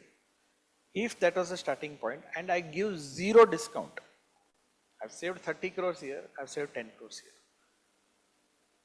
What we call in layman terms, this is planning saving, this is buying saving. Because buying is far more easier to do, and I'll go and say, okay, give it to me lesser, and this is far more tougher to do. How do I prove this value? How is it 70? How do I build that relationship? Many people stay away from this, and therefore this all conversation becomes this. How much more lesser? And many of this, that's one part. The second part is, I don't want to blame procurement, but given the short-termism that we are all living in, many of the challenges from the CEO have been put to the procurement teams. Some are sophisticated, most are not. So they look at if procurement of auto or any other category will be looking at media, the same way they're buying other products for their own company. And without knowing, so obviously the simple answer is the lower the better. So you can see 3-4 different rates. Somebody is lower. But there are clients where there is sophistication. They understand that it's not only about getting the lower rates or lower cost. What if your budget itself was wrong? Right. And moving to the people part of the conversation, initially, there were specialists in print, then there was separate for broadcast, digital. Now it's not a role like that. It has evolved beyond that. So do you see any upskilling gaps, or do you have any tips to make up for that gap that might be existing in the business? Yeah, I think the agency side and client side, and as a result, media owner side, we have all done this service to each other. As more specializations came in, we started saying, oh, this guy can only do TV, this guy can only do print, this guy can only do whatever. That's a sad part. And as I started the conversation by saying clients now want one, they don't want so many agencies and so many partners. They want one person who can tell that story. So the good news and the bad news. The good news is integration, full integration is coming back. Skills are far limited. Therefore, broad understanding of brands, broad understanding of marketing, broad understanding of business, whoever is able to do that. So broad understanding of brands, how you do is either you work in a marketing organization, you go do sales visit, you understand, that's one way to do, or you work in a research company for a short period of time, you can do that. Of course, the even shorter way is start educating and reading some of the best in class works, which is available. Start reading some good books, and that upskilling will happen. And it's going to be constant. It is not, okay, I read 3 books and I now next 5 years. No. Every year you will have to change. Now, I spoke that golden word AI. It's a constant learning and constant doing.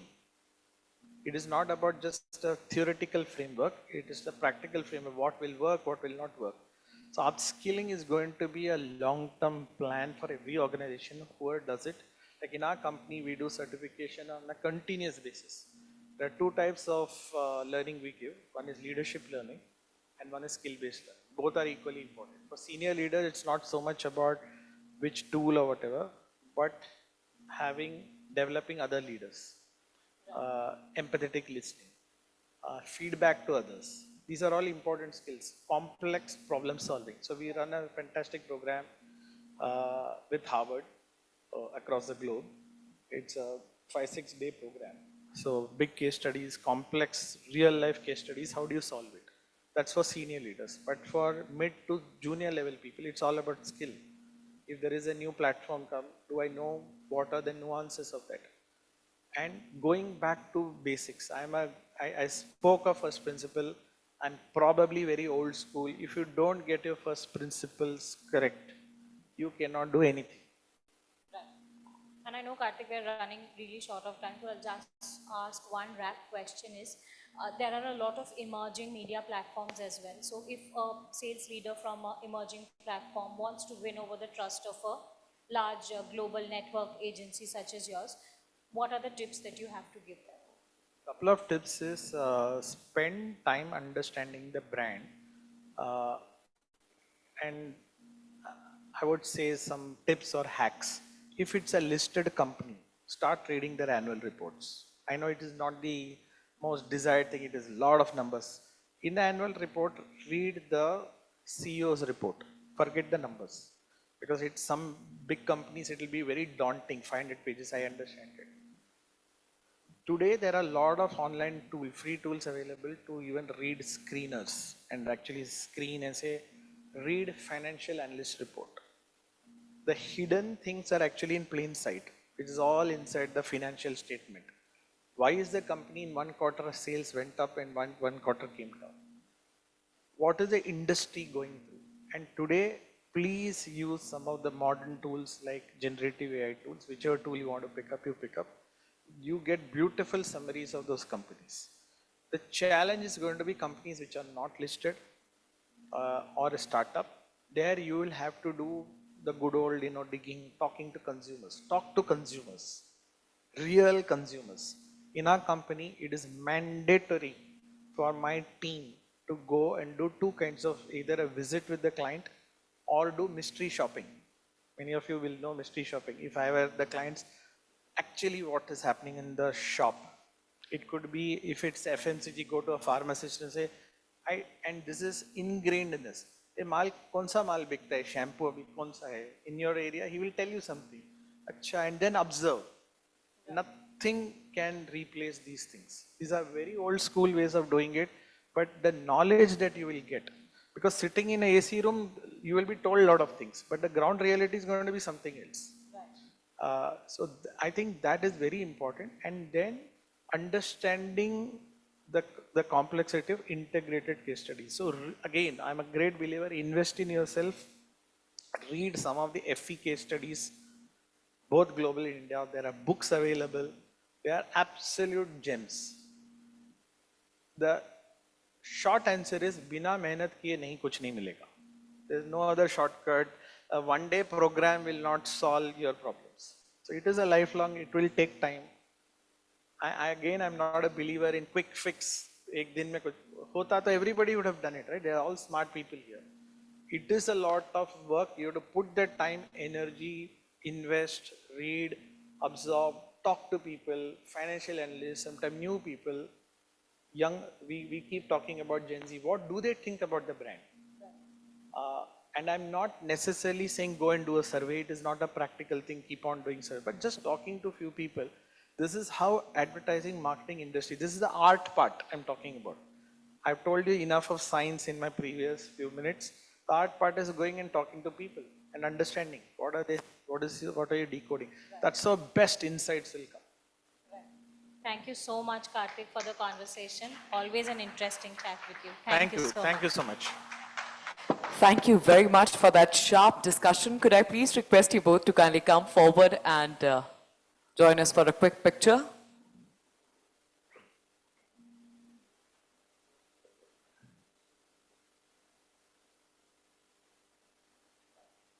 In a short while, we are all about to find out if Google really did eat my lunch.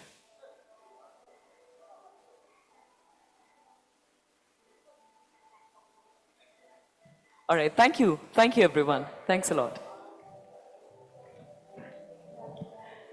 Our next panel explores a pressing question.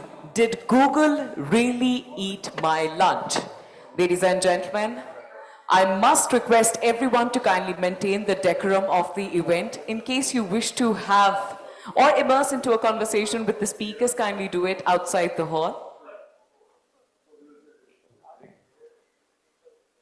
तो चलिए आगे बढ़ते हैं. Media's new 4Ps: performance, personalization, programmatic, and permission. Joining us on stage, let's welcome our panel. Could I please encourage everyone to kindly maintain the decorum. In case you wish to have a conversation with the speakers, kindly take it outside the hall. Our next panel explores a pressing question: did Google really eat my lunch? And more importantly, how can news publishers strike back? Joining us on stage is the CEO at Zenith. Please put your hands together for Mr. Jay Lala. Once again, the procedure to clap is super simple. All you've got to do is bring both of your palms together, just like that. Super simple. In case you find your other hand busy scrolling reels, as most of you have been since morning, you can use the other hand to bang on the table and give the panelists a big, warm, happy welcome. Up next, the National...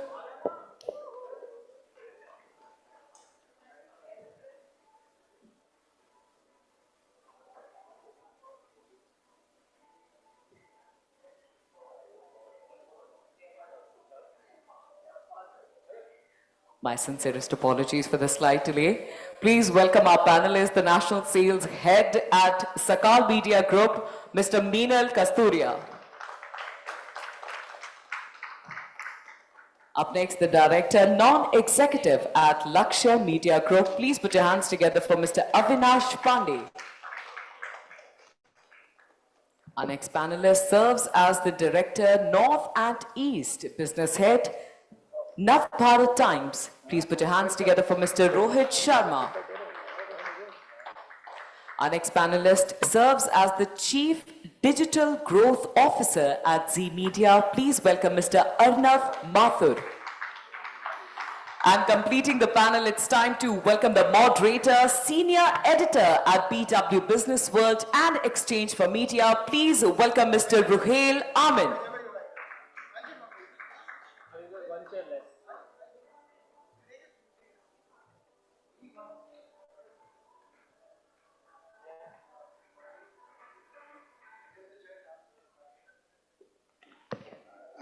Standing is not a bad option, till the chair is there.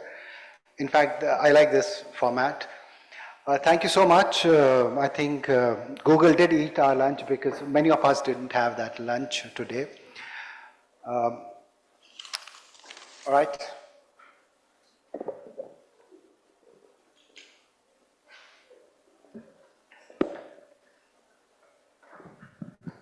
But yes, I mean, we are grappling with this question for many years now that Google and Meta, in fact, the conversation before that had a reference to it, how they take a large share of advertising which is curated by news publishers.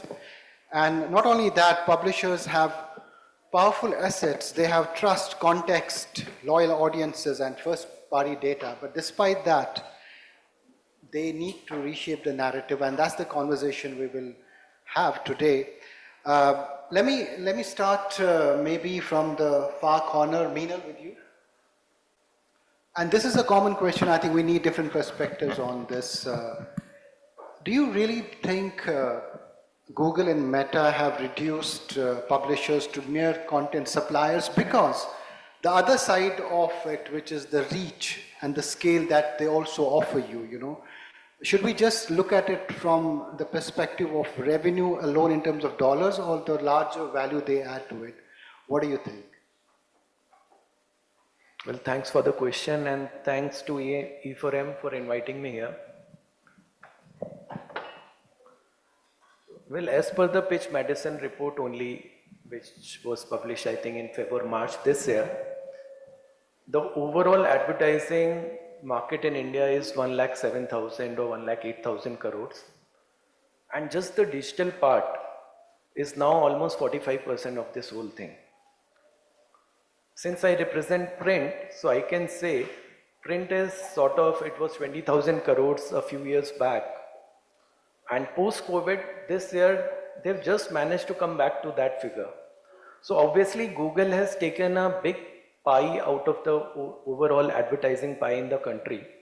But yeah, the publishers are having different ways and means to sort of generating revenue, increasing that revenue.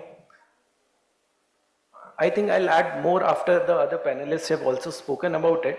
So I don't want to say that in those terms, but Google and Meta, they are now not just the tech champions, they are a complete ecosystems.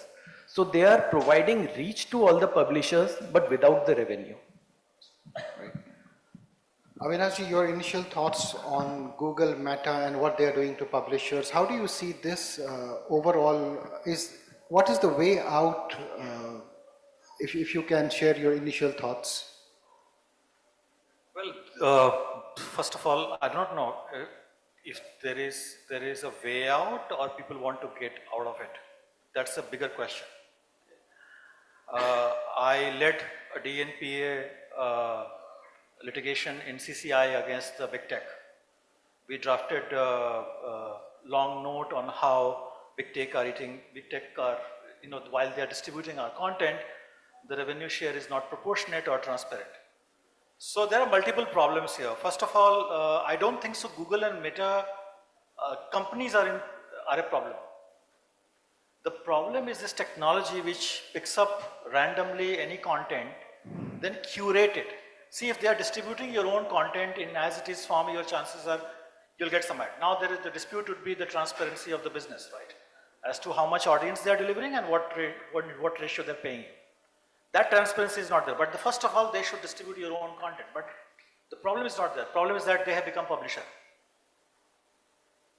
And when they are curating a content, mixing from different pieces of pie together, today forget about Google and Meta. Today ChatGPT or Gemini or other kind of AI tool is giving you the news the way you want to curate. From picking up, crawling over different publisher sites. So it is the media companies who has to think now in this kind of environment, how do you navigate? And the question to the panel and to you is that the answer lies in how WSJ, Financial Times, New York Times still does very, very well. Absolutely. Rohit, we saw, there was resistance to it. We saw what happened in Australia. If you read that, do you think that was a perfect way of approaching a counter to those, the monopoly they have? Do you think that was a perfect example? All right, so I'll answer this question into two parts. One, I think the part that you are asking, I think, to my opinion, I think it's perfectly fine. We should have done that. And I think maybe they have led the way in the first instance, and maybe I think a lot of countries will follow the same suit. I would also like to comment on, did Google eat my lunch? How many of you have seen a YouTube Shorts ad in newspapers? Just one? So Google, YouTube Shorts, Instagram, WhatsApp, all the organizations had a very, very big campaign in newspapers, right? So I think the audience will know who has eaten whose lunch. Having said that, what I would like to say, so I will also give you a brief background about myself. I have recently joined the media organization that I'm working for, which is Times of India. Before that, I was working as director sales in one of the biggest consumer durable organization.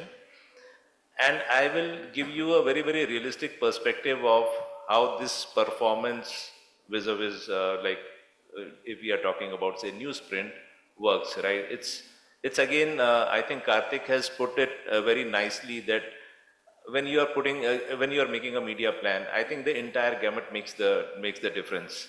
And when he was talking about science and art, I can't agree more than that. Now, what is the ratio of that science and art, whether it is 50-50, 70-30, 20-80? You should definitely know what the science behind marketing is, right? But unless you put that tadka of art into that, it's not going to be very, very successful. So I have seen a lot of campaigns where just because of one small insight, what he was talking about, of mystery shopper, right? So mystery shopper is not a new concept. We were doing this for last 15-20 years also. And the kind of insights you can generate from that is amazing. And if you put those insights into your scientific marketing plan, it gives you tremendous results. All the big tech companies, when they are using a newspaper as a media, right? So there has to be some science behind that also. They could have used their own platforms or maybe the other digital platforms, but they are not doing that. Why? So if you look at the most affluent people of the country, most of them subscribe to one or the other newspaper, right? So which gives us a very, very tremendous reach and the right kind of audience, right? So I think getting a proper mix of all the mediums, whether it is the radio, TV, digital or newspaper, I think it's very important, and all of them, all the medias are going to coexist in the times to come. Wonderful. Arnav, your quick initial thought on tech giants and publishers. Do you think they're partners or predators? How do you see it? I think that's a great question, and honestly very difficult one as well to answer. I think there's some great insights shared with the panel here. I'll just add my 2 cents to it. See, on one hand, today these big giants are essentially the biggest gateways for any media publisher house, right?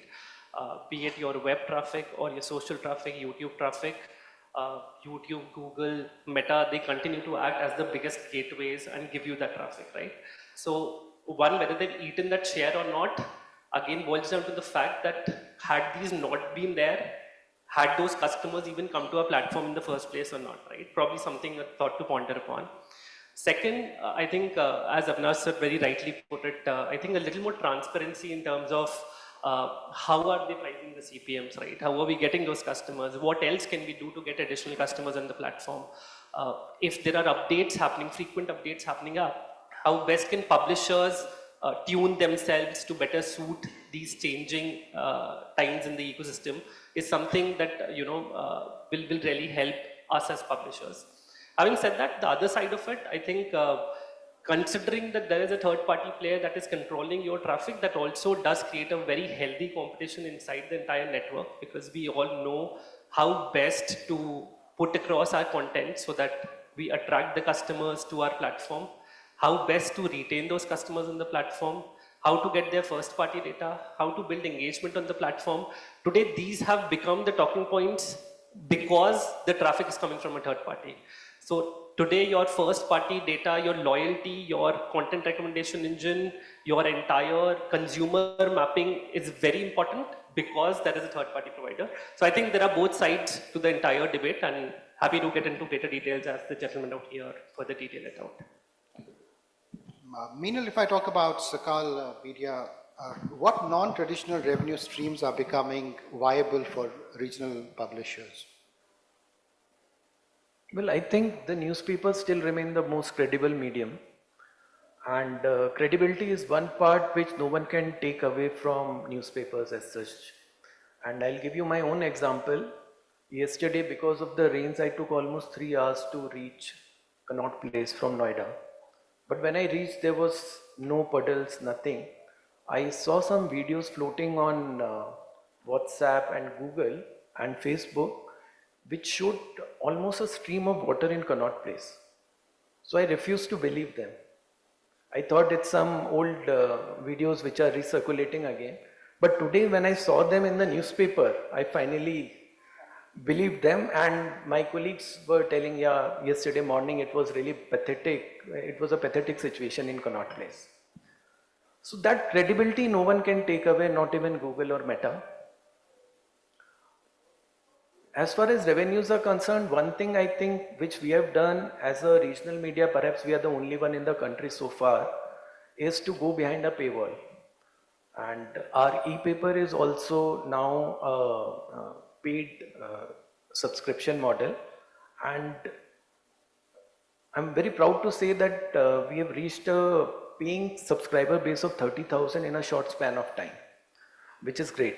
And obviously, earlier the narratives were set by the newsroom and the journalists, but somehow now the algorithms have taken over.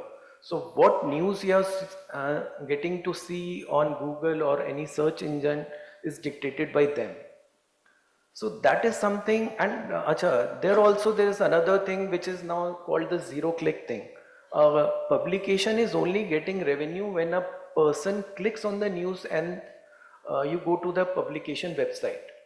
But with these AI models coming in, when you are getting that, the Gemini is presenting you a synopsis of whatever is news in that media, the newspaper publication are not even getting any pie out of that.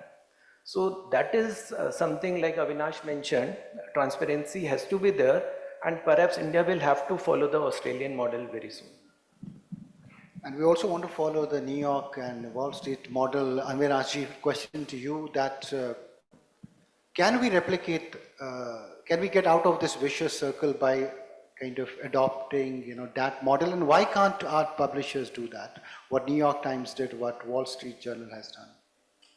See, first of all, currently Indian publishers are doing a great job, I must tell you. I worked for my 29 years of television, career in media, 25 years I worked in television. And when we started television business at the onset of the millennium, we said that we are going to replace print because the print will become a stale. Who is going to read newspaper tomorrow when you have already said what you have to say or show the previous night? But it has over next 4 or 5 years, by 2005 or 7, if I may say so, newspaper reinvented themselves. Today, if you look at the headlines, what Meenal just talked about, first of all, print, anything that is printed, you believe in it, that it is true. That's how our scriptures are, right?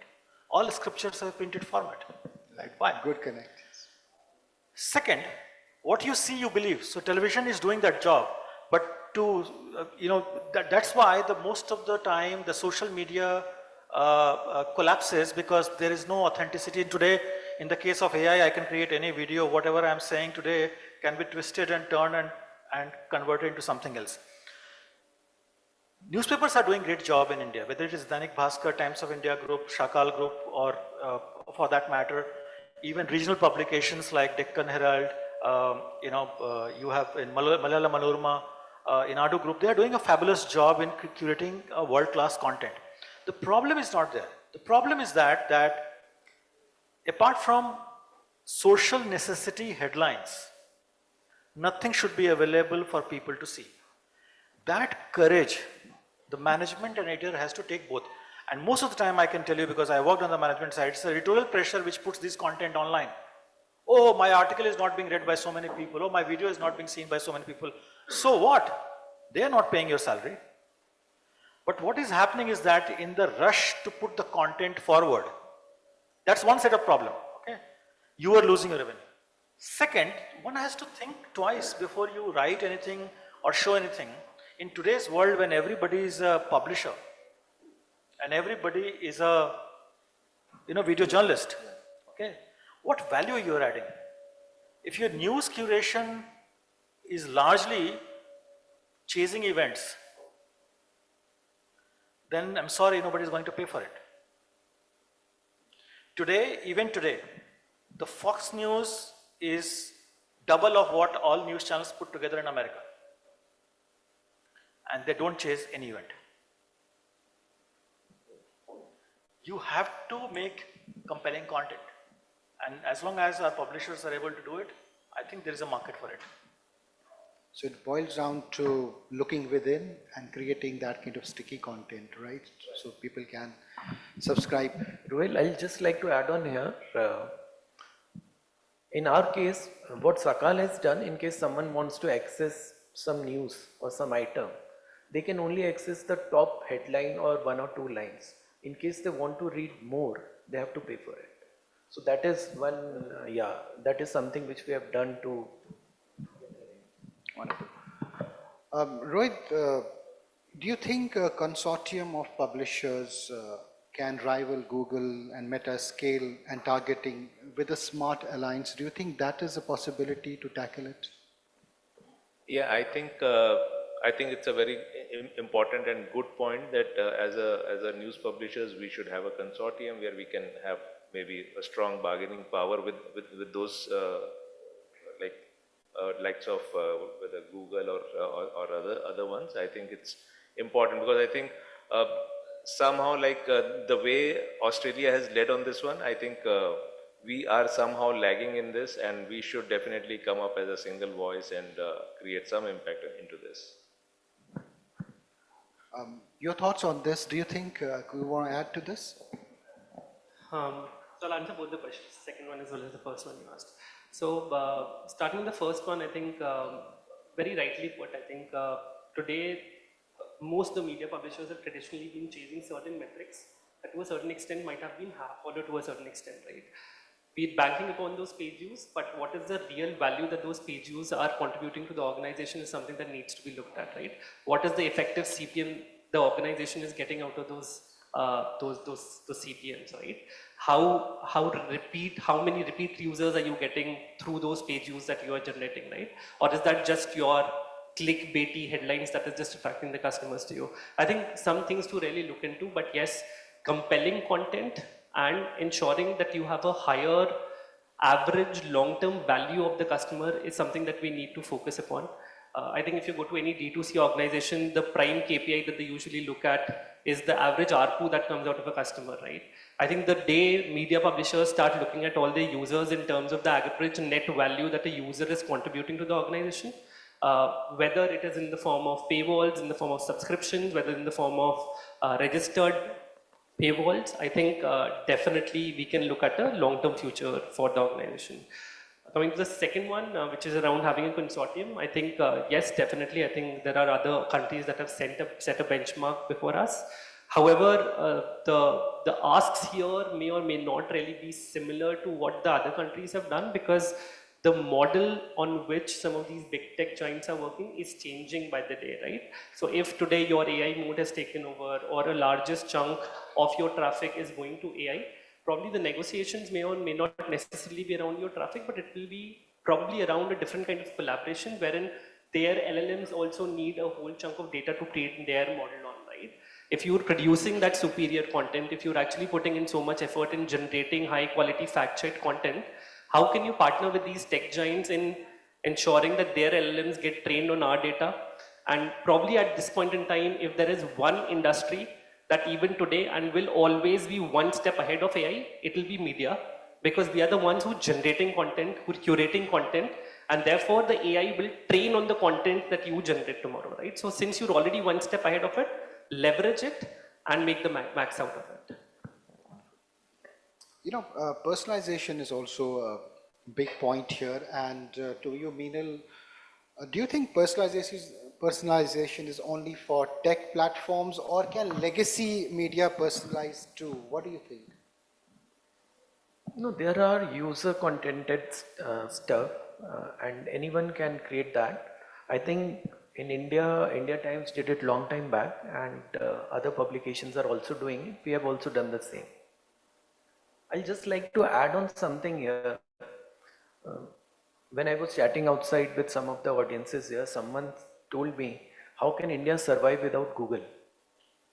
That should be one pertinent question. A lot of things people search only on Google.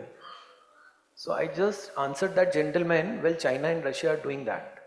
So Google, still now, they're not there. So I think something similar, perhaps in case some of the larger publications or search engines or our tech companies can take a lead, there can be answers to that also. Avinashi, I want to come back to this question of looking at this conflict of sorts only in terms of dollars, you know. What about the reach and the scale they give you? Are we not seeing the entire picture and then say, yes, is this a little bit fair process in that sense? Do you think it is that way? No, they are extremely unfair. It's opaque, and there are no willingness to reveal or share either the knowledge or the revenue, okay, from the big tech side. And obviously, it's their own platform, it's their own coding, and etc. In my previous job, I was also the president of the News Broadcaster Association, and we had a one-on-one chat with the Google MD and CEO, and they were very clear that these algorithms and these designs are done in California. They have no control here, and what they can best do is to navigate us into their own area of work as to how to deal with this situation internationally. Having said that, look, the problem is that the one company owns the entire supply side and the demand side on the digital world. Almost more than 90%.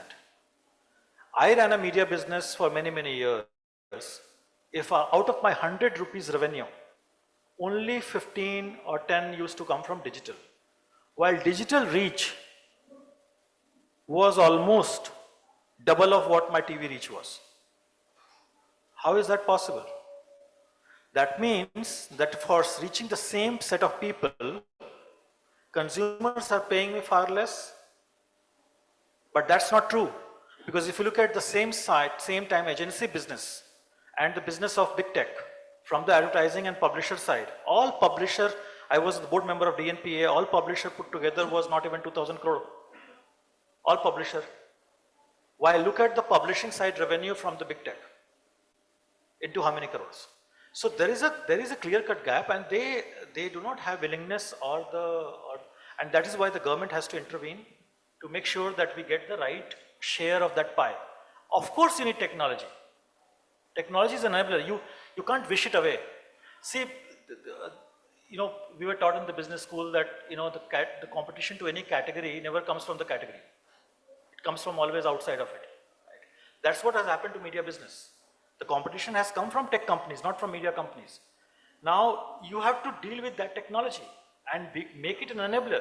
Of course, Google, we need it because we need to reach out to so many people, but everybody is looking at is a fair share and transparency. And that will not come in Australia model, because a lot has been spoken about Australia model. Like I followed it, we were constantly in touch with the Australian Publisher Association who was negotiating it. It happened because of a government order. And the government said that I am giving you 1 week time. Right. Either you negotiate or I will straight away tell you that give me the whole money and I'll distribute it to the publisher. And their thing was that they will distribute about 70% to the publisher. That's when the big tech rushed into it and Facebook went out of the news business at all. So Meta is right now not in news business. Meta is in other businesses. There are other problems also, since we are talking about revenue, okay?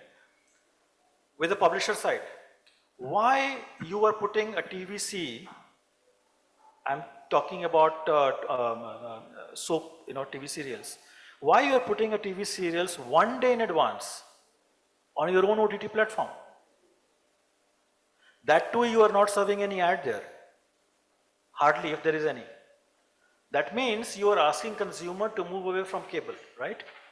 And cable is the one which is giving you money. Today, if there is a problem on the side of entertainment channels, I think largely the problem is that content for which you have to pay the cable wala is easily available on OTT. One password, entire family is sharing, and everybody is watching at their own time. If you publish the same, like what he said, Minal said, that if I don't get more than headline, then I'll be compelled to pay. But if I'm getting the entire Big Boss live at my home, why will I go to TV to watch it? And where the advertising revenue, subscription revenue, both are coming. Thanks for the elaborate take on this.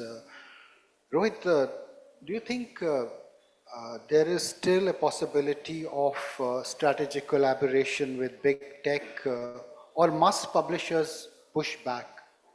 Do you think there's a middle way?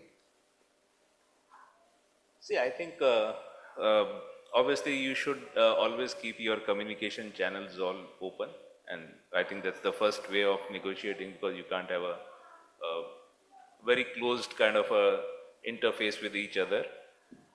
Having said that, see, I would like to talk about this. I think both the gentlemen were talking about how to monetize this thing. I think so in Times of India, if you go through the app, I think most of the content is available for free, right? And there are very few articles which are like, we were talking about personalization, right? So there are a lot of, in last few years, we have invented and innovated a lot in terms of how the content needs to be presented. If you look at the content, so there are some columns like Times Techies, there is something called Times Parenting, right? Something which talks about political part, and you will find very different point of views also. So I think maybe that is targeting to the AIS aspirants, or maybe people who are into UPSC examination and all those stuff. So a lot of personalization has happened over years. If you guys would have noticed a few months back, I think when there was an attack on Mr. Donald Trump, there was a headline which said Donald Trump's death, right? So it was one of the most viral headline. So like he was talking about the kind of content that we create. I think nobody is going to take away that from us, and that is our strength. So we will be always one step ahead of that. The entire content, or maybe the few of the good content, also gets viral on social media using those tech platforms. I think so. It's a way that everybody has to coexist, right? So since it's a position where we are at a point of transformation, there is always a pain. So we are currently in that point. So I think we are all feeling a lot of pain because of these transformations. Once I think we have gone through it, we understand how to coexist in this atmosphere, I think life will be much, much better. So another example, if you look at the sales atmosphere ecosystem of the entire country, maybe around 15, 17 years back, there was no modern retail, right? No Reliance of the world, no Chroma, no D-Mart and all those stuff. The life was very, very simple, only with traditional trade channel partners. Look at the advent, how they came, and there were a lot of resistance from the traditional trade players. So they were undercutting, and they were doing all sort of gimmicks that they could do to unsettle these people. But then, after some years, both are now coexisting, because they also, just for the sake of acquisition of consumer, they were also discounting. So that is the only way they are able to attract. Not the only way, but one of the most easiest way. So they could also advertise, they could reach out to the consumers in a different way. Everything was happening. But now over a period of time, those things have settled down. Come 2013, 2014, or maybe around 2015, when the online companies started coming into India, the big ones, I'm not talking about the small D2C ones, you have seen the kind of disruption. You are getting products much below the cost price of the organizations also, right? But now, over a period of time, again, there is a profitability pressure over everyone. You have to, as an organization, you have to show a lot of profits also. So things have started getting into stabilization mode, and they are more or less, everyone is coexisting, and you won't find very, very steep discount in one or the other channel, right? So again, I think in our media industry, we are also encountering this kind of problem. Maybe, I think, few years down the line, we would be in a much better position. We have around 5 minutes. Arnav and Meenal, I want to combine this question for both of you. So one of the engines where the change can happen is the content side. If there is sticky content, of course, we can bypass the other, dependence. What are you doing on that front? How are you strengthening your content engine to both of you? No, that's a great question, Rohit. I think the future, or let me say the present, is of audiences and not just traffic, right? How well are you able to identify your audience sets? What are they doing? How engaged are they? Will essentially determine the future in which you're taking your organization in. Content obviously plays a very, very critical role over there, but also how that content is pitched across to the right user so that they engage with it. The right piece of content might be very engaging for a person on this side, but might be completely disinteresting for something on the other side. So very interesting to first carve out a clear personalization and optimization journey for every user that's coming on the website. We've implemented a single sign-on across all our 37 odd websites, wherein the behavior mapping happens across the entire group network. And you know that if a person is consuming something on your group website, what are they more likely to consume on your website? And you pitch across the same kind of content to them so that you get a greater engagement, right? At the same time, start using your own personalized direct channels to the customer, be it your newsletters, be it your messengers, be it your app notifications, web notifications. I think that is where you're directly reaching out to the customers with the right communication that will help you get engaged. Lastly, I think very important that we move away from low quality page views to higher quality page views, which to a certain extent are also dependent upon the kind of content that you're posting. For the same CPM, for the same content, if you can get a higher CPM with a better content through direct programmatic guaranteed partnerships with players, header bidding, international geo-targeting, I think this is where the key is towards higher monetization. Meenal, quick, 30 seconds. I think content is king here, and obviously a lot of stress is there on the right type of content. And like Arnav mentioned, there are different segments. So not just content, we are also creating communities for our different target segment.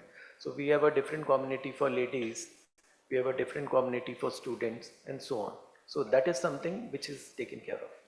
Avinashi, you've interacted with the regulators also. Do you think there's a strong intent on their side to fix the problem? Absolutely. Including our INB Minister Ashwini Vaishnaji has gone on record to say that this needs to be fixed, where all parties are happy, and the content creators in India need to get a fair share of their value that they are generating.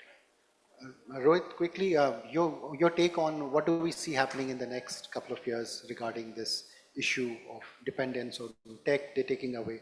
Where will this conversation settle in the next couple of years? I would not like to strongly comment on this, but again, there are very, very divided views on this. I have met few people who said that a newspaper have enjoyed so much of monopoly in so many years. Why should anybody share? So have they shared with the money with anyone?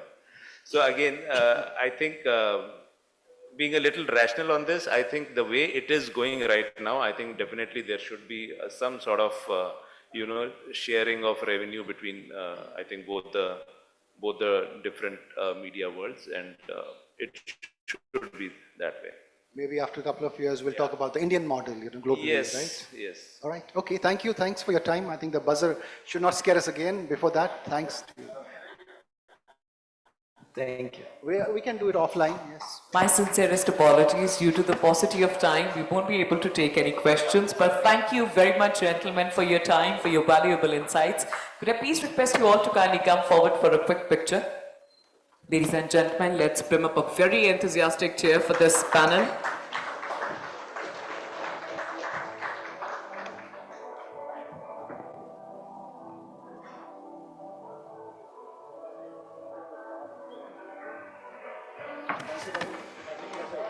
And requesting Mr. Ruhail Amin to kindly do the honors of presenting a small token of appreciation on behalf of Exchange for Media to the entire panel.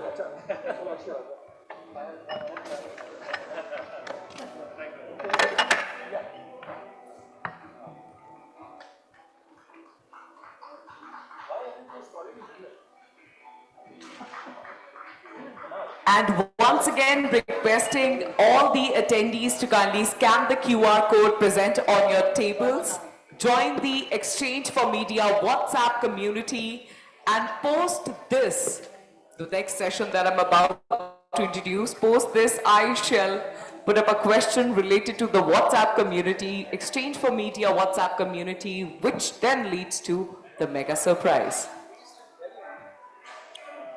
Our next speaker represents the global voice of audio innovation. Ladies and gentlemen, joining us on stage, Head of Sales, India, Spotify. Please put your hands together for Mr. Arjun Koladi. In conversation with Senior Correspondent at Exchange for Media, please welcome Ms. Janeet Kaur. Ms. Kaur, how about you take a few steps back, and once the audience gives you a bigger, better, bolder round of applause, then you enter the stage. Ladies and gentlemen, Senior Correspondent at Exchange for Media, Ms. Janeet Kaur. Well, that's the energy that we're looking forward to. Thank you, everybody. Can we please settle the room down a bit? My sincerest apologies. If there are any important conversations, I request you to kindly take it outside the hall. For now, kindly maintain the decorum. The session is on. Please. Thank you. Before I begin the session, even though I do not see a lot of Gen Zs in the room, but how many of us tap the Spotify icon as soon as we want to listen to music? So you do, right? Please raise your hands. I would love to see the percentage of people in the room who just click on Spotify the moment they want to hear music. So it's not just Gen Zs that Spotify is catering to, it's literally everybody, right? Spotify has Sorry, before we start, I just wanted to say one thing. Yeah. For those of you who got the digital copy of the agenda, it's a standalone. I also don't know what that means. So if you were expecting like a one-man show with a mono act and all, that's not going to happen. Sorry to disappoint you. We're just going to have an interesting conversation. I think they didn't want me there, but I am here now. Now I'm sharing. Clearly not standing or alone. Yeah, yes. Not standing all alone at least. I would love to deep dive into the conversation, sir, with you. Spotify has transformed how India listens to audio content, be it podcasts or music or audiobooks. What is the unique flavor of Indian market that you have noticed till now when it comes to audio consumption? I think, look, every market likes to think they're unique. For us, there were a few things, right? One was we were very late entrants into India. We launched in 2019. We were the 9th, I think, or 10th music streaming app available in the country. And the general sense was, look, Spotify is too late. You should have come like 5 years before. It's a solved problem. We have really large companies already doing this. And then, of course, being a challenger brand and in a market like India where there are so many different nuances was an amazing experience to go through. I'll give you a couple of examples, right? So things that we had to do differently here. Anywhere in the world, if you log on to Spotify, we do something called language onboarding. Language onboarding is basically what kind of language are you interested in, or what language do you want to use the app in, right? Everywhere in the world is maximum 1 or 2 languages. So most of the places English. If it's a European country, it'll be French plus English or Spanish plus English. In India, we had to do like 18 language onboarding pretty much, right? Or 9 languages at the beginning and so on. The second thing, again, just an anecdotal example, is that globally, if you look at it, the idea of film music being like the primary consumption is not there. when you come to Spotify, the architecture is always artist, album, playlists, and so on, right? But in India, people look for Shah Rukh Khan's song. But Shah Rukh Khan is not a singer, right? He's not an artist. So how do you then solve for things like that when your entire architecture for content is built around what non-film music is? But in India, the tendency is very different, right? So I think things like that had to be figured out. But otherwise, look, I think it's what we like to think of as an island of positivity amongst everything else that people do. And because of a personalization and discovery, over that 6 years, we've got to this point where we have like over 100 million users in India, and things are going great. As they say, Bollywood and cricket are the religions that Indians follow. And Spotify. No, yeah. Okay, that also sounds good. Now I would, as you mentioned, 18 languages is what you asked in the options in the first stage of the app onboarding. Now India is a country where, of course, cultures, languages, food palettes and everything changes within kilometers, right? How are you as a brand that, now music is also an emotion. Indians are driven by music. Our weddings, birthdays, functions are driven by content and music. How are you making sure that the ad monetization strategy that you follow is in line with the cultural and linguistic diversity that India has? Yeah, I think there are two aspects to this, right? One is, as a platform, how do you address that diversity, right?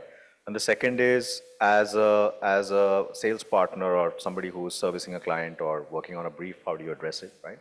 As a platform, honestly, we have a very different approach to the typical content-driven platform. So for example, we are the third largest OTT in the country at this point, right? But if you look at video OTTs, the focus primarily is on content sales, right? So you want to go and sell IPL or KBC or Shark Tank or whatever, right? We are not in the content sales business. We are in the audiences business, right? So our promise to the brands and the people we talk to is, look, tell us who you are interested in reaching out to. What is the plan? Like, what is the objective that you have with this audience? How do you want to go? It's not key, oh, there's a new track releasing, you can sponsor that track, or this playlist is cool, you should be on this playlist. I think that's not the approach we've taken. So the first is, it's always audience first, which helps to sharpen what the brand wants to do. And the second is, once they've identified the audience, then of course we have a data intelligence platform that tells us insights about content consumption, behavioral patterns. Do they listen in the car? Do they listen on a gaming console, right? And so we bring that information in to sort of make it personalized, localized, and intimate to the consumer in some way. Now, Gen Z is the one that's driving the main consumption for Spotify app downloads. They are the ones who are deciding what content and what kind of audio content they want to consume. How are you altering your strategy when it comes to your sales strategy, when it comes to catering to this demographic, which of course is not a very attentive demographic, right? Everybody's talking about the attention deficit, the generation that we are.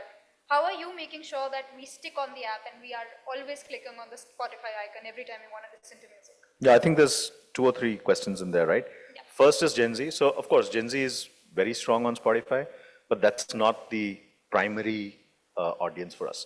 When we were a 10, 20 million early platform and 20 million users or so, Gen Zs were a large chunk of our platform. Now that we are much bigger, the audience is starting to look more representative of what the overall population is, right? But from a consumption time point of view, from the role we play in the lives of our fans, we play a much more important role in the lives of Gen Zs. For them, we are a mental health resource, we are a companion. The feedback or the user research we do around what users feel when they use Spotify is, they feel positive, they feel motivated, they feel calm, they feel romantic.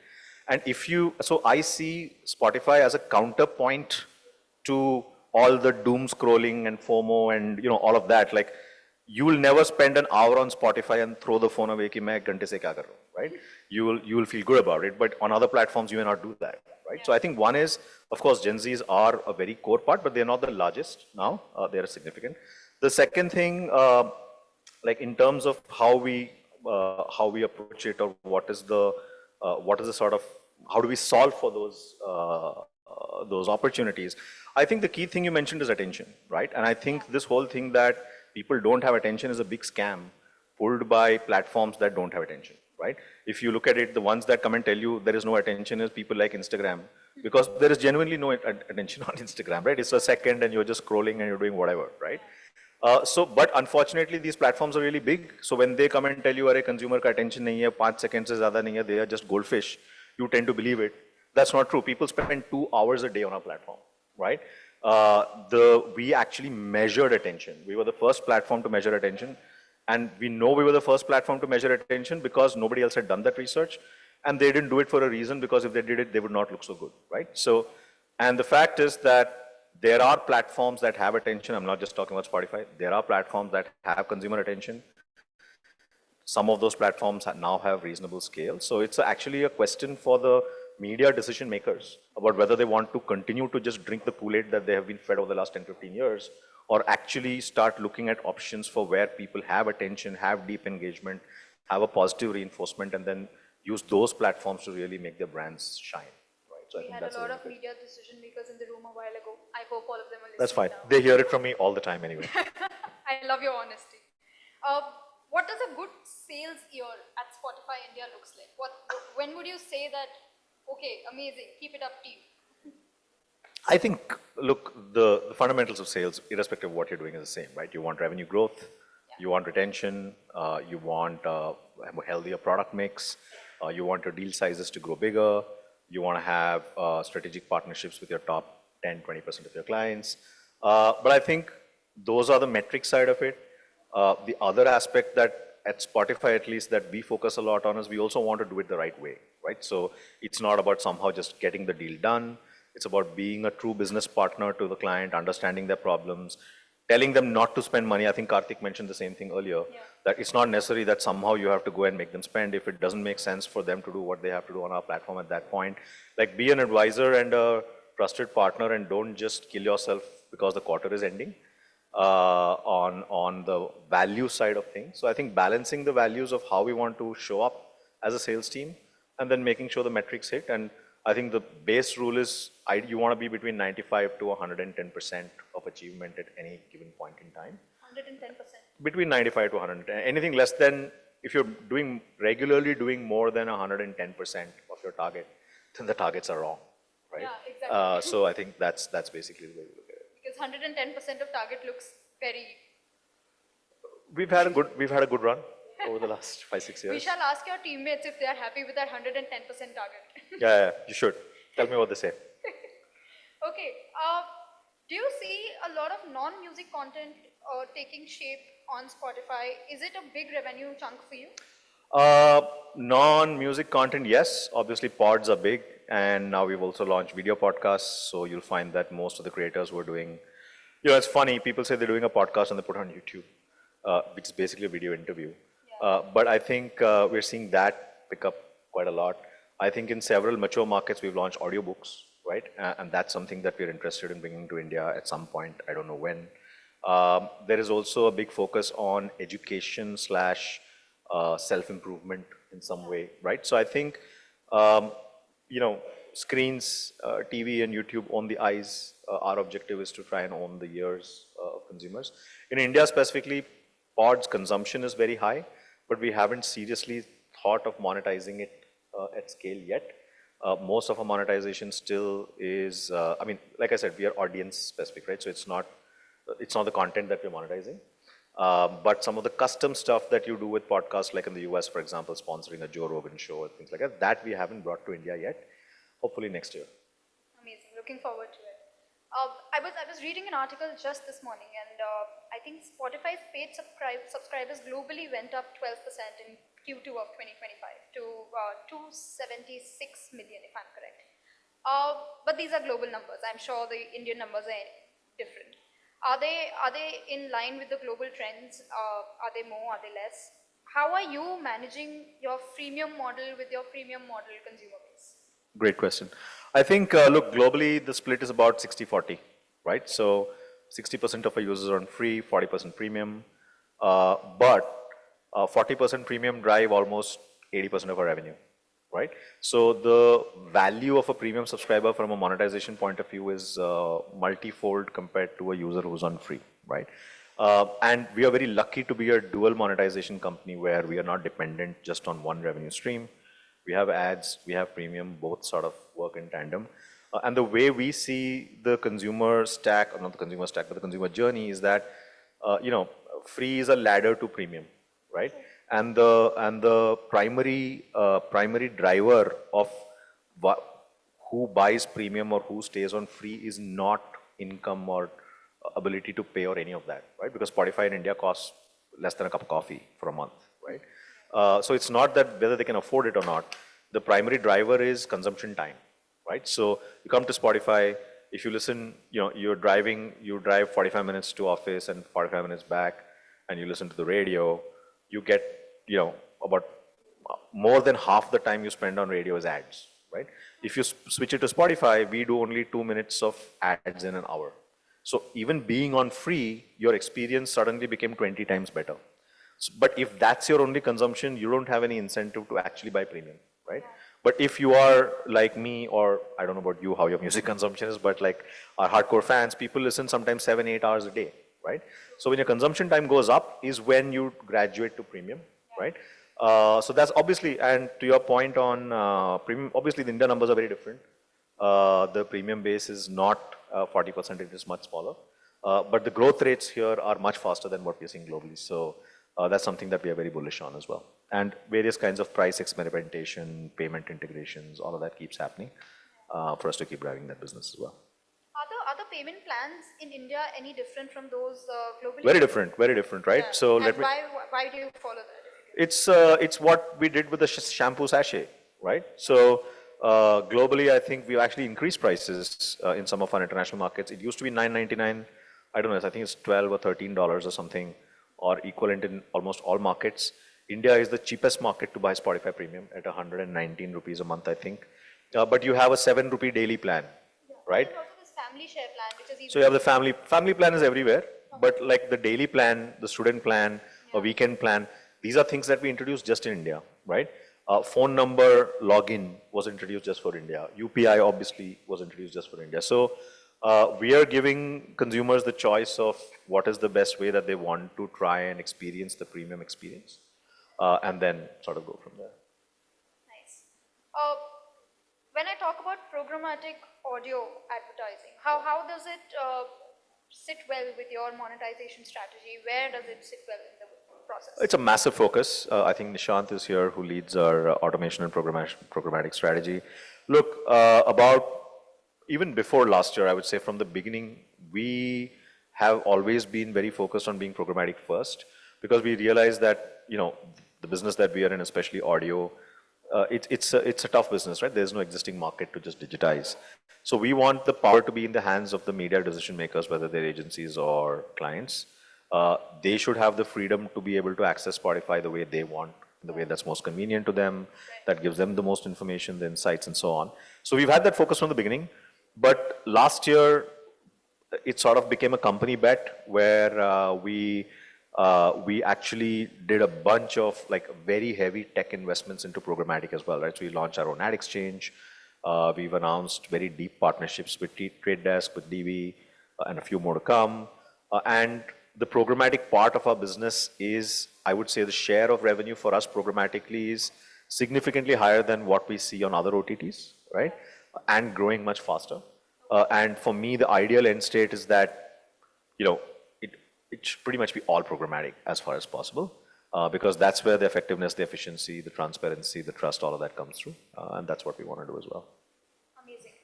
Now, when you talk about reaching every city, every household, the core of India is still tier 2, tier 3 cities, who are even now, I think, dependent a lot on radio boxes and Piracy. Yeah.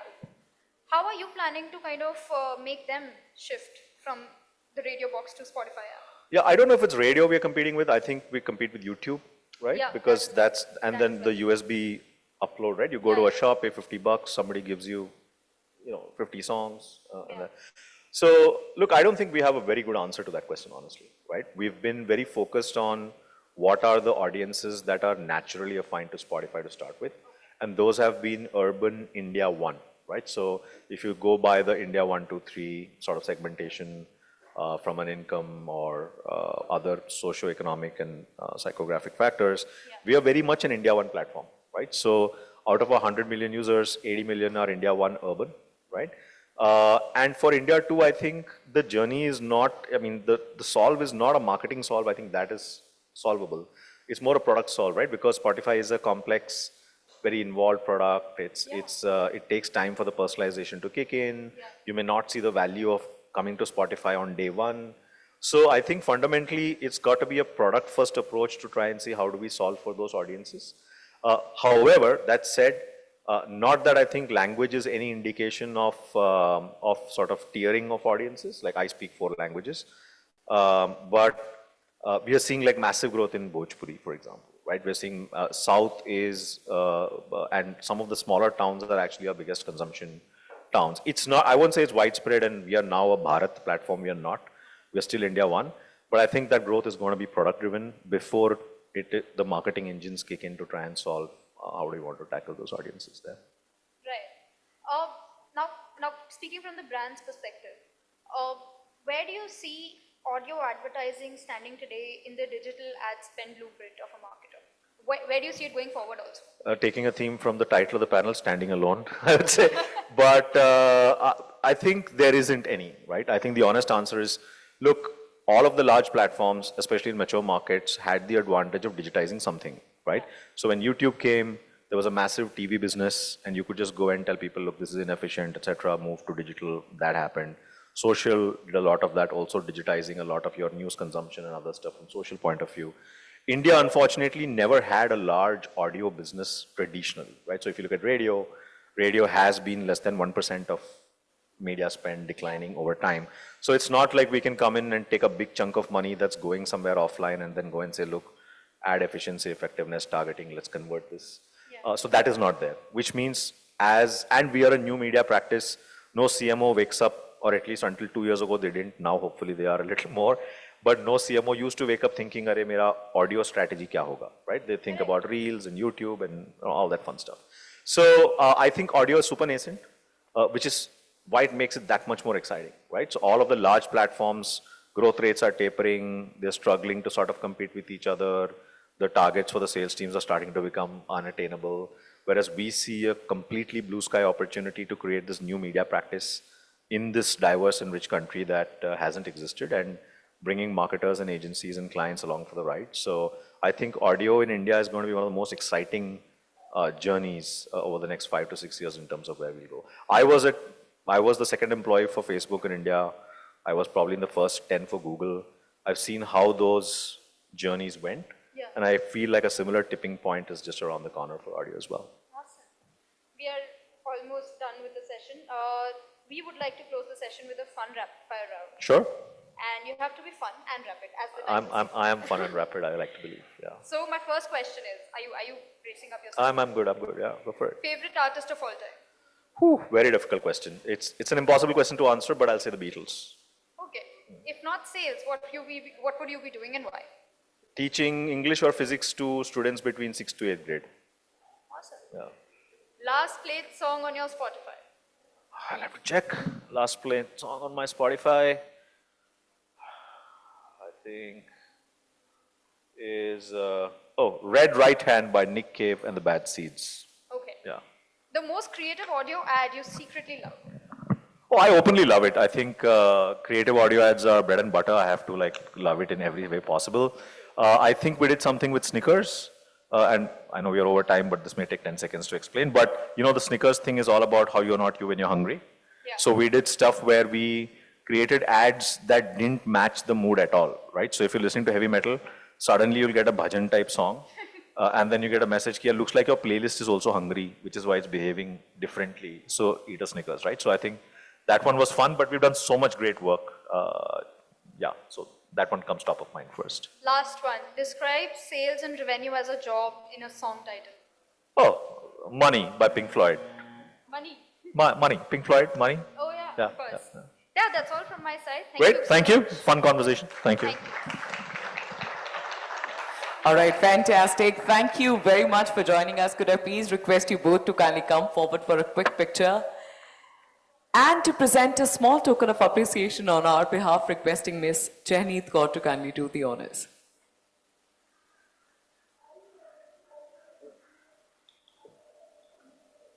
Ladies and gentlemen, a round of applause for Mr. Arjun Ravi Kulani, Head of Sales, India, Spotify.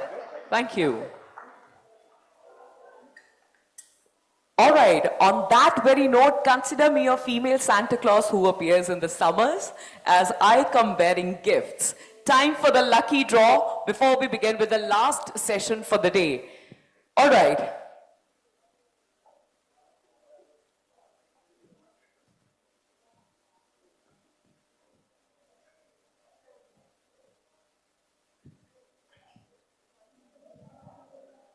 All right. Since we are to find 3 lucky winners from this very bowl, let's quickly pick the name of the first lucky winner, right? So I'm going to take a stroll about in the audience. Right. And pick one.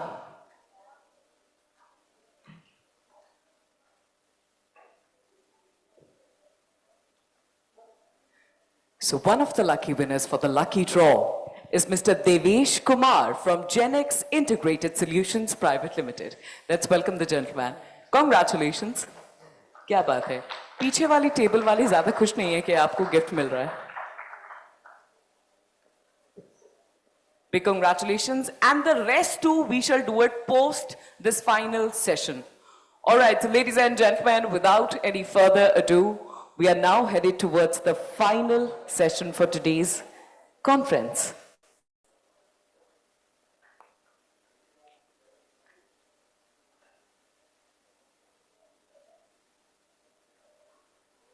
We are headed towards the highly anticipated segment of the most awaited conversation with a leader who's helped scale one of India's most respected media houses. With a bigger, better, bolder round of applause, please welcome the Group CEO at HT Media Group, Mr. Sameer Singh, in conversation with co-founder Exchange for Media, Mr. Naval Ahuja.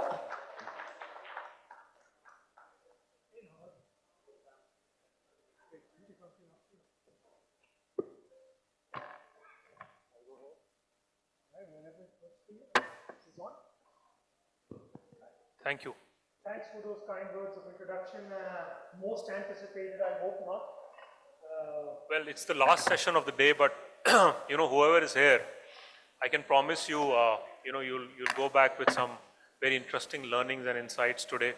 I have a man with me who's fondly known as Sam Singh, for those of you who haven't interacted with him.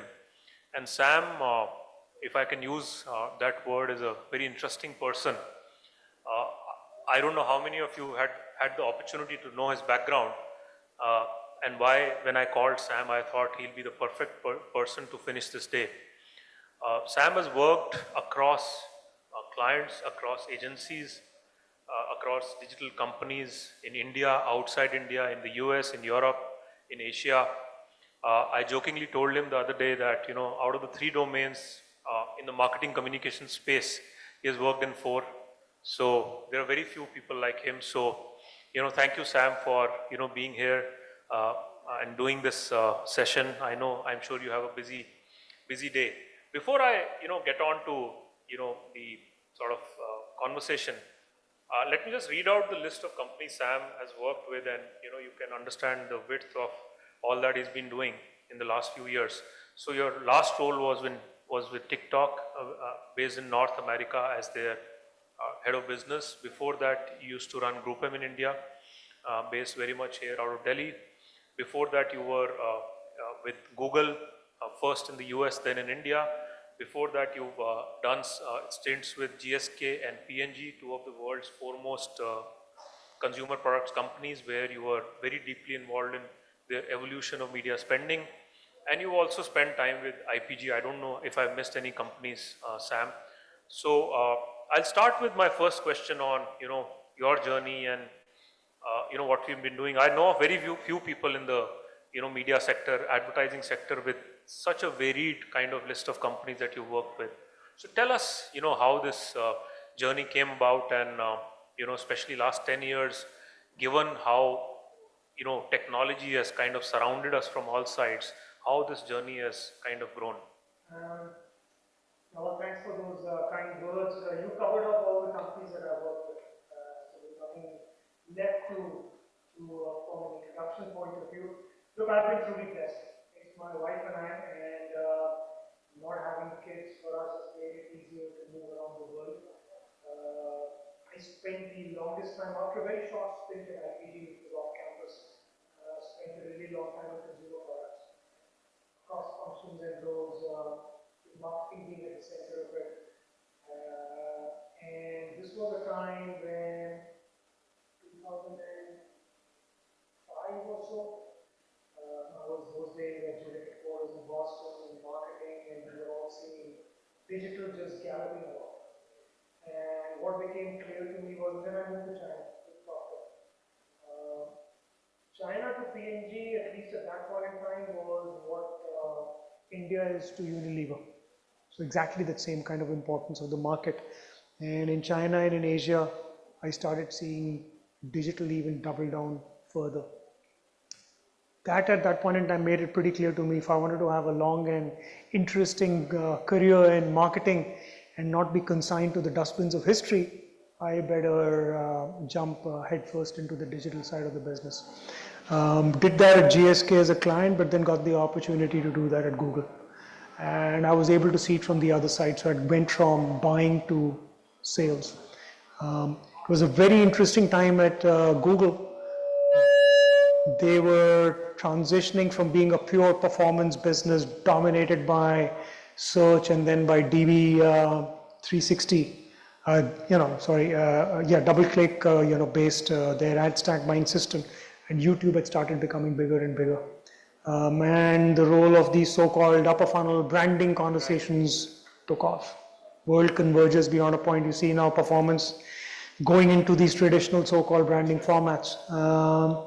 And then from there, it was a hop step to then go back to the agency world, which is where I had started, and then back into technology, and now into back to media. So it's a very interesting journey, and keeps me getting out of bed like half an hour earlier every morning, and as long as that works, it's great. Fantastic, yeah. And now, running HT Media, which is one of the oldest, most trusted, news brands in India, and to kind of reinvent it for the new digital age, I'm sure it's a hell of an exciting job. Let me, focus a bit with you on, what's happening with consumers, because eventually for brands in the media and outside the media space, that's the most critical aspect. And you work with, brands in the consumer space, brands in the media space now, with TikTok, with Google.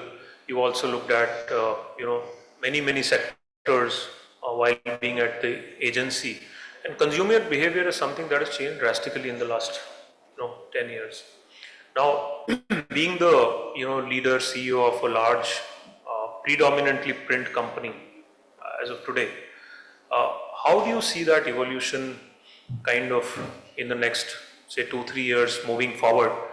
And what is the role, what are the few key areas that brands need to focus on across sectors to kind of keep pace with the changing consumer behavior? Yeah, no, it's a fascinating question. You'd be surprised with the contribution of digital to the overall HT group. It's quite significant and growing. Look, with consumers, and somebody asked me this question when I was joining HT, like, why are you joining HT? Print, legacy business, what's going on? After working at TikTok, which is at the other end, why this movement? I was on the board of the company for a really long time. I think India is one of those few markets where the print journey, the print conversation, the role of print is yet evolving in a positive manner. What I call functional literacy, the actual ability to read and write, as against the census definition, that is still penetrating down the pyramid. Disposable incomes are still rising. And as you go into sometimes outside of the metros into smaller towns in the hinterland, you actually see print doing rather well. There is, I think, another aspect that's happening, and this is a worldwide conversation that's going on, which is across media, which is the role of truth. and the role of trustworthiness in conversations. Counterintuitively, it's also the same desire that has led to the growth of podcasts in the US. That's right. Long form podcasting, 1 hour, 2 hour, 3 hour, because people are trying to reach out and have fewer interactions with whomsoever they consider trustworthy and interesting, doesn't matter where it comes from. So I think that's something which plays well into the hands of, I would say, content creation ecosystems. I won't say a print company or a digital company. Content creation ecosystems where trust but verify is an inherent credo. And I think events of the last 2 months with all that happened on, like at the border, just reinforced the role of content and news which is substantiated as against the most sensational. So I think that is something which continues to rise. The other one which really surprises at times is the role of involvement, immersion, engagement, formats that do that well, formats that have an element of surprise and scale, formats that give you impact, and print and television in their own ways are bouncing back in that. Yeah. Television, you see that happening in the US a fair bit with new and interesting ways of connecting with OTT and measurement and personalization, those playing out. I think with print you're seeing interesting ones, especially with innovation. Different kinds of inks like photochromatic, hydrophobic, hydroscopic and all that kind of fun stuff. Fragrance based. Yeah. Fragrance based, there you go. And as long as a medium has the ability to surprise and engage, there is a role for it. Yeah, I mean, innovation, I think print has really innovated in the last few years, and especially if you look at a country like India, I think it is the only large economy where advertising on print is back to pre-COVID levels in absolute numbers. Of course, the share might be changing because the market is growing, but in absolute numbers, it has not come down, unlike most of the major economies where the absolute numbers are down. And there's a reason, as you enumerated, literacy rates are yet to catch up fully. There are still people who are fully hooked on to print, and most importantly, the holy grail that most brands chase, which is trust with consumers. Today, you talk about FMCG companies, you talk about companies in the BFSI space, everybody is talking about trust, how to create trust with consumers. And a lot of legacy media brands, especially in the news space, already have that in their DNA. Yeah. Right? So it is about, how you kind of reinforce that trust and kind of climb the ladder. Having said that, there is another very challenging, aspect of growth of digital, which is, this new wave of AI generated content. Yeah. I was having a chat at lunchtime with somebody, a CEO of an agency who was here, Karthik Sharma actually was here, and he says his client recently presented on a review meeting how one of his marketing team members created a 30-second ad using a AI chatbot, something that would earlier take months and crores of rupees to do. And that's, while it is beneficial, it is also a threat to a large number of media companies, because content generation is your primary kind of business. So how do you, both as the CEO of HT as well as somebody who's worked across brands and companies for so many years, look at this evolution of AI generated content? There are 3 or 4 very kind of related but different angles to it. And this conversation is only going to become more complex before it simplifies. What do I mean by that? I think there is one aspect which is of assisted versus generated, right? You see it happening in newsrooms today globally, where more and more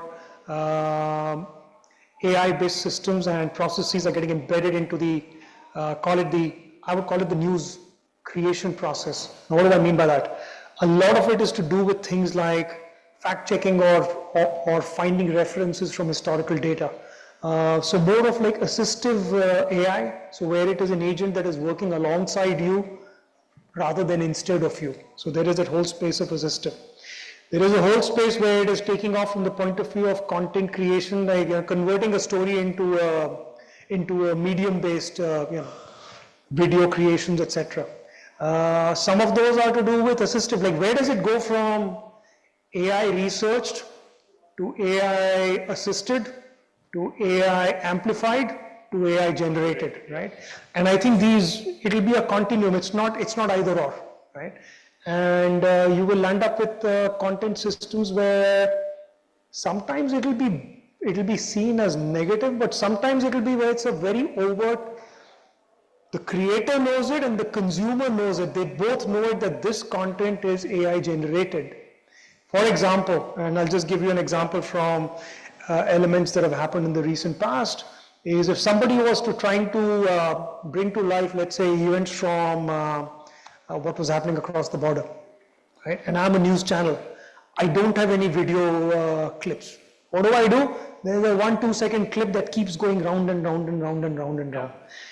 Instead of that, if I say that I'm going to create the whole thing in a Japanese like manga comic style, right? And I'm going to make the narrative because I know the story, I don't have the visuals. And that is what I use to convey the story, right? Convey the news, convey the information, where it is very clear to everybody that the style of storytelling is now assisted and generated, not the story itself. I think it will lead into very, very interesting spaces.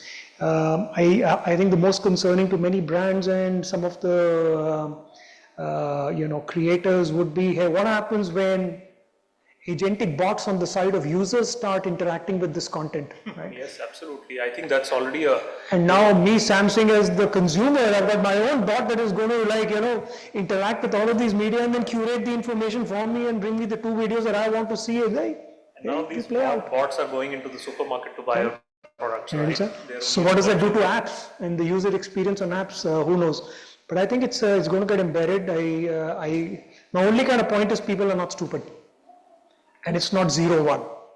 And it will be more about, yes, I can see that there is AI in this interaction, but that is okay. I'm giving it the permission to interact, because it is, at the end of the day, it's about enhancing the experience.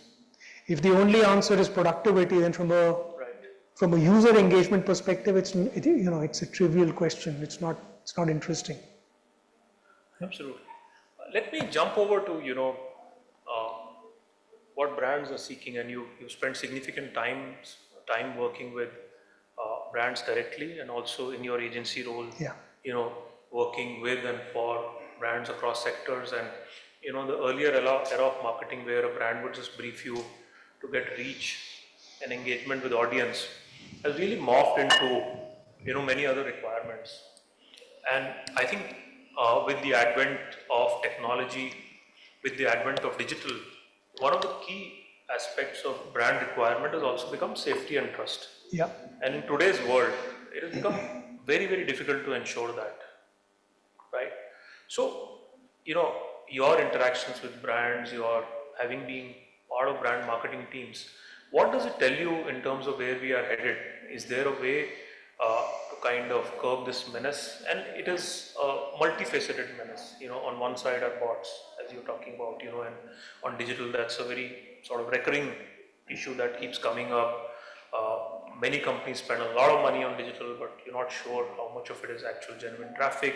On the other side, there is also safety issue in terms of, who is exposed to your content, where you're placing that. And third is, of course, trust about, the information that is being put out. So how does a brand go about kind of dealing with these issues and ensuring that, they tick these check boxes correctly? I'd say stay with print. It's pretty trustworthy a medium. Brand, yeah, I mean, of course. Brand, right? What you mean is a trustworthy brand. As you said, there are 3 or 4 very, very different and distinct facets to this trust conversation, right? One facet is about, hey, bring my message out in an environment where I want my brand to be seen, right? It's kind of at the other end of the spectrum, from really high-end premium super luxury brands that want to be seen in certain very glossy magazines and on the red carpet, because that is the environment where they want their brands to be seen. And then at the other end, you have brands that are really playing powerfully in the digital space, saying, ensure that I'm not next to content which is either distasteful or harmful to my brand's communication, right? I think this is a conversation and a problem that happens a lot more in in mediums and places where it is based on UGC, right? User-generated content. And that is a problem that brands always have. And those are conversations that have always happened and continue to happen with any digital medium which is into gathering content at scale instead of creating their own content. And, and then packaging and bundling that for brands. And you'll always find third-party measurement systems and gates that then start playing a role on behalf of brands to ensure that there is an element of discipline around this. I think there's another part of it which is also about trust, which is about are you really delivering for me what you promise you deliver, right? There is the whole bot conversation. Elements of that would play out sometimes in print, which was, hey, is the circulation really what you claim it is? So I think it has its own different formats, and it plays out in television, that is anybody measurement, and so are you supplying to me what you are charging me for? And then it's on the ROI side, right? That I don't care about all these intermediate metrics. Are you really delivering to my top line what you promised you would? And that's why you find that sometimes performance marketeers who have the access and visibility to data on their own side and can really measure short-term impact of advertising, they really don't care about these intermediate metrics. They say, I don't care about viewability, verification, all of this stuff, because I know finally are you delivering or not. So I'm bypassing these intermediate metrics. So I think that's an element of trust which plays out there. By the way, I have not come across a single marketer who does not believe that they are a performance marketer. It's a very interesting one, and I remember back in the day when I used to be at Procter & Gamble, and one day I was having a conversation with the global CMO. He's still the global CMO, Mark Pritchard, and those days I was also running models for P&G in Asia. And he turned to me and said, Sam, we are a performance marketer. I said, what do you mean? No, the industry thinks we are a brand marketer. He says, no, like every dollar that we invest is based off performance metrics. It just so happens that in their case at that point in time, it was mixed models and not real-time mixed attribution or last-click attribution, but it's a performance business. You talk to real estate today, right? You put out an ad and they then look at how many calls came in using the number that was in the ad. So the concept of that there is a brand marketeer is, I think it's a oversimplification of how brand marketers think. So I think there is that part of it. And the last part of this whole conversation is, I think, around holistic solutions. Brands want to tell a story which touches multiple points because they realize consumers are across primes. How can they have partners, and agencies love it. When they speak to us, they love the fact that we are across multiple media, right? TV, not TV, digital, print, but also radio. Yeah. And they say, look, you guys are uniquely placed, come back to us with holistic propositions that touch across. It helps us, it simplifies things. So that's how I see it. I mean, I'm also going to come over to crossovers in media, but before that, let me go back to your point on performance marketing. It is very interesting what you mentioned. I recall two conversations in the recent past, one with the CMO of HDFC Bank, because BFSI as a sector really started spending heavily on digital. Most of it was so-called performance marketing, and this distinction between spending on brand building and spending on performance is kind of fuzzy. Everybody follows their own definitions in some way. His view was that when I even sponsor IPL, for me it is performance. It has to move the needle for me in some manner, visible, quantifiable needle, not just on brand affinity going up. HDFC is a very well-known brand. We already have affinity in the market vis-a-vis our competitors. I need to see the needle moving. Cut to a recent conversation, in fact, at our technology conference 2 weeks back, the CEO of HUL, then CEO of HUL, Rohit Java, made a comment that for their company, 50% of the ad spend is now going on digital, which I presume a large majority is performance because that's how they're spending. Do you think we are falling into the trap of over-investing in performance marketing? Because by definition, a lot of it, for a lot of companies, is very short-term oriented. See, for a lot of companies, especially D2C businesses, we got to realize that what we call marketing is actually a sales channel for them. Right? And they see it as cost of sales, right? It's another channel. I spend money on digital. You will find in those companies, digital investments and digital spending is not a line item under marketing. It's what drives revenue. The CEO will personally be looking at those numbers twice a day, right? And I think for many of those models, what they get out of it from a medium term, longer term brand equity building is almost an additional extra. Because mentally they are thinking of it as a cost of sales, right? You find conversations with many of the D2C sellers, they say, you know, what's the budget? They say the budget is infinite as long as the, you know, as long as the ROI is there. Absolutely. Why? Because it's a sales channel, right?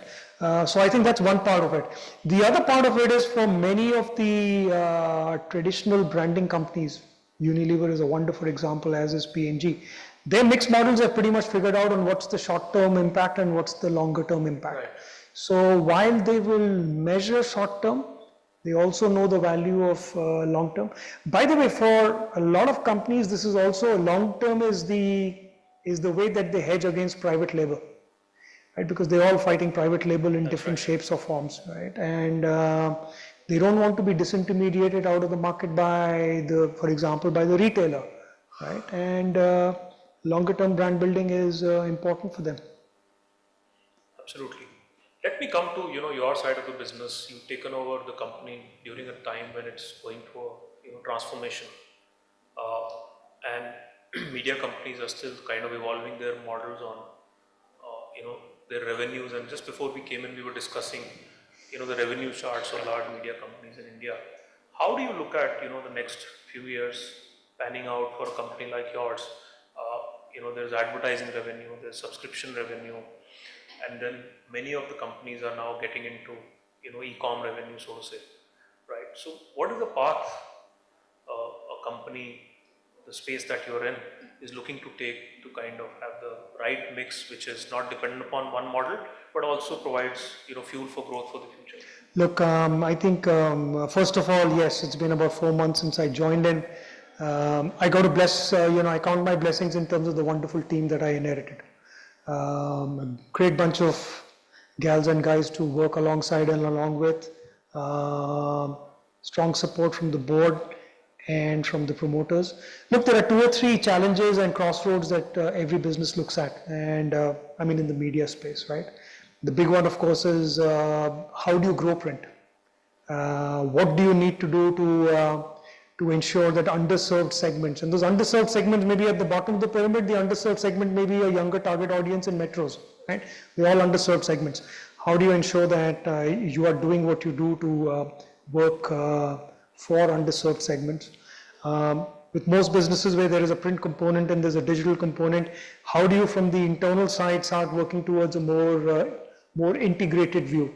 It could be an integrated newsroom, it could be an integrated direct to, like a DTC model, or the GTM model, in terms of go-to-market and sales systems. So that's another part of it. Digital side, I think there are 2 big questions that most businesses are asking, and this is wider than media. First one is the right balance between transactions, subs, and advertising, right? And the other one is what's the role of direct through web versus through app, right? And on top of that, you layer out by what's happening with intermediate models like search driving traffic as AI becomes more and more prominent. What will be I wouldn't even call it equilibrium, but what will be some of the emerging and sustainable models for driving a win-win between AI systems and call it content creators? Right. I'm largely using the term content creators beyond news and media, and these are going to be emerging. So in this highly fluid marketplace, not to even talk about the general AI related issues that land up with any enterprise in terms of enhancing effectiveness versus controlling costs and improving productivity, which is for almost any sector. How do you ensure that the bets that you are taking are smart, are nimble, you're not getting locked down too fast and too hard, yet where you see green shoots, you're able to fund. bringing in some of those startup kind of principles of management into large companies that have been there for a long period of time, into systems where efficiency and zero defect. At the end of the day with the newspaper, if you make a mistake in your news and then it's printed and it is out there, it's gone, right? So you have to eliminate error towards a model of quick iteration, fast-paced change, test, learn, A/B testing, all of that stuff. How do you get those two cultures working together? And there's no right or wrong. Just every system has its own equilibrium there. Before I get to my last question, one quick one. In the afternoon we had a session on what's happening in the news space and the impact Google is having. Google, especially AI, is having on the sort of earning models of news companies. What's your view on that? What do companies like yours do to kind of keep the growth of digital intact while companies like Google sort of through their AI systems mine so much data and through Gemini and so many other bots provide the same information and start competing? Yeah, look, it will play out at 3 or 4 levels. One, active conversations that companies like ours need to continue to have with not just with Google but all the key players in the AI space. You have to keep talking. I think that's one point. The other one is how do you also get them to share more revenue? I think that's a byproduct. First, just have conversations. Where are they headed? What's the model that they are looking at? Because guess what? While we are seeing it from one side of the coin, the other side of the coin that they are looking at is what will be our sources of information. They are now looking at moving beyond just using data to train LLMs into how do I actively curate, become a gateway, land up creating and participating in an ecosystem that is a sustained win-win. Otherwise, very quickly you will find that the creators of content start dwindling away, and then the only data that a model is training on is data that's been created by other models, and that just results in noise in the system. So that's a conversation that's that's going on. The second challenge that a lot of players are and almost everybody's dealing with is how do you start owning more of the relationship with your readers, right?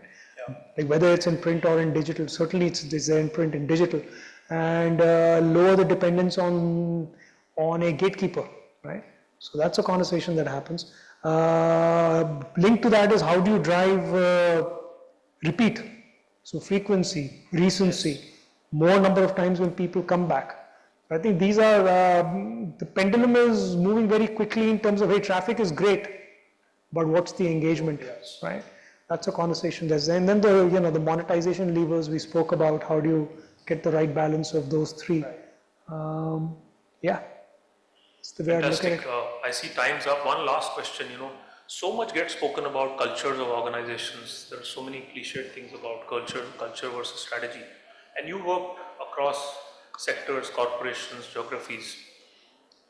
What kind of culture do you think is best suited for companies that have been around for decades, like HT Media has been, and also in a space which has, put mildly, been a tough space, last few years especially. So from a cultural standpoint, what are you looking to do, next few years, which gives wings to the sort of growth engines of the company? Look, I look at 2 or 3 things when I look at culture. The first thing I look at is team and people in a team who have an extremely high sense of curiosity, right? And usually people and companies that are curious are also people and companies that are very humble. Because it's only when you're humble, you have an innate belief that there can be good things outside that I need to look at. Hubris sets in very quickly when systems start believing that all goodness resides within, right? So I think that's one point. And by the way, like large companies have done it really well. Companies like Unilever, P&G have always had an ingrained model of speaking to consumer, she's the boss. That is just another manifestation of people outside know better than people within. In today's tech world, it's called crowdsourcing. There's nothing but the same thing. You've got to look out. The other part of it is, I think, the link to that is, okay, so you're curious, you've learned, but then what are you doing about the learnings? So how do you have a very high focus on test and learn, right? So that's the second part. Third part is having the ability to figure out your testing and learning, but which ones are you scaling?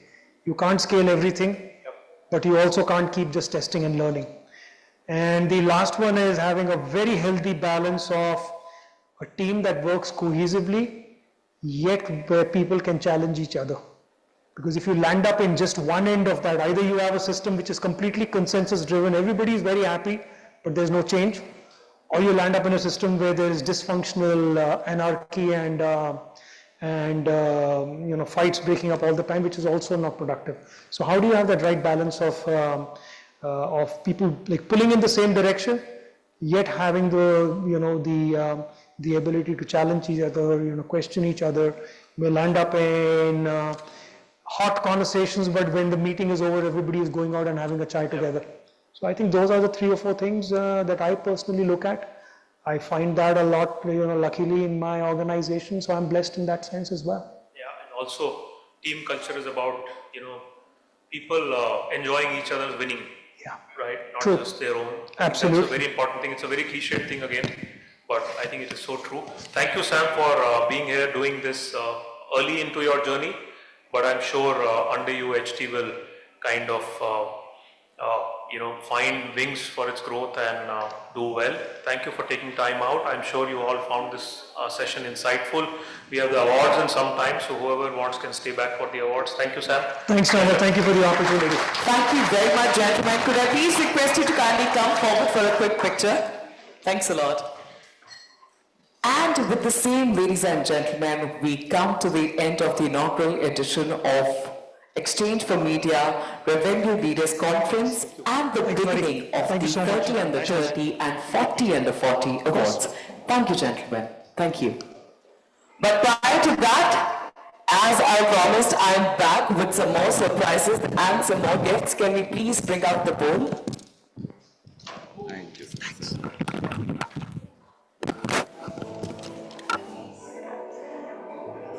Now, how would you prefer for this to go? Let me tell you, apart from the lucky draw, we still have the WhatsApp Community Challenge that you are to take. But for now, we are to pick the next lucky winner.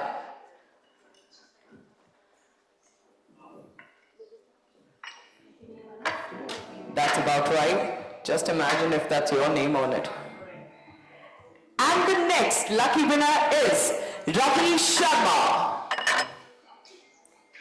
Mr. Ravi Sharma from RV Pro Private Limited. Are you here with us? Not here with us at the moment. That means invalid. Quickly moving on to the next one. If you're smiling at me, I can definitely not approach you.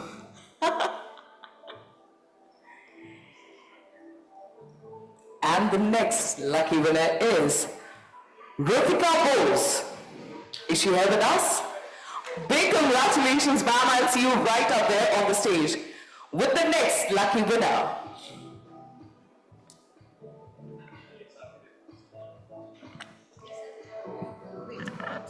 ImSoft Sheikh Amanullah. Fantastic. I'll see you on the stage as well. And to present the voucher and the gift to the lucky winners, joining us on stage is the Regional Account Director, North Exchange for Media. Please welcome Ms. Ekta Sood.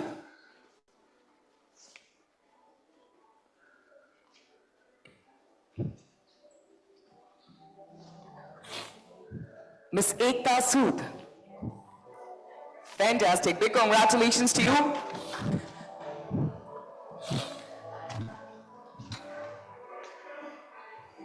And just to unveil what is there inside this package apart from the gift, can we quickly take a look at this fantastic voucher from Fab India?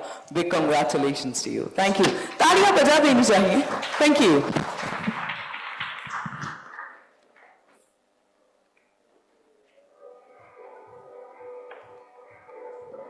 And I'm certain that you all are ready for the WhatsApp Community Challenge.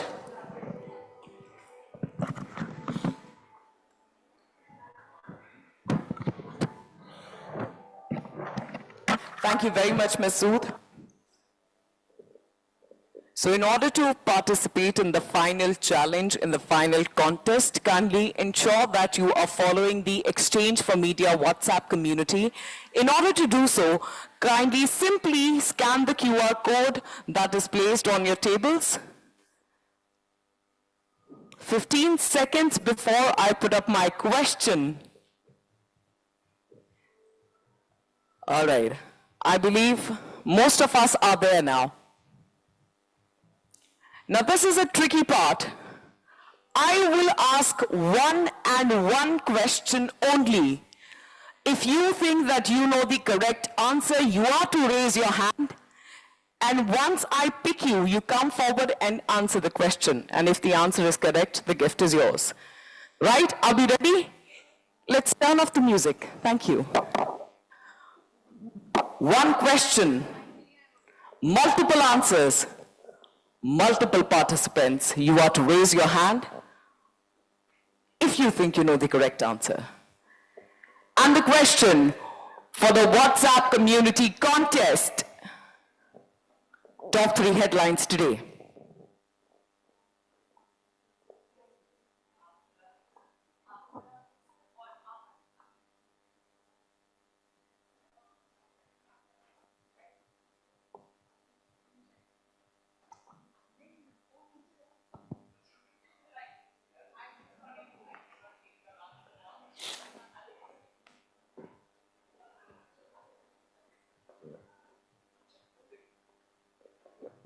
Fantastic, it's working. तो phone नीचे रख दीजिए.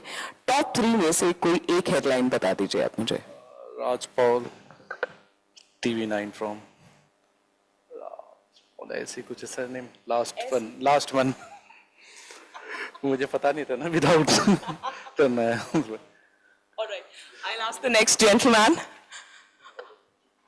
All right, we can allow the phone. Well, that is going to be a game changer according to your top 3 headlines. I can make do with 2 as well. From the Exchange for Media WhatsApp community. In general, otherwise मैं आपको scan क्यों करवाती sir? Right? Okay, over there, quickly. I have 3 prizes, so take your time. Aditya Raj has stepped down from TV9. Aditya Raj has stepped down from TV9. Well, that is the correct headline. Big congratulations to you. You are one of the winners. हाँ जी, open book viva देकर भी कैसा लग रहा है आपको? ONDC appoints Sunil J. Singhi as independent director. I don't think that I can allow this. Anyone else without a device in their hand, they can tell me any top 2 headlines from the Exchange for Media WhatsApp community. Marico Group has got the contract of media. Well, that is correct. One more. Mr. Sunilji Singhvi has appointed as a ONDC independent director. Kya baat hai, fantastic. Well, big congratulations to the 2 lucky winners from the WhatsApp Community Challenge. Could I please see you gentlemen on the stage? Let's bring out the gifts.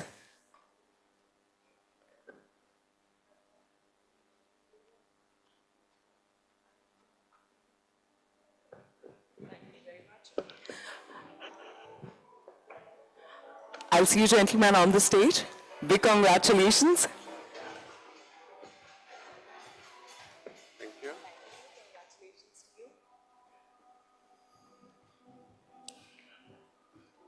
और इससे पहले कि आप में से कोई डंडा लेके पार्किंग लॉट में एमसी को ढूंढे कि वो कौन है जिसकी वजह से चाय के कप में देरी हो रही है, ladies and gentlemen, can you join us for a cup of tea or a cup of coffee?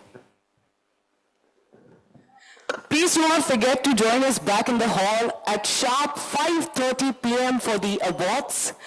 I believe some of our attendees need to re-register themselves to be a part of the award ceremony. For the same, kindly get in touch with our volunteers at the desk right outside. Thank you very much and have a wonderful evening ahead.